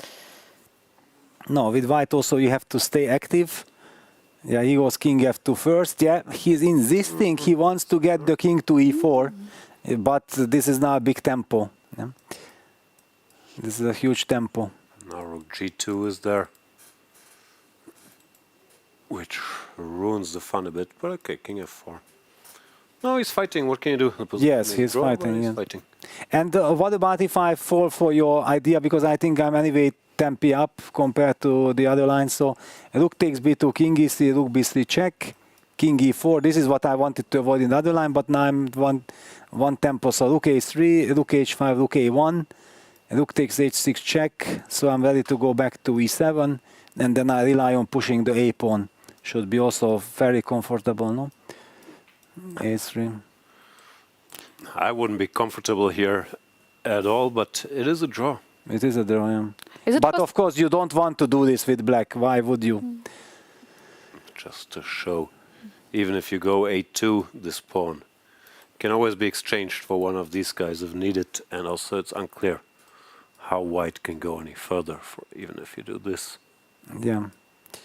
King sits here. But okay, at least it's a bit scary for black. Yeah. Looks much scarier. No, king f2 was a great move by Alex. Yeah, he's also showing his class. Yeah. Yeah, he still wants to try. Of course, he has to try because we're talking about candidate spot here and about his absolutely brutal match against Liam Le earlier in the round 5. I mean, it was such an incredible achievement for him to go through with that match. Now coming here, tired, losing the first game, and now he has to try to push in the second. What I will try is to get another coffee. Wow, but you already had enough, no? I don't feel enough yet, no. You have, but how many coffees are allowed for commentators per day? There are no FIDE rules, no doping rules? These are barely coffees. Okay. Just some 0-1. soft drink, yeah? Yeah, I think 3 of those are like 1 normal coffee. I'll go look for one, and we'll be back with this dramatic rook endgame. Thanks, Angelica. Thanks, Peter. See you guys in a minute. The FIDE World Cup 2025 in Goa is one of chess's most intense events. A knockout that tests stamina, strategy, and nerves. Here's how it works. It's a single elimination bracket played over 8 rounds. In round 1, lower-seeded players face off while the top 50 seeds receive a bye into round 2. Each round runs for 3 days, 2 classical games, and if the match is tied, tie breaks on the 3rd day. The drama builds until 2 players reach the final. The semi-finalists who don't advance play a separate match for 3rd place. And that match matters because the top 3 finishers qualify for the next candidates tournament. It's simple. Win the match and advance. Lose and you're out. Every game takes a player 1 step closer to the title and to a possible shot at the World Championship itself. From start to finish, it's a fight to survive, 1 match at a time. The most prestigious tournament in chess has come to India, the home of chess. अरे यार देगी अरे क्यों चाल्यो घोड़ो Yes! Yes! Yes! Yes! Chess, chess, chess, chess, खेल ये हमारा है। आओ दुनिया वालों ये वेलकम तुम्हारा है। अपना गेम भारी है, हैंडशेक की बारी है। अब इंडिया बोलेगा। It's your move, it's your move। Goa कर रहा है wait, it's your move। Come, don't be late, it's your move। ए तो कोई खोल। चतुरंग के सारे रंग सदियों से हैं अपने संग। शतरंज बिछता है हर आंगन, विश्व को दिया हमने विश्वनाथन। डंका बजा है, गोवा सजा है, खेल जमेगा खूब। It's your move, हो न जाए checkmate, it's your move। Check में भी होगा just, it's your move। Goa कर रहा है wait, it's your move। Come, don't be late, it's your move। Esto todo, it's your move। 1, 2, 3, it's your move। It's your move, it's your move, it's your move, it's your move। The FIDE World Cup 2025, starting from 31st October to 27th November in Goa, India. It's your move।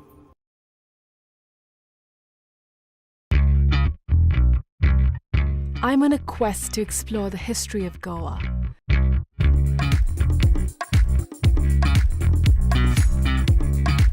A land steeped in diverse and intersecting cultures and traditions.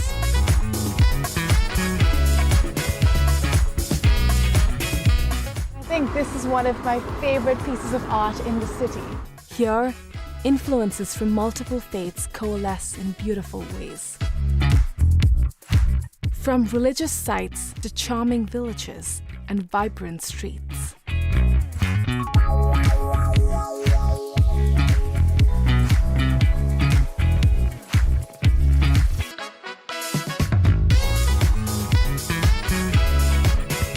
Watch postcards from Goa on National Geographic.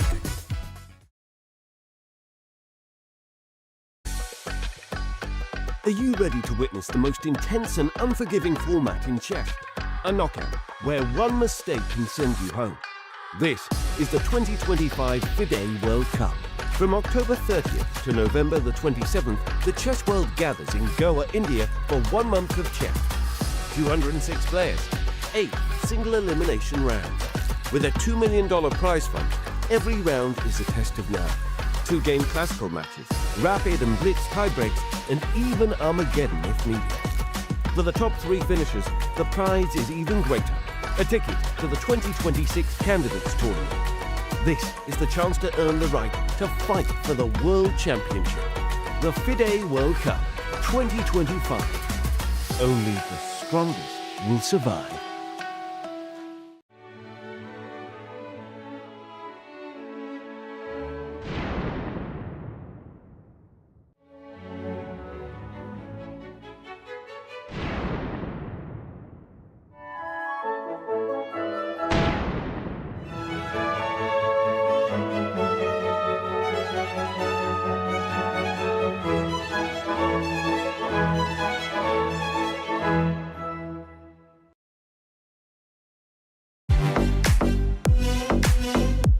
December, the world turns to Doha, Qatar for chess at its fastest and fiercest. The 2025 FIDE World Rapid and Blitz Championships bring the globe's elite to battle under lightning time controls. December 26th to December 30th, Rapid and Blitz formats designed to reward precision, courage, and creativity. In the heart of the Middle East, Doha offers more than a board, a world-class venue, a cultural backdrop, and a stage worthy of legends. With a €1 million prize fund on the line and the title of world champion at stake. The 2025 FIDE World Rapid and Blitz Championships, the ultimate test of fast chess.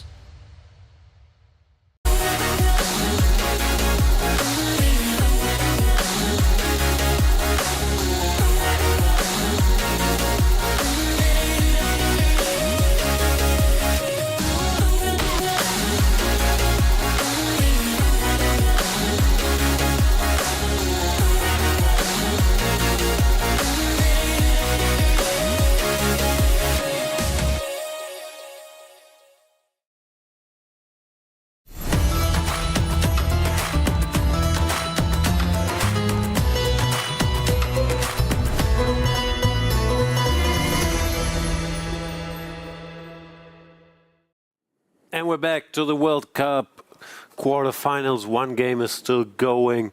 Donchenko's desperate fight to join the tiebreaks, where our other three matches are headed in the heavyweight clash. Erigaisi versus Wei Yi. Erigaisi had his chances, but did not manage to convert, even though it was Wei Yi who was in time trouble and in a draw. Sindarov Martinez was much of a game, forced theoretical line. And in Shankland, Esipenko, not too much happened either, Peter. So we're left with one game, which unfortunately for Donchenko looks kind of drawish as well. Yeah, looks drawish, but on the other hand, his decision after the time control with G4, Rook B3, King F2 is spot on. He's putting the pressures, putting the psychological pressure, because this Rook takes B2 check, King E3, and then White's King gets to E4, and then is able to collect the H6 pawn with a check like this, forcing Black to passivity. At least there is some potential, you can see some ghosts, and this is what you need to create in such situations. That's the maximum you can do. And Nodirbek is already thinking for almost 15 minutes, or more or less like 15 minutes, which shows that in the position where probably he thought like, I will just make a draw by my class and by my hand, suddenly he's forced to calculate some lines, and if you start calculating lines, you see some ghosts. Yeah, so what should he do? He can take the pawn. There's also another way he could play, which is give the check. If king goes here, you repeat. If king goes here, he could go here. I'm not sure which one is cleaner. Yeah, that is like changing the defensive method, yeah? Yeah. Never such an easy decision. No, so Alex is doing... Wait a second, but after Rook H5, do I have F6? Yeah. I think I have F6, and that is very nice.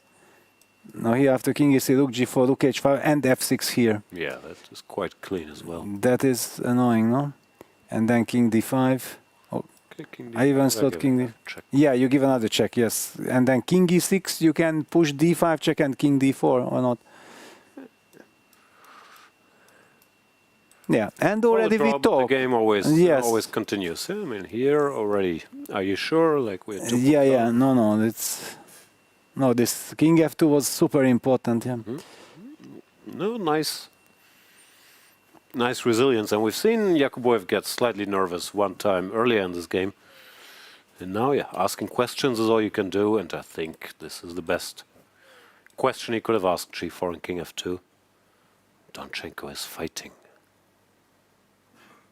Did you get one of these FIDE t-shirts we've seen Vichy rocking there in the commercial?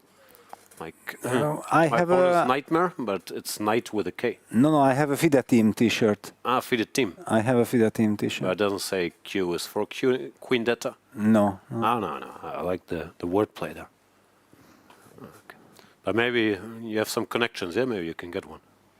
Probably. It looks very good on Vichy. It looks amazing. Yeah. Yes. And the nightmare, you understand, it's not a nightmare, but it's with a K. So. Okay. That's good stuff. Vichy is Vichy.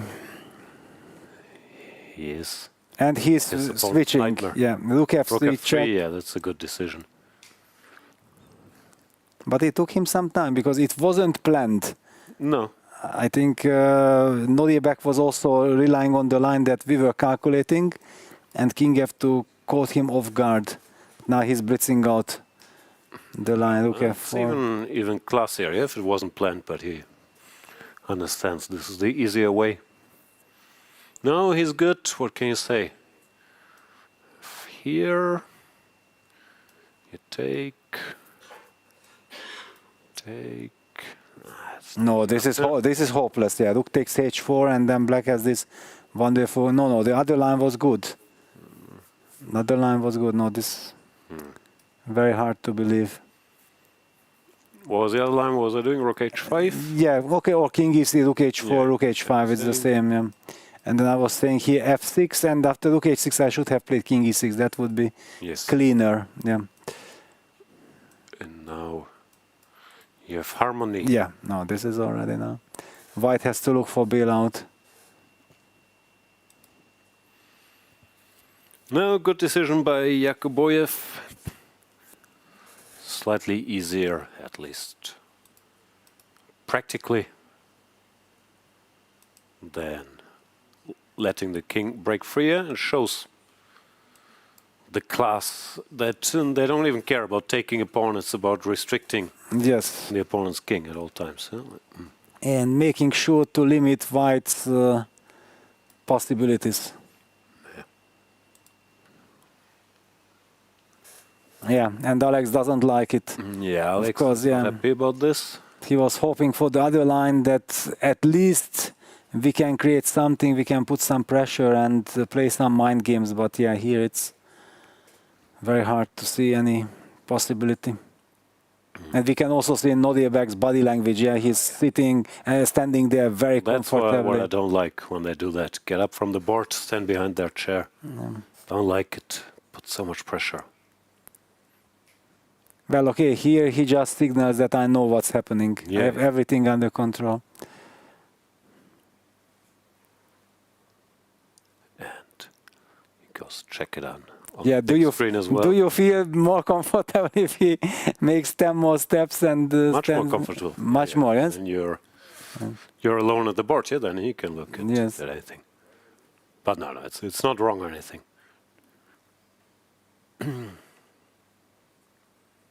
Yeah, it's understandable that Nodirbek, knowing that he's down to 40 minutes, doesn't want to waste time. Yeah, he just wants to calculate lines and so on, not to spend all his time later on. Now it looks quite straightforward. King E3, you have to take. Then Rook H5 looks like the only sensible move. And this F6, King E6 was very good. Or King, I guess you can start with King E6, but F6 looks cleaner.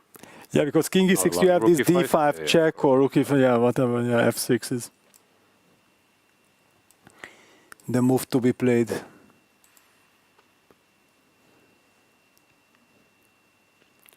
Yeah, there is also even no way to continue with White. No. Black is threatening to keep the connected pass pawns if he gets F5, so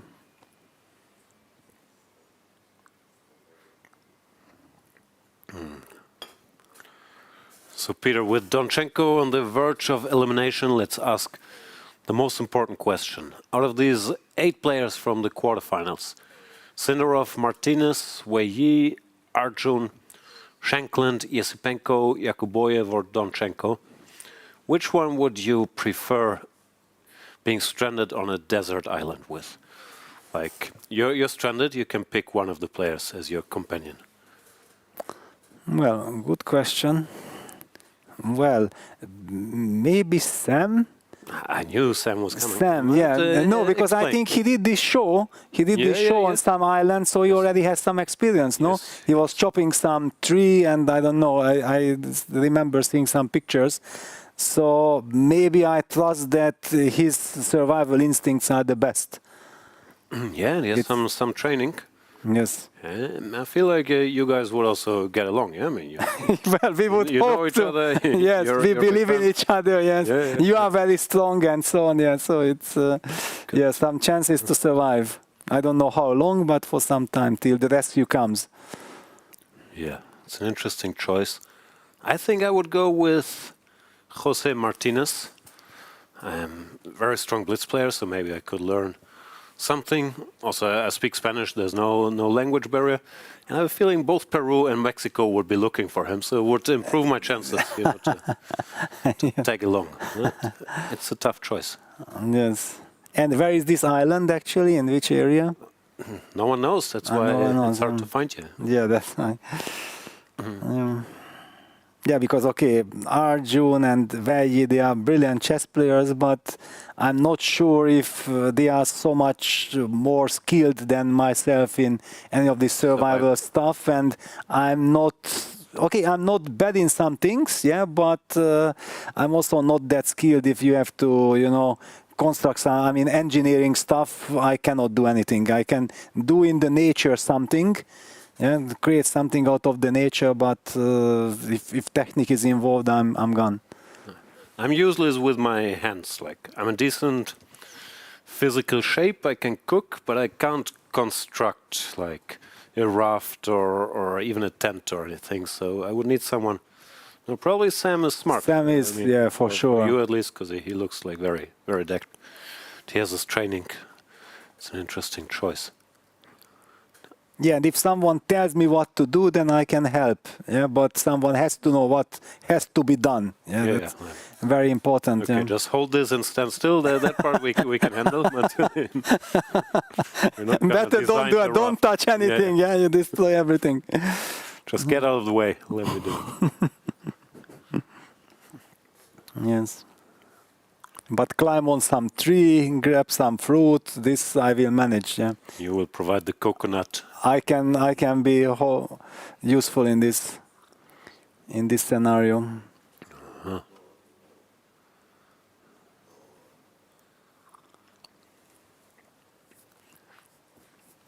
Alex also has knowledge in random areas you don't expect. Maybe he's also very good at this type of survival training. Yeah, he would be. I think so, yes. He probably has a very special set of skills. I'm just not sure he would take me, like once he figured the way, he leaves at night on the raft. I'm not sure how it will play out. Yes. No, obviously the best team is Sam and Alex. Yeah, Sam and Alex. Yeah, they are. Yeah, that's. Although they might start rivaling tribes on that island and start a war. Yeah, that danger doesn't exist with me. Yeah. I will be a team player. Did you watch Lost? I watched Lost. Yeah, the first. Some knowledge. Yeah, the first 2 seasons were amazing. Even first 3, but then later it got too complicated. It was going back and forth, and and also the new guys were appearing. I give me my favorite actors and actresses that I'm already used to with this show. Yeah. Give me Sawyer. Exactly, Sawyer. Just enough to look at him. Yeah, to get good emotions. Yeah. No. Yeah, poor Alex. No matter how skilled he is, there is no way forward here. He's getting blocked. There's not much to do. A producer is asking which chess player would outrun a polar bear, but It's impossible, no? They're way too fast. Yeah, it's. I think sense. no chance. Let's stick to normal topics like stranding on a desert island. Yeah, I used to be a great runner, but I got this knee injury, and since then I haven't run at all. But you're a great biker, no? Maybe with your bike you could escape. With bike I could escape. Yes. Okay, depends which kind of bike. Yeah, it should be good one, but yes, hope to survive. So as you can tell, we're not so focused on the position. The problem is there is not much we are missing. To do. Yeah. Alex is looking for a chance, but it is pretty clear draw now after this very precise rook f3, rook f4. You can't keep all the pawns if you push. Black just takes, and the number of pawns just gets too limited in all this stuff. Yeah. Even rook h4, any move. Not much to hope for here. Although, as I'm saying this, no, but you can just go rook h2 any moment and take on b2. Yeah, there is no reason to panic. Yeah. And Nodirbek also knows that, yeah, I have done the hard work, that's it. Now the rest is just making the moves on the board. Mm-hmm. But they don't really require much thinking.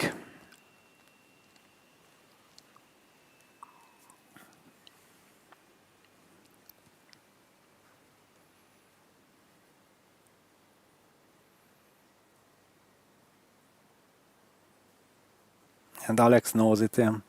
Yeah, King f2 looks smart, but Nodirbek also very professional, taking his time. He spent quite some time and came up with the cleanest solutions. Well, that's all you could do. Of course, it's a draw, so you try to ask a question or two, and if the guy solves it. No, the one big chance, it's not like it was a winning move, but the one big chance to get the game. Full game was here, this strange move, pawn to g4 way earlier. Because after f3, f5, there's already nothing white can do really in the structure. It's very hard to target the pawn, and black's play gets very easy. This is weak, this is weak. The bishop comes here, the rook can come here. After that, it was sort of prolonged agony, even though he got almost a chance with this slightly nervous bishop e2 move, but not enough of a chance.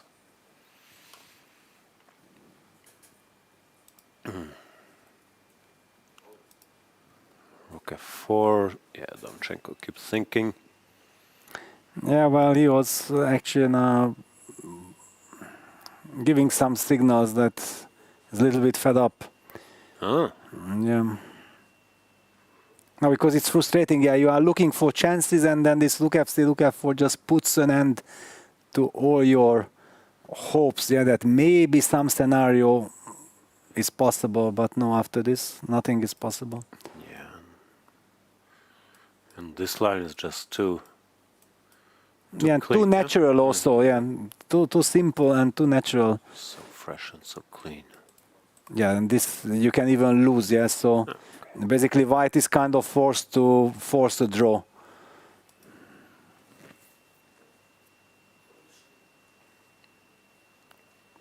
Yeah, you see, yeah, it's the pain and everything, yeah, because Alex knows that, yeah, I did some incredible stuff in this tournament, but my journey comes to an end. It's inevitable. For all but one player, although three probably won't go home too unhappy if they make it to the candidates. But even then, if you lose the finals, I mean, you'll be slightly annoyed you lost the finals. Yeah, but okay, annoyed for 1 day or 2 days, and then people at home will tell you, okay, come on. Yeah. Other guys got knocked out way earlier, and we are very happy and proud of your performance. Of course. Yeah. Well, the same goes for Donchenko, and from a German perspective for the whole German team. 7 players started. I think all of them are in rating plus, and even Vincent, who, of course, people were hoping he would make the candidates, but he actually won rating. Yeah, I mean, and he went to world ranking 4. Yeah. Yeah, that's even before the tournament. But I mean, in this very event, I think he won rating in classical. Yeah, he won. Yeah, but thanks to winning those ratings, he's still holding on to his 4th position. Otherwise, yeah, Arjun would have already overtaken him. Right. Well, after all, his classical result was 3 wins, 3 draws. Yes. Yeah.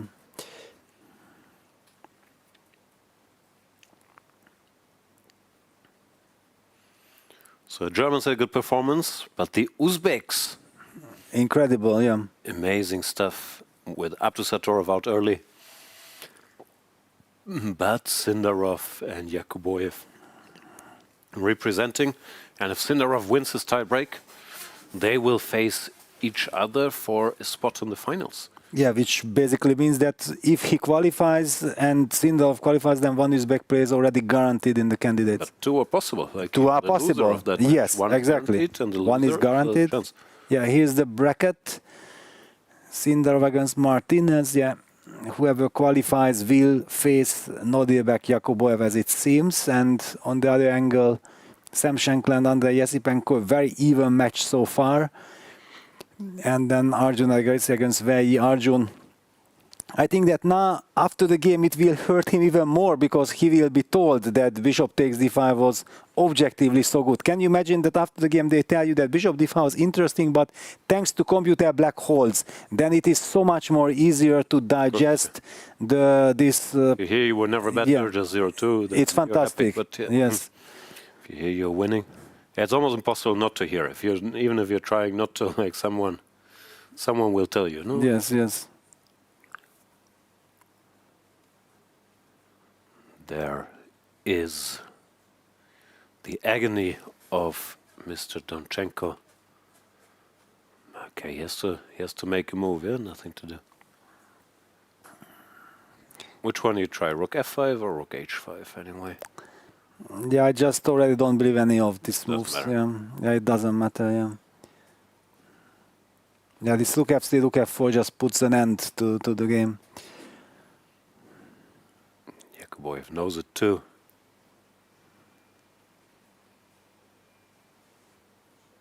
The activity. Yeah, once again you can see the great education in Rook games, or the great feel, whatever it is. But these moves are very classy. First of all, going for this, a pawn down from a position where you could also play with equal pawns. But he goes for the pawn down with the king cut off. And then not rushing to take the pawn here with rook e2 check.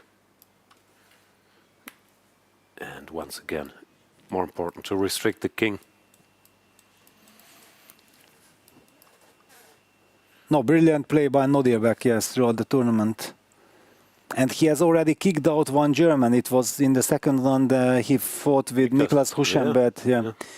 And that was also not an easy match. Actually, Niklas was putting some pressure in the first game, but that Nodirbek kind of survived, neutralized, and then the second game, actually, he showed already to me that he is absolutely fearless. No, because Niklas was prepared, yes? Exactly. Line, but he went for the principal stuff and Niklas made one mistake. No, he's very, very good. So, in a way, Niklas is to blame if Alex gets eliminated. Yes. It is his fault. He let Nodirbek start this incredible journey. There's always someone to blame, no? That's the beauty about chess. It's never your fault. It's always somebody else's fault if you lose. If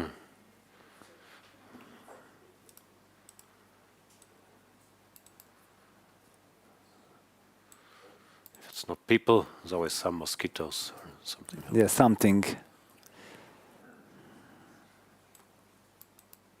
I have to praise the food. You know, I'm so happy and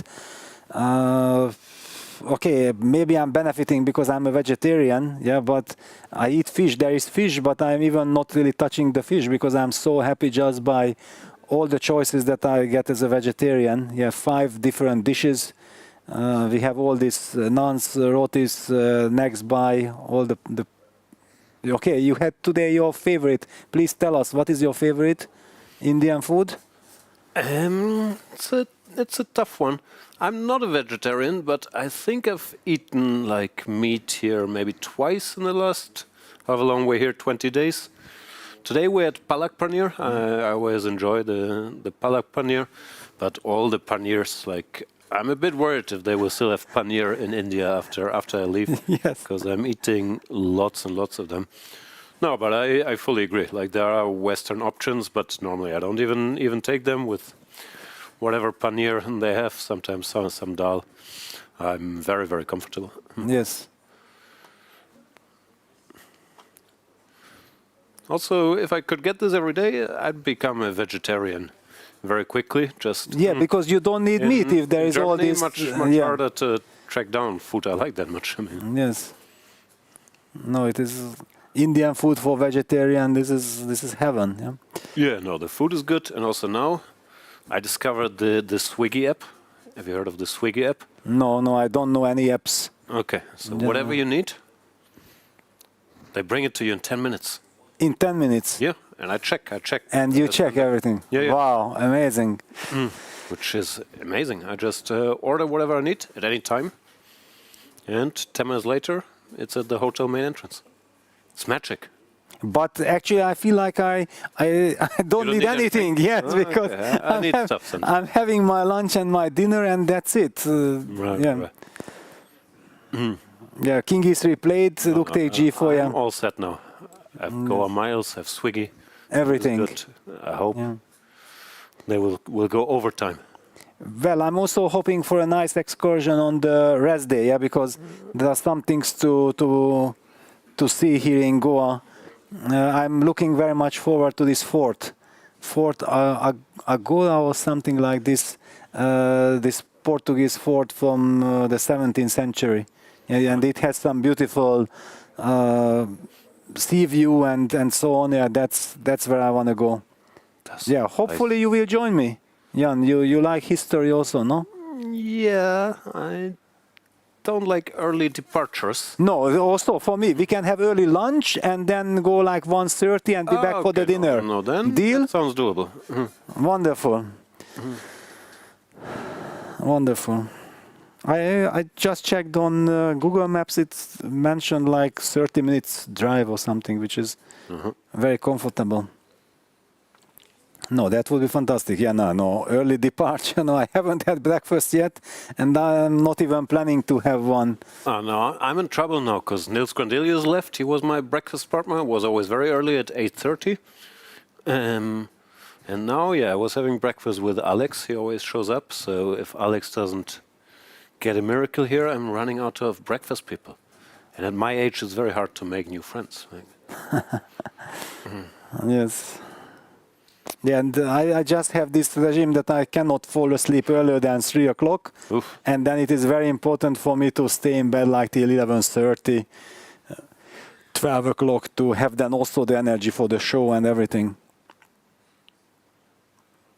No, I've been getting up early for my standards, but I'm also not sure how much the people want to know. Is there anything Alex can do? Yeah, unfortunately, I don't see. Rook F5, Rook H5 is the same story. And also, clock is. Yeah, and he's not thrilled. Ticking down. Yeah, he knows that he simply doesn't have a try. That's the problem. He can go Rook A5 as well, but Rook takes H4, Rook A4, F5.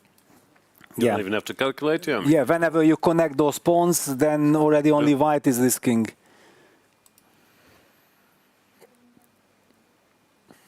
And he's already under 40 minutes. Yeah, there are no ideas.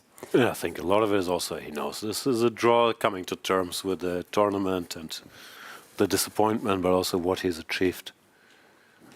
I guess that will come later.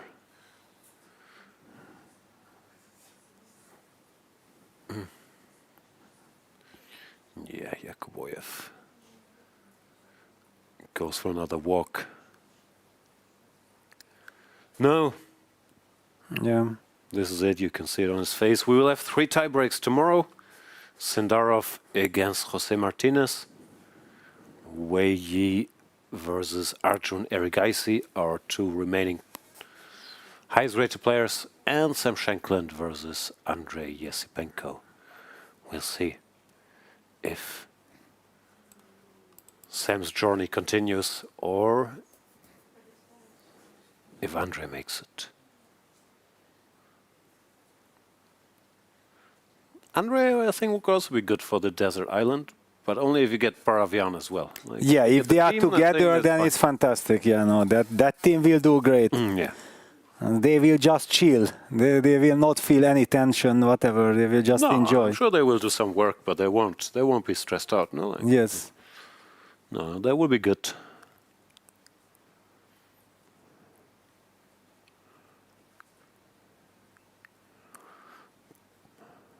Yeah, it was very funny that I was paying attention because they were sitting in front of me. I was like, okay, 15, 20 meters distance, but I looked exactly on Andrey, and then David came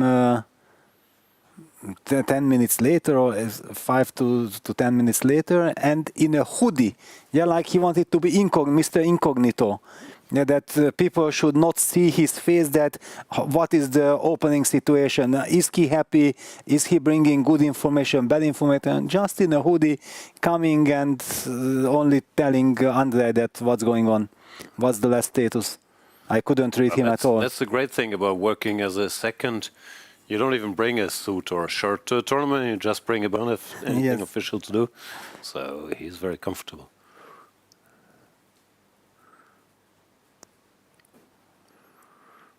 Poor Donchenko.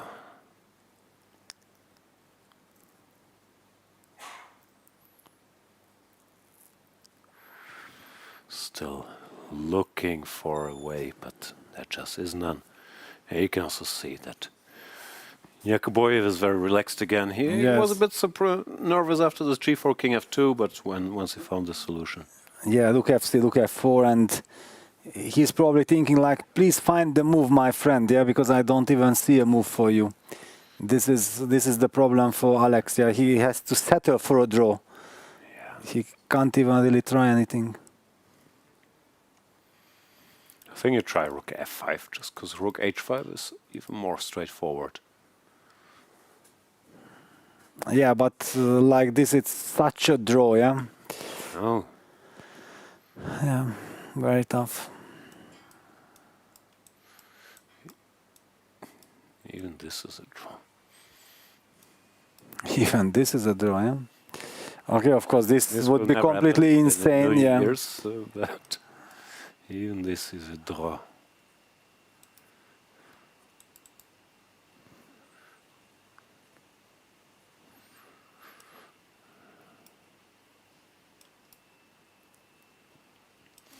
No, I can't even show a line. I mean, yeah, the there are no line lines. is Yeah, Rook H5, which looks normal, covers the pawn, attacks this. Yeah, and then F6, Rook H6, King E6, very natural kind of. Yeah, very, very active. Yes. Here's also some kind of Zugzwang. Yeah, if you could leave the rook here, at least you can give a check after. Yes.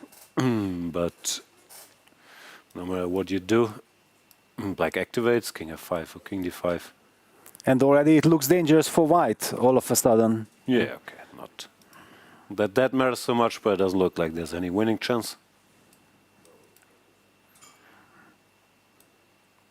Here, at least you would have this, but F6 just kills all the joy.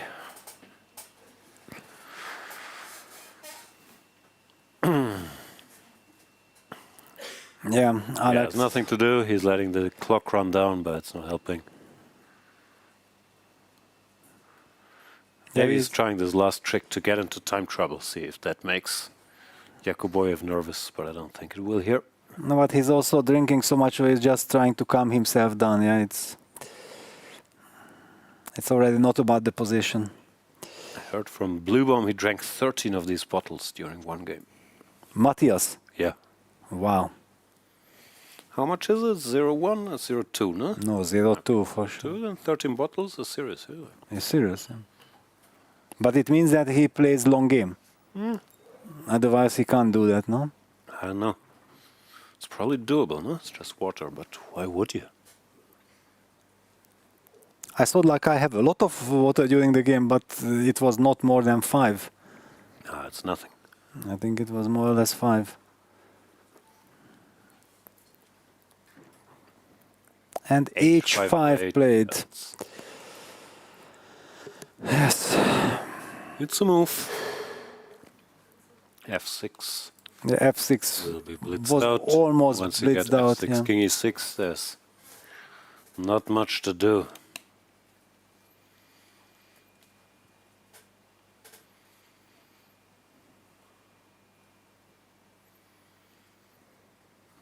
F6 also nice because it covers E5, so you don't even have Yes. to think about any of this business. Yeah, I don't even want to think about it.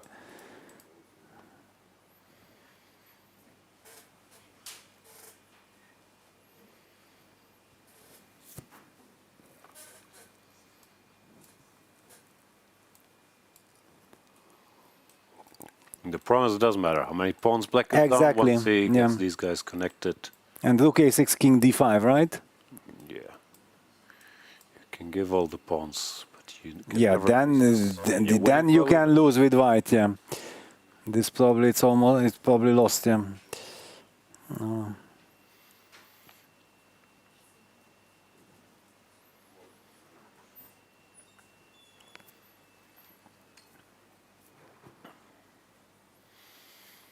Yakubboev wanted to play f6 directly, but he stopped himself, taking a moment. I'm not sure if he sees something that bothers him or if he just wants to make sure. Yeah, probably he's just listening to his coach. Yeah, his coach told him that, okay, if you are sure that it's fine, then why to rush? I think that's kind of common knowledge, yeah. It's news to me. But better late than never. The big secret revealed, yeah? Yeah, and then f5, this is finito. Okay. Yeah.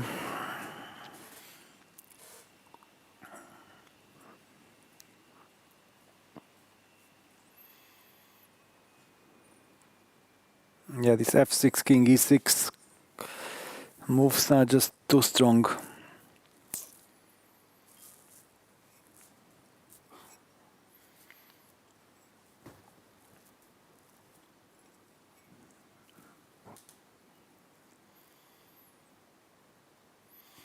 So such a strange tournament, because if Alex doesn't win this, it's very possible he has a flight tonight even, yeah? Like, you never know how long your tournament is going. I guess he has a flight tomorrow because of tie breaks. But in general, you lose and you go home immediately. While if you win, you stay for a while. And you've been here for 3 weeks or something. Yes. And then you pick up after your game. It's very, very, very strange. Yes. Yeah, Vincent was also leaving immediately, I remember. Yeah, the same night.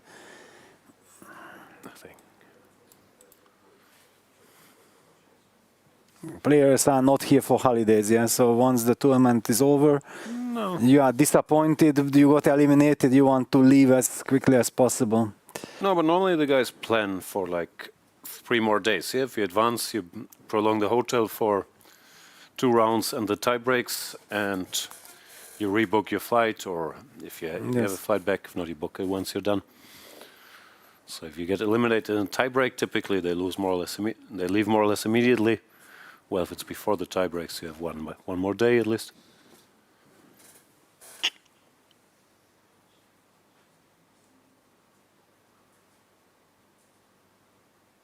Yeah, because most people are actually taking the flight with Qatar over Doha. Doha? Yes, this was the most. Basically, almost everyone I talked to was taking this route. I'm going to Dubai. Ah, you are going to Dubai, okay. And I'm going to Sharjah. And then from Dubai back home, yes. Many ways. Yeah, because I came here to the World Cup, spending few days in Sharjah. Yeah, Salem invited me, and then we had some blitz. We spent a nice time also with the Sharjah Chess Club. And it was very comfortable and convenient to fly from Sharjah here. Then already I did the acclimatization there as well. It helped me a lot. No, we're professionals. So I went to Thailand for 2 weeks for the same reason. Yeah, I mean, just to time zone, get used to the climate. So it's the only way. Yes. You don't want to come here like jet lagged. Our producer wants to know how much time chess players need to recover from a tournament. Is there like a formula? No, I don't think so. It depends very much also what is your schedule. Yeah, that if you know that some tournament is coming up, yeah, then you don't have the luxury to get into a complete hole, and you know how it is. Yeah, if in a World Cup you are knocked out, for example, in the first round, and it's a cold shower, then you might need 2-3 weeks to recover from that. Yeah, I know this because I was knocked out in Hanti-Mansijsk 2011 by Sam Shankland in the first round. That was a total shock, and then I was like already for 10 days completely out, and then suddenly with Rustam Kasimdzhava we exchanged messages, and he was also knocked out. He said, yeah, the world is falling apart. Peter, can I come? And then 2 days later he was already in Szeged, and we had a training session for 10 days together. And then we felt like, okay, now we are back to humans, yeah, that you recovered emotionally thanks to him. But otherwise you just sit at home, you stare at the ceiling, no matter what you are doing, you can't get rid of this pain and this agony that you were hoping to achieve something at the World Cup. You prepared so much. Actually I prepared like half a year for that World Cup, and then from a very good position in the first game I managed to lose just because I couldn't tolerate not to win that game. That was painful, and then Sam did not give me any chances in the second game. In fact, he was a gentleman that based on the great game that I played in the first and this tragic loss, he gave me a draw in the second in a winning position. So you understand where my relationship with Sam comes from. This is your origin story of your friendship. But yeah, I guess it depends also on your expectations. Like if you, for the German players, normally they planned, except for Vincent maybe, till after the second round. If they win the second round, it's already a success. If not, they're slightly disappointed. And some of the guys are also already. Dimitri is playing Croatian League for a couple of days already. No, I mean, because it's a long tournament, so sometimes you even make plans for what happens if I get eliminated. Of course. It's different for everybody.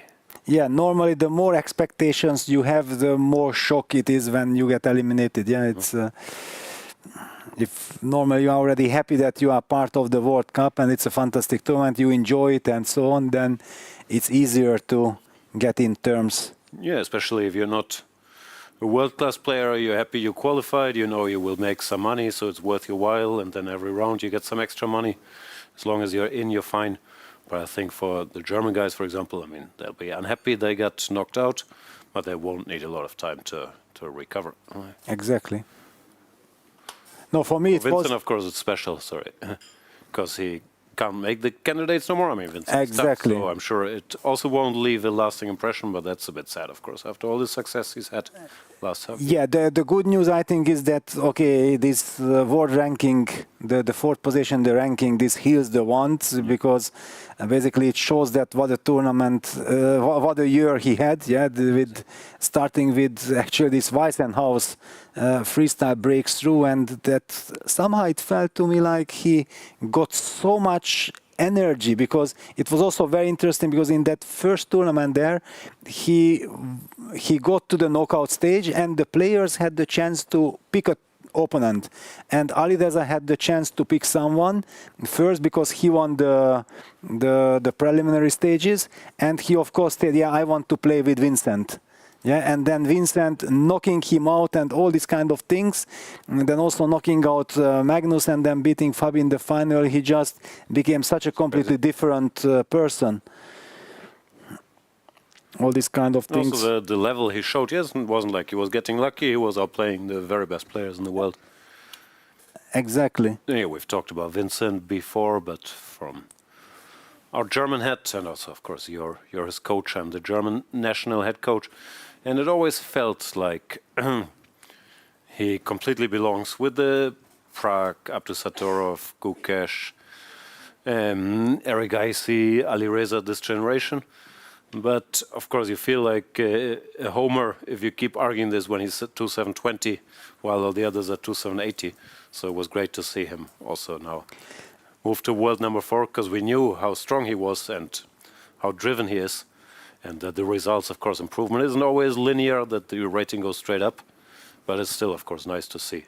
Yeah. Rating reflect his strength. Absolutely. But also, I feel like he was a little bit always undertrained compared to all the other brilliant prodigies who did not go to school. Yeah, I was always saying that you cannot compensate for the lack of all those 5,000 hours of work on. You can. Yeah, that's what we were doing. Yeah, that was the whole point. But it's still, at some point, it shows. Yeah, the confidence level somewhere something is missing. So he did a little bit more time, but time is actually on his side. Yeah. Rook G2. Some reason Yakubboev disliked this f6, which he wanted to play instantly. Wow, and down to 4 minutes. Which he is also fine, but f6 actually looked cleaner. I don't know what bothered him. Yeah, basically, finally, maybe he convinces them not to give all the pawns. Yeah, you remember that good line was giving up all the pawns. Although this is completely fine, of course. No, if this would not be fine, he would have not switched to this, but still.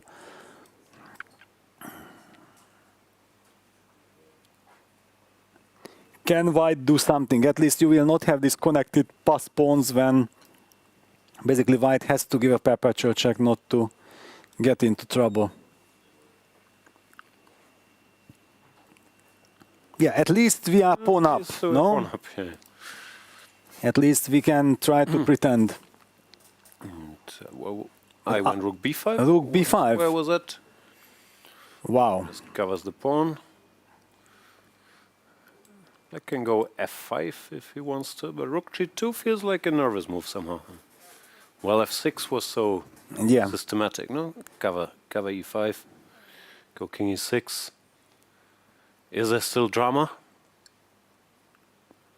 So you can see Alex's body language is changing, yeah, from agony to, okay, let's focus. Let's focus, yeah. Maybe there is something to play for, and also his opponent shows some sign of nervousness, yeah, because the reason why we thought like it's over, that rook b3 decision, rook f3, rook f4, he was going with the flow, he wanted to play f6, also the most brutally strong move, which would have put an end to the game, but then nerves are coming into play, you start calculating, you somewhere see some ghosts, and you feel like, wait a second, but I also have an easier solution where I maybe don't have to calculate so much. And he's now down to 3 minutes, 24 seconds. Yeah. And already we jinxed him once in a rook endgame already against Lee Kwang Lim. So it would only be fair if we reverse jinxed him today, no? Like saying, okay, this is a dead draw, it's hopeless. Let's talk about the way home. Well, I guess that Nodirbek also has something to say to this, yeah? Because, okay, but he gets a tiebreak, it's not like... Well, tiebreak from a situation like this would be a total disaster, yeah? Right. That would be a total disaster. Just some mild jinxing. But yeah, it's simply kind of surprising, and yeah, now it's nervous situation, yeah. 6. Then the king is walking away a little bit too far. It's probably still fine, but yeah, king c6 on the board. Rook f5.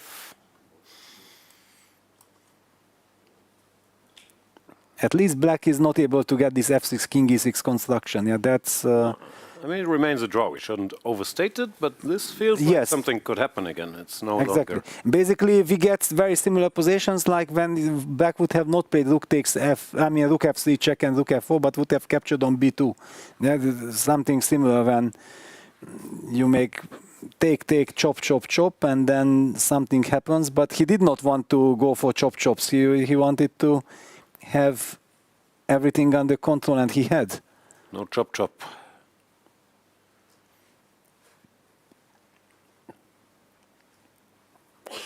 Where does the rook go? Rook f5 looks normal. You can give a check, but the king goes back. Yes, check is not attractive. Rook b4, then you allow f5. Then you allow f5. Yeah. Yes. So I think. So basically, rook f5 is logical. Yeah. Remains a draw, even king d6 is fine. Black has a lot of margin for error, unfortunately. And always after king takes e4, you include rook e2 check and then take on b2, or it does not matter? I guess rook e2 check would be the professional. Doesn't matter, but this looks normal. Yeah. Let's go here. You give another check. Okay, one more check. Yeah, and then you take. Thank you very much. Yeah.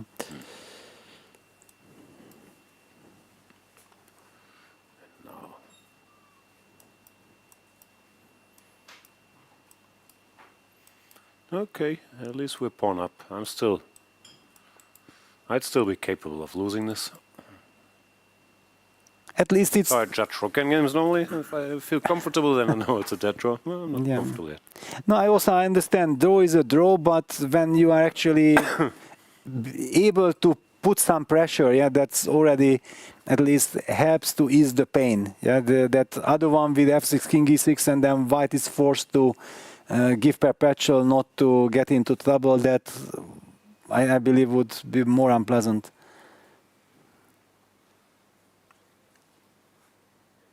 Like this, you get some kind of a moral victory that I was putting pressure and I got very close. It was not enough. Yeah, also imagine if we zoom back to this position where white can do absolutely nothing. If you ask him, okay, you want a rook ending a pawn up, but it's a draw. I mean, you accept instantly. I mean,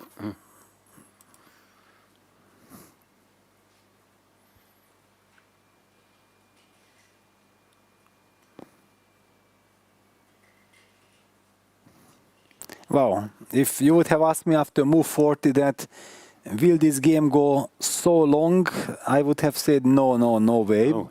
But it's just the nerves. It's the World Cup. Yeah. It's the quarterfinals, it's a decisive game. Alex, if he does not make it, then he will be eliminated. Nodirbek reaches the semi. There are so many emotions involved in this result in this game.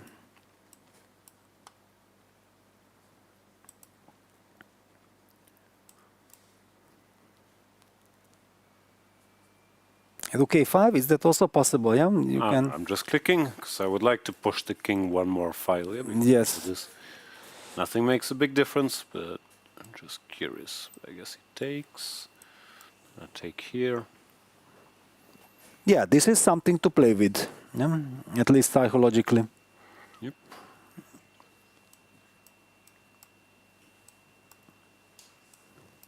Oh, now we're getting some. Rook c5 check. Okay, they will repeat. Just repeating. Alex loves it. Loves this. Yeah, the repeat once. This professionalism. It's in his blood. There's no way.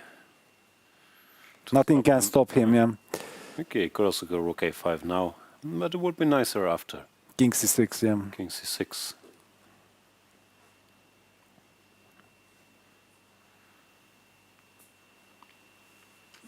Just repeat the position once. It's some Soviet school advice. Yeah? I mean, I was never quite sure what the benefit is, because for me, it always took me longer to decide to repeat the position than the time I was gaining from it. And also my opponents were never confused by it. Yeah? I mean, they always blitz out the repetition if they were, so never did much for me.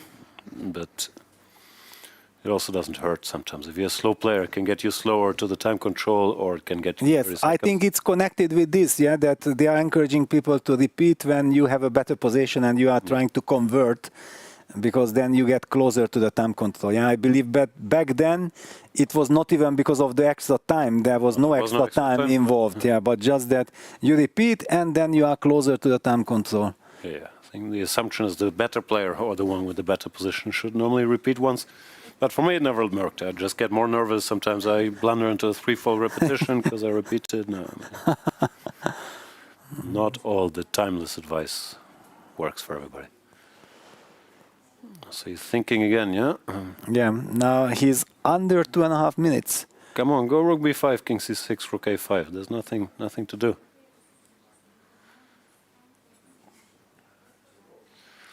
I have a feeling, because Alex is also devious psychologist, I may be thinking position's a draw, but if I get down to 30 seconds, maybe we'll make him more nervous. Yes. Yeah, Alex is actually very smart. Yeah, he has many these finesses up his sleeve. Okay. It's getting noisy in the studio. Our crew needs a little break. Do you think this still allows for a break? Or should no, we have to keep going, stick. Yeah, of course, no, we have to keep, yeah. With all the tension, with everything at stake, we know that 99.9 it should be a draw, but 99.9? No. No? It's a much lower number. Much lower number even. Rook b5. Rook a5.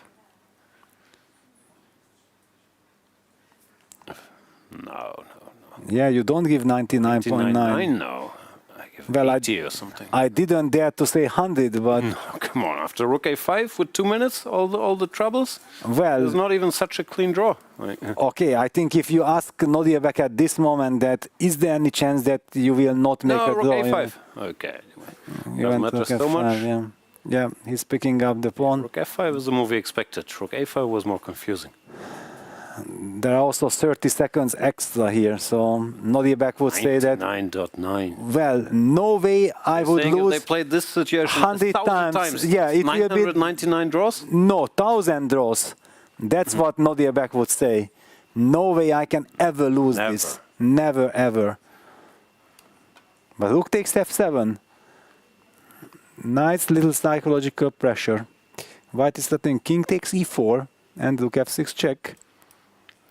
I don't know. For me, this would be a 50-50 situation if I hold this. No, I'm not joking. You are a little bit exaggerating, yeah. We know how strong you are, Jan. Don't, Rook and games. You don't try to pretend. I had no rook and games culture instilled in me. But still, you play everything correctly. Total 50-50 situation. Total 50. We do a2, check. King c4, no, rook c3. Okay. Also, also rook takes h5, rook a5 was there. Yeah. A little bit too many possibilities.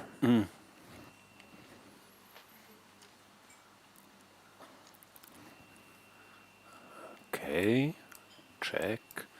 Let's try something else. d5 also looks winning. Of course, yeah. I can tell you, in a pioneer house, if somebody was losing something like this, then I'm not even sure he would be allowed to enter again. No, because you have to hold these kind of things. I've never been to Pioneer House. Well, that's where I started actually my chess journey. There was still, that was the last year that in Hungary we had Pioneer House when I just started playing chess. The last years. Yeah, so... I know if Alex been to Pioneer House. Rook b3, check, king e4. Rook takes a3. Okay, the number of pawns gets reduced a little bit.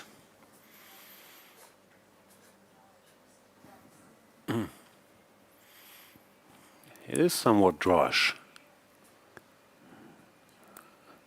Yeah, rook f6 check. And will he play king b5 or will he retreat? It's a big decision. A very tough decision. The last big decision, I believe. Also, he could go king d7. Why even? He's not trying to win. Oh no, he goes king b7. King b7, yeah.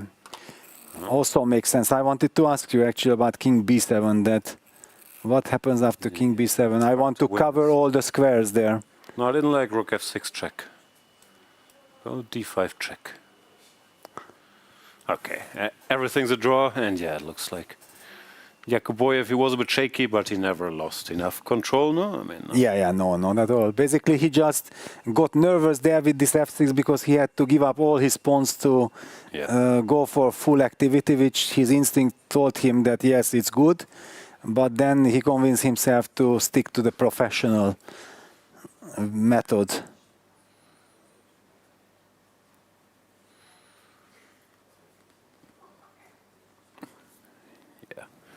Now the king is also cut off along the third rank, which means this plan is actually quite annoying. Rook h3 and a3. And you have to worry about the a-pawn. Alex will repeat, because he always does. Rook f7, rook f6. It won't change. But rook f7, I go king b6 already. Okay, I don't go king c6. Yeah, but I don't give you this d5 option. Your favorite d5. Yeah, I'm saying he will repeat just principle. Yeah, of course, yeah, we can repeat, but...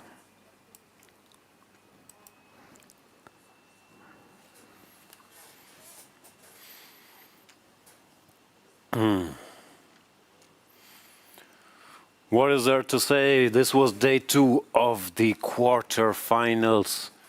Yakubboev is on the verge of becoming our first semi-finalist. The 23-year-old Uzbek grandmaster passed 2,700 just yesterday, and he might be joined in the semi-finals by his compatriot Javokhir Sindarov, who's even younger, already past the 2,700 mark as well.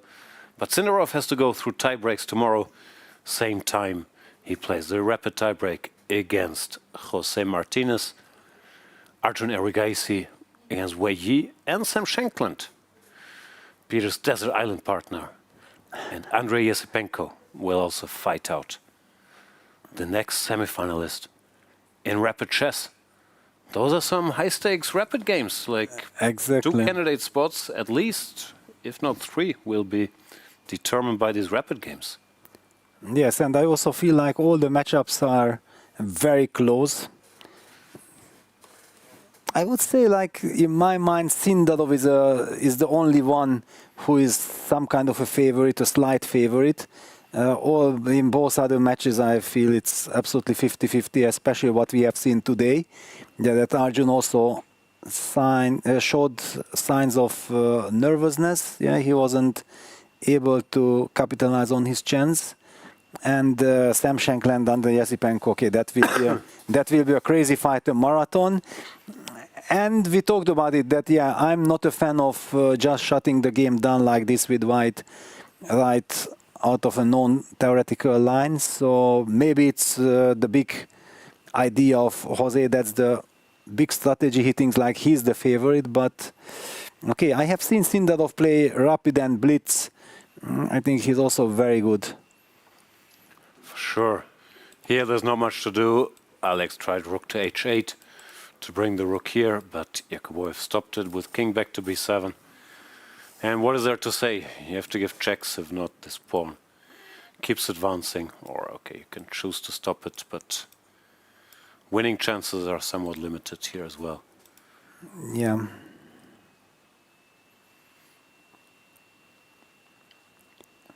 There is not much to talk about the game. Let's see the players. It might be the last couple of moves for Alexander in the World Cup. Yeah. In this sensational World Cup for him. Amazing what he has produced.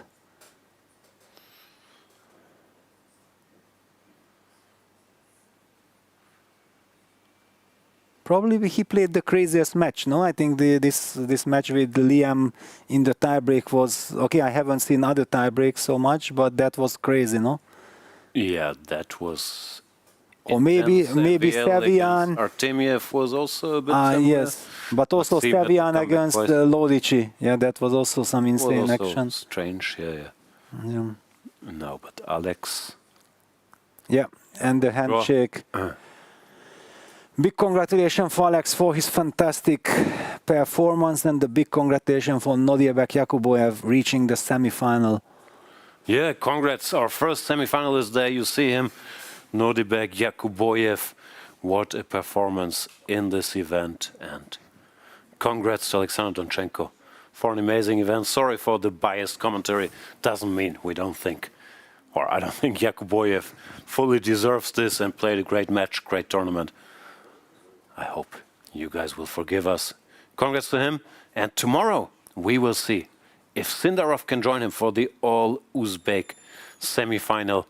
Well, the Indian hopes will be, of course, on Arjun Erigaisi in his match versus Wei Yi. There we see the players talking it out, and here we see our results.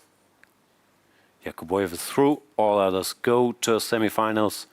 Shankland versus Esipenko is the third one.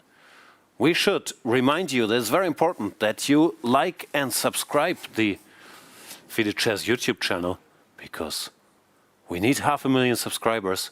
We only have 305,000, Peter. I keep checking. Okay, the number has to improve. Long way to go. Yes. Yeah. Okay, please, everyone. Please.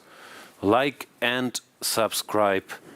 That is it for today. Thank you so much for watching the show. We also want to thank The organizers and partners of the FIDE World Cup in Goa, the All India Chess Federation, the Sports Authority of India, Ministry of Youth Affairs and Sports of India, the Government of Goa and the Sports Authority of Goa.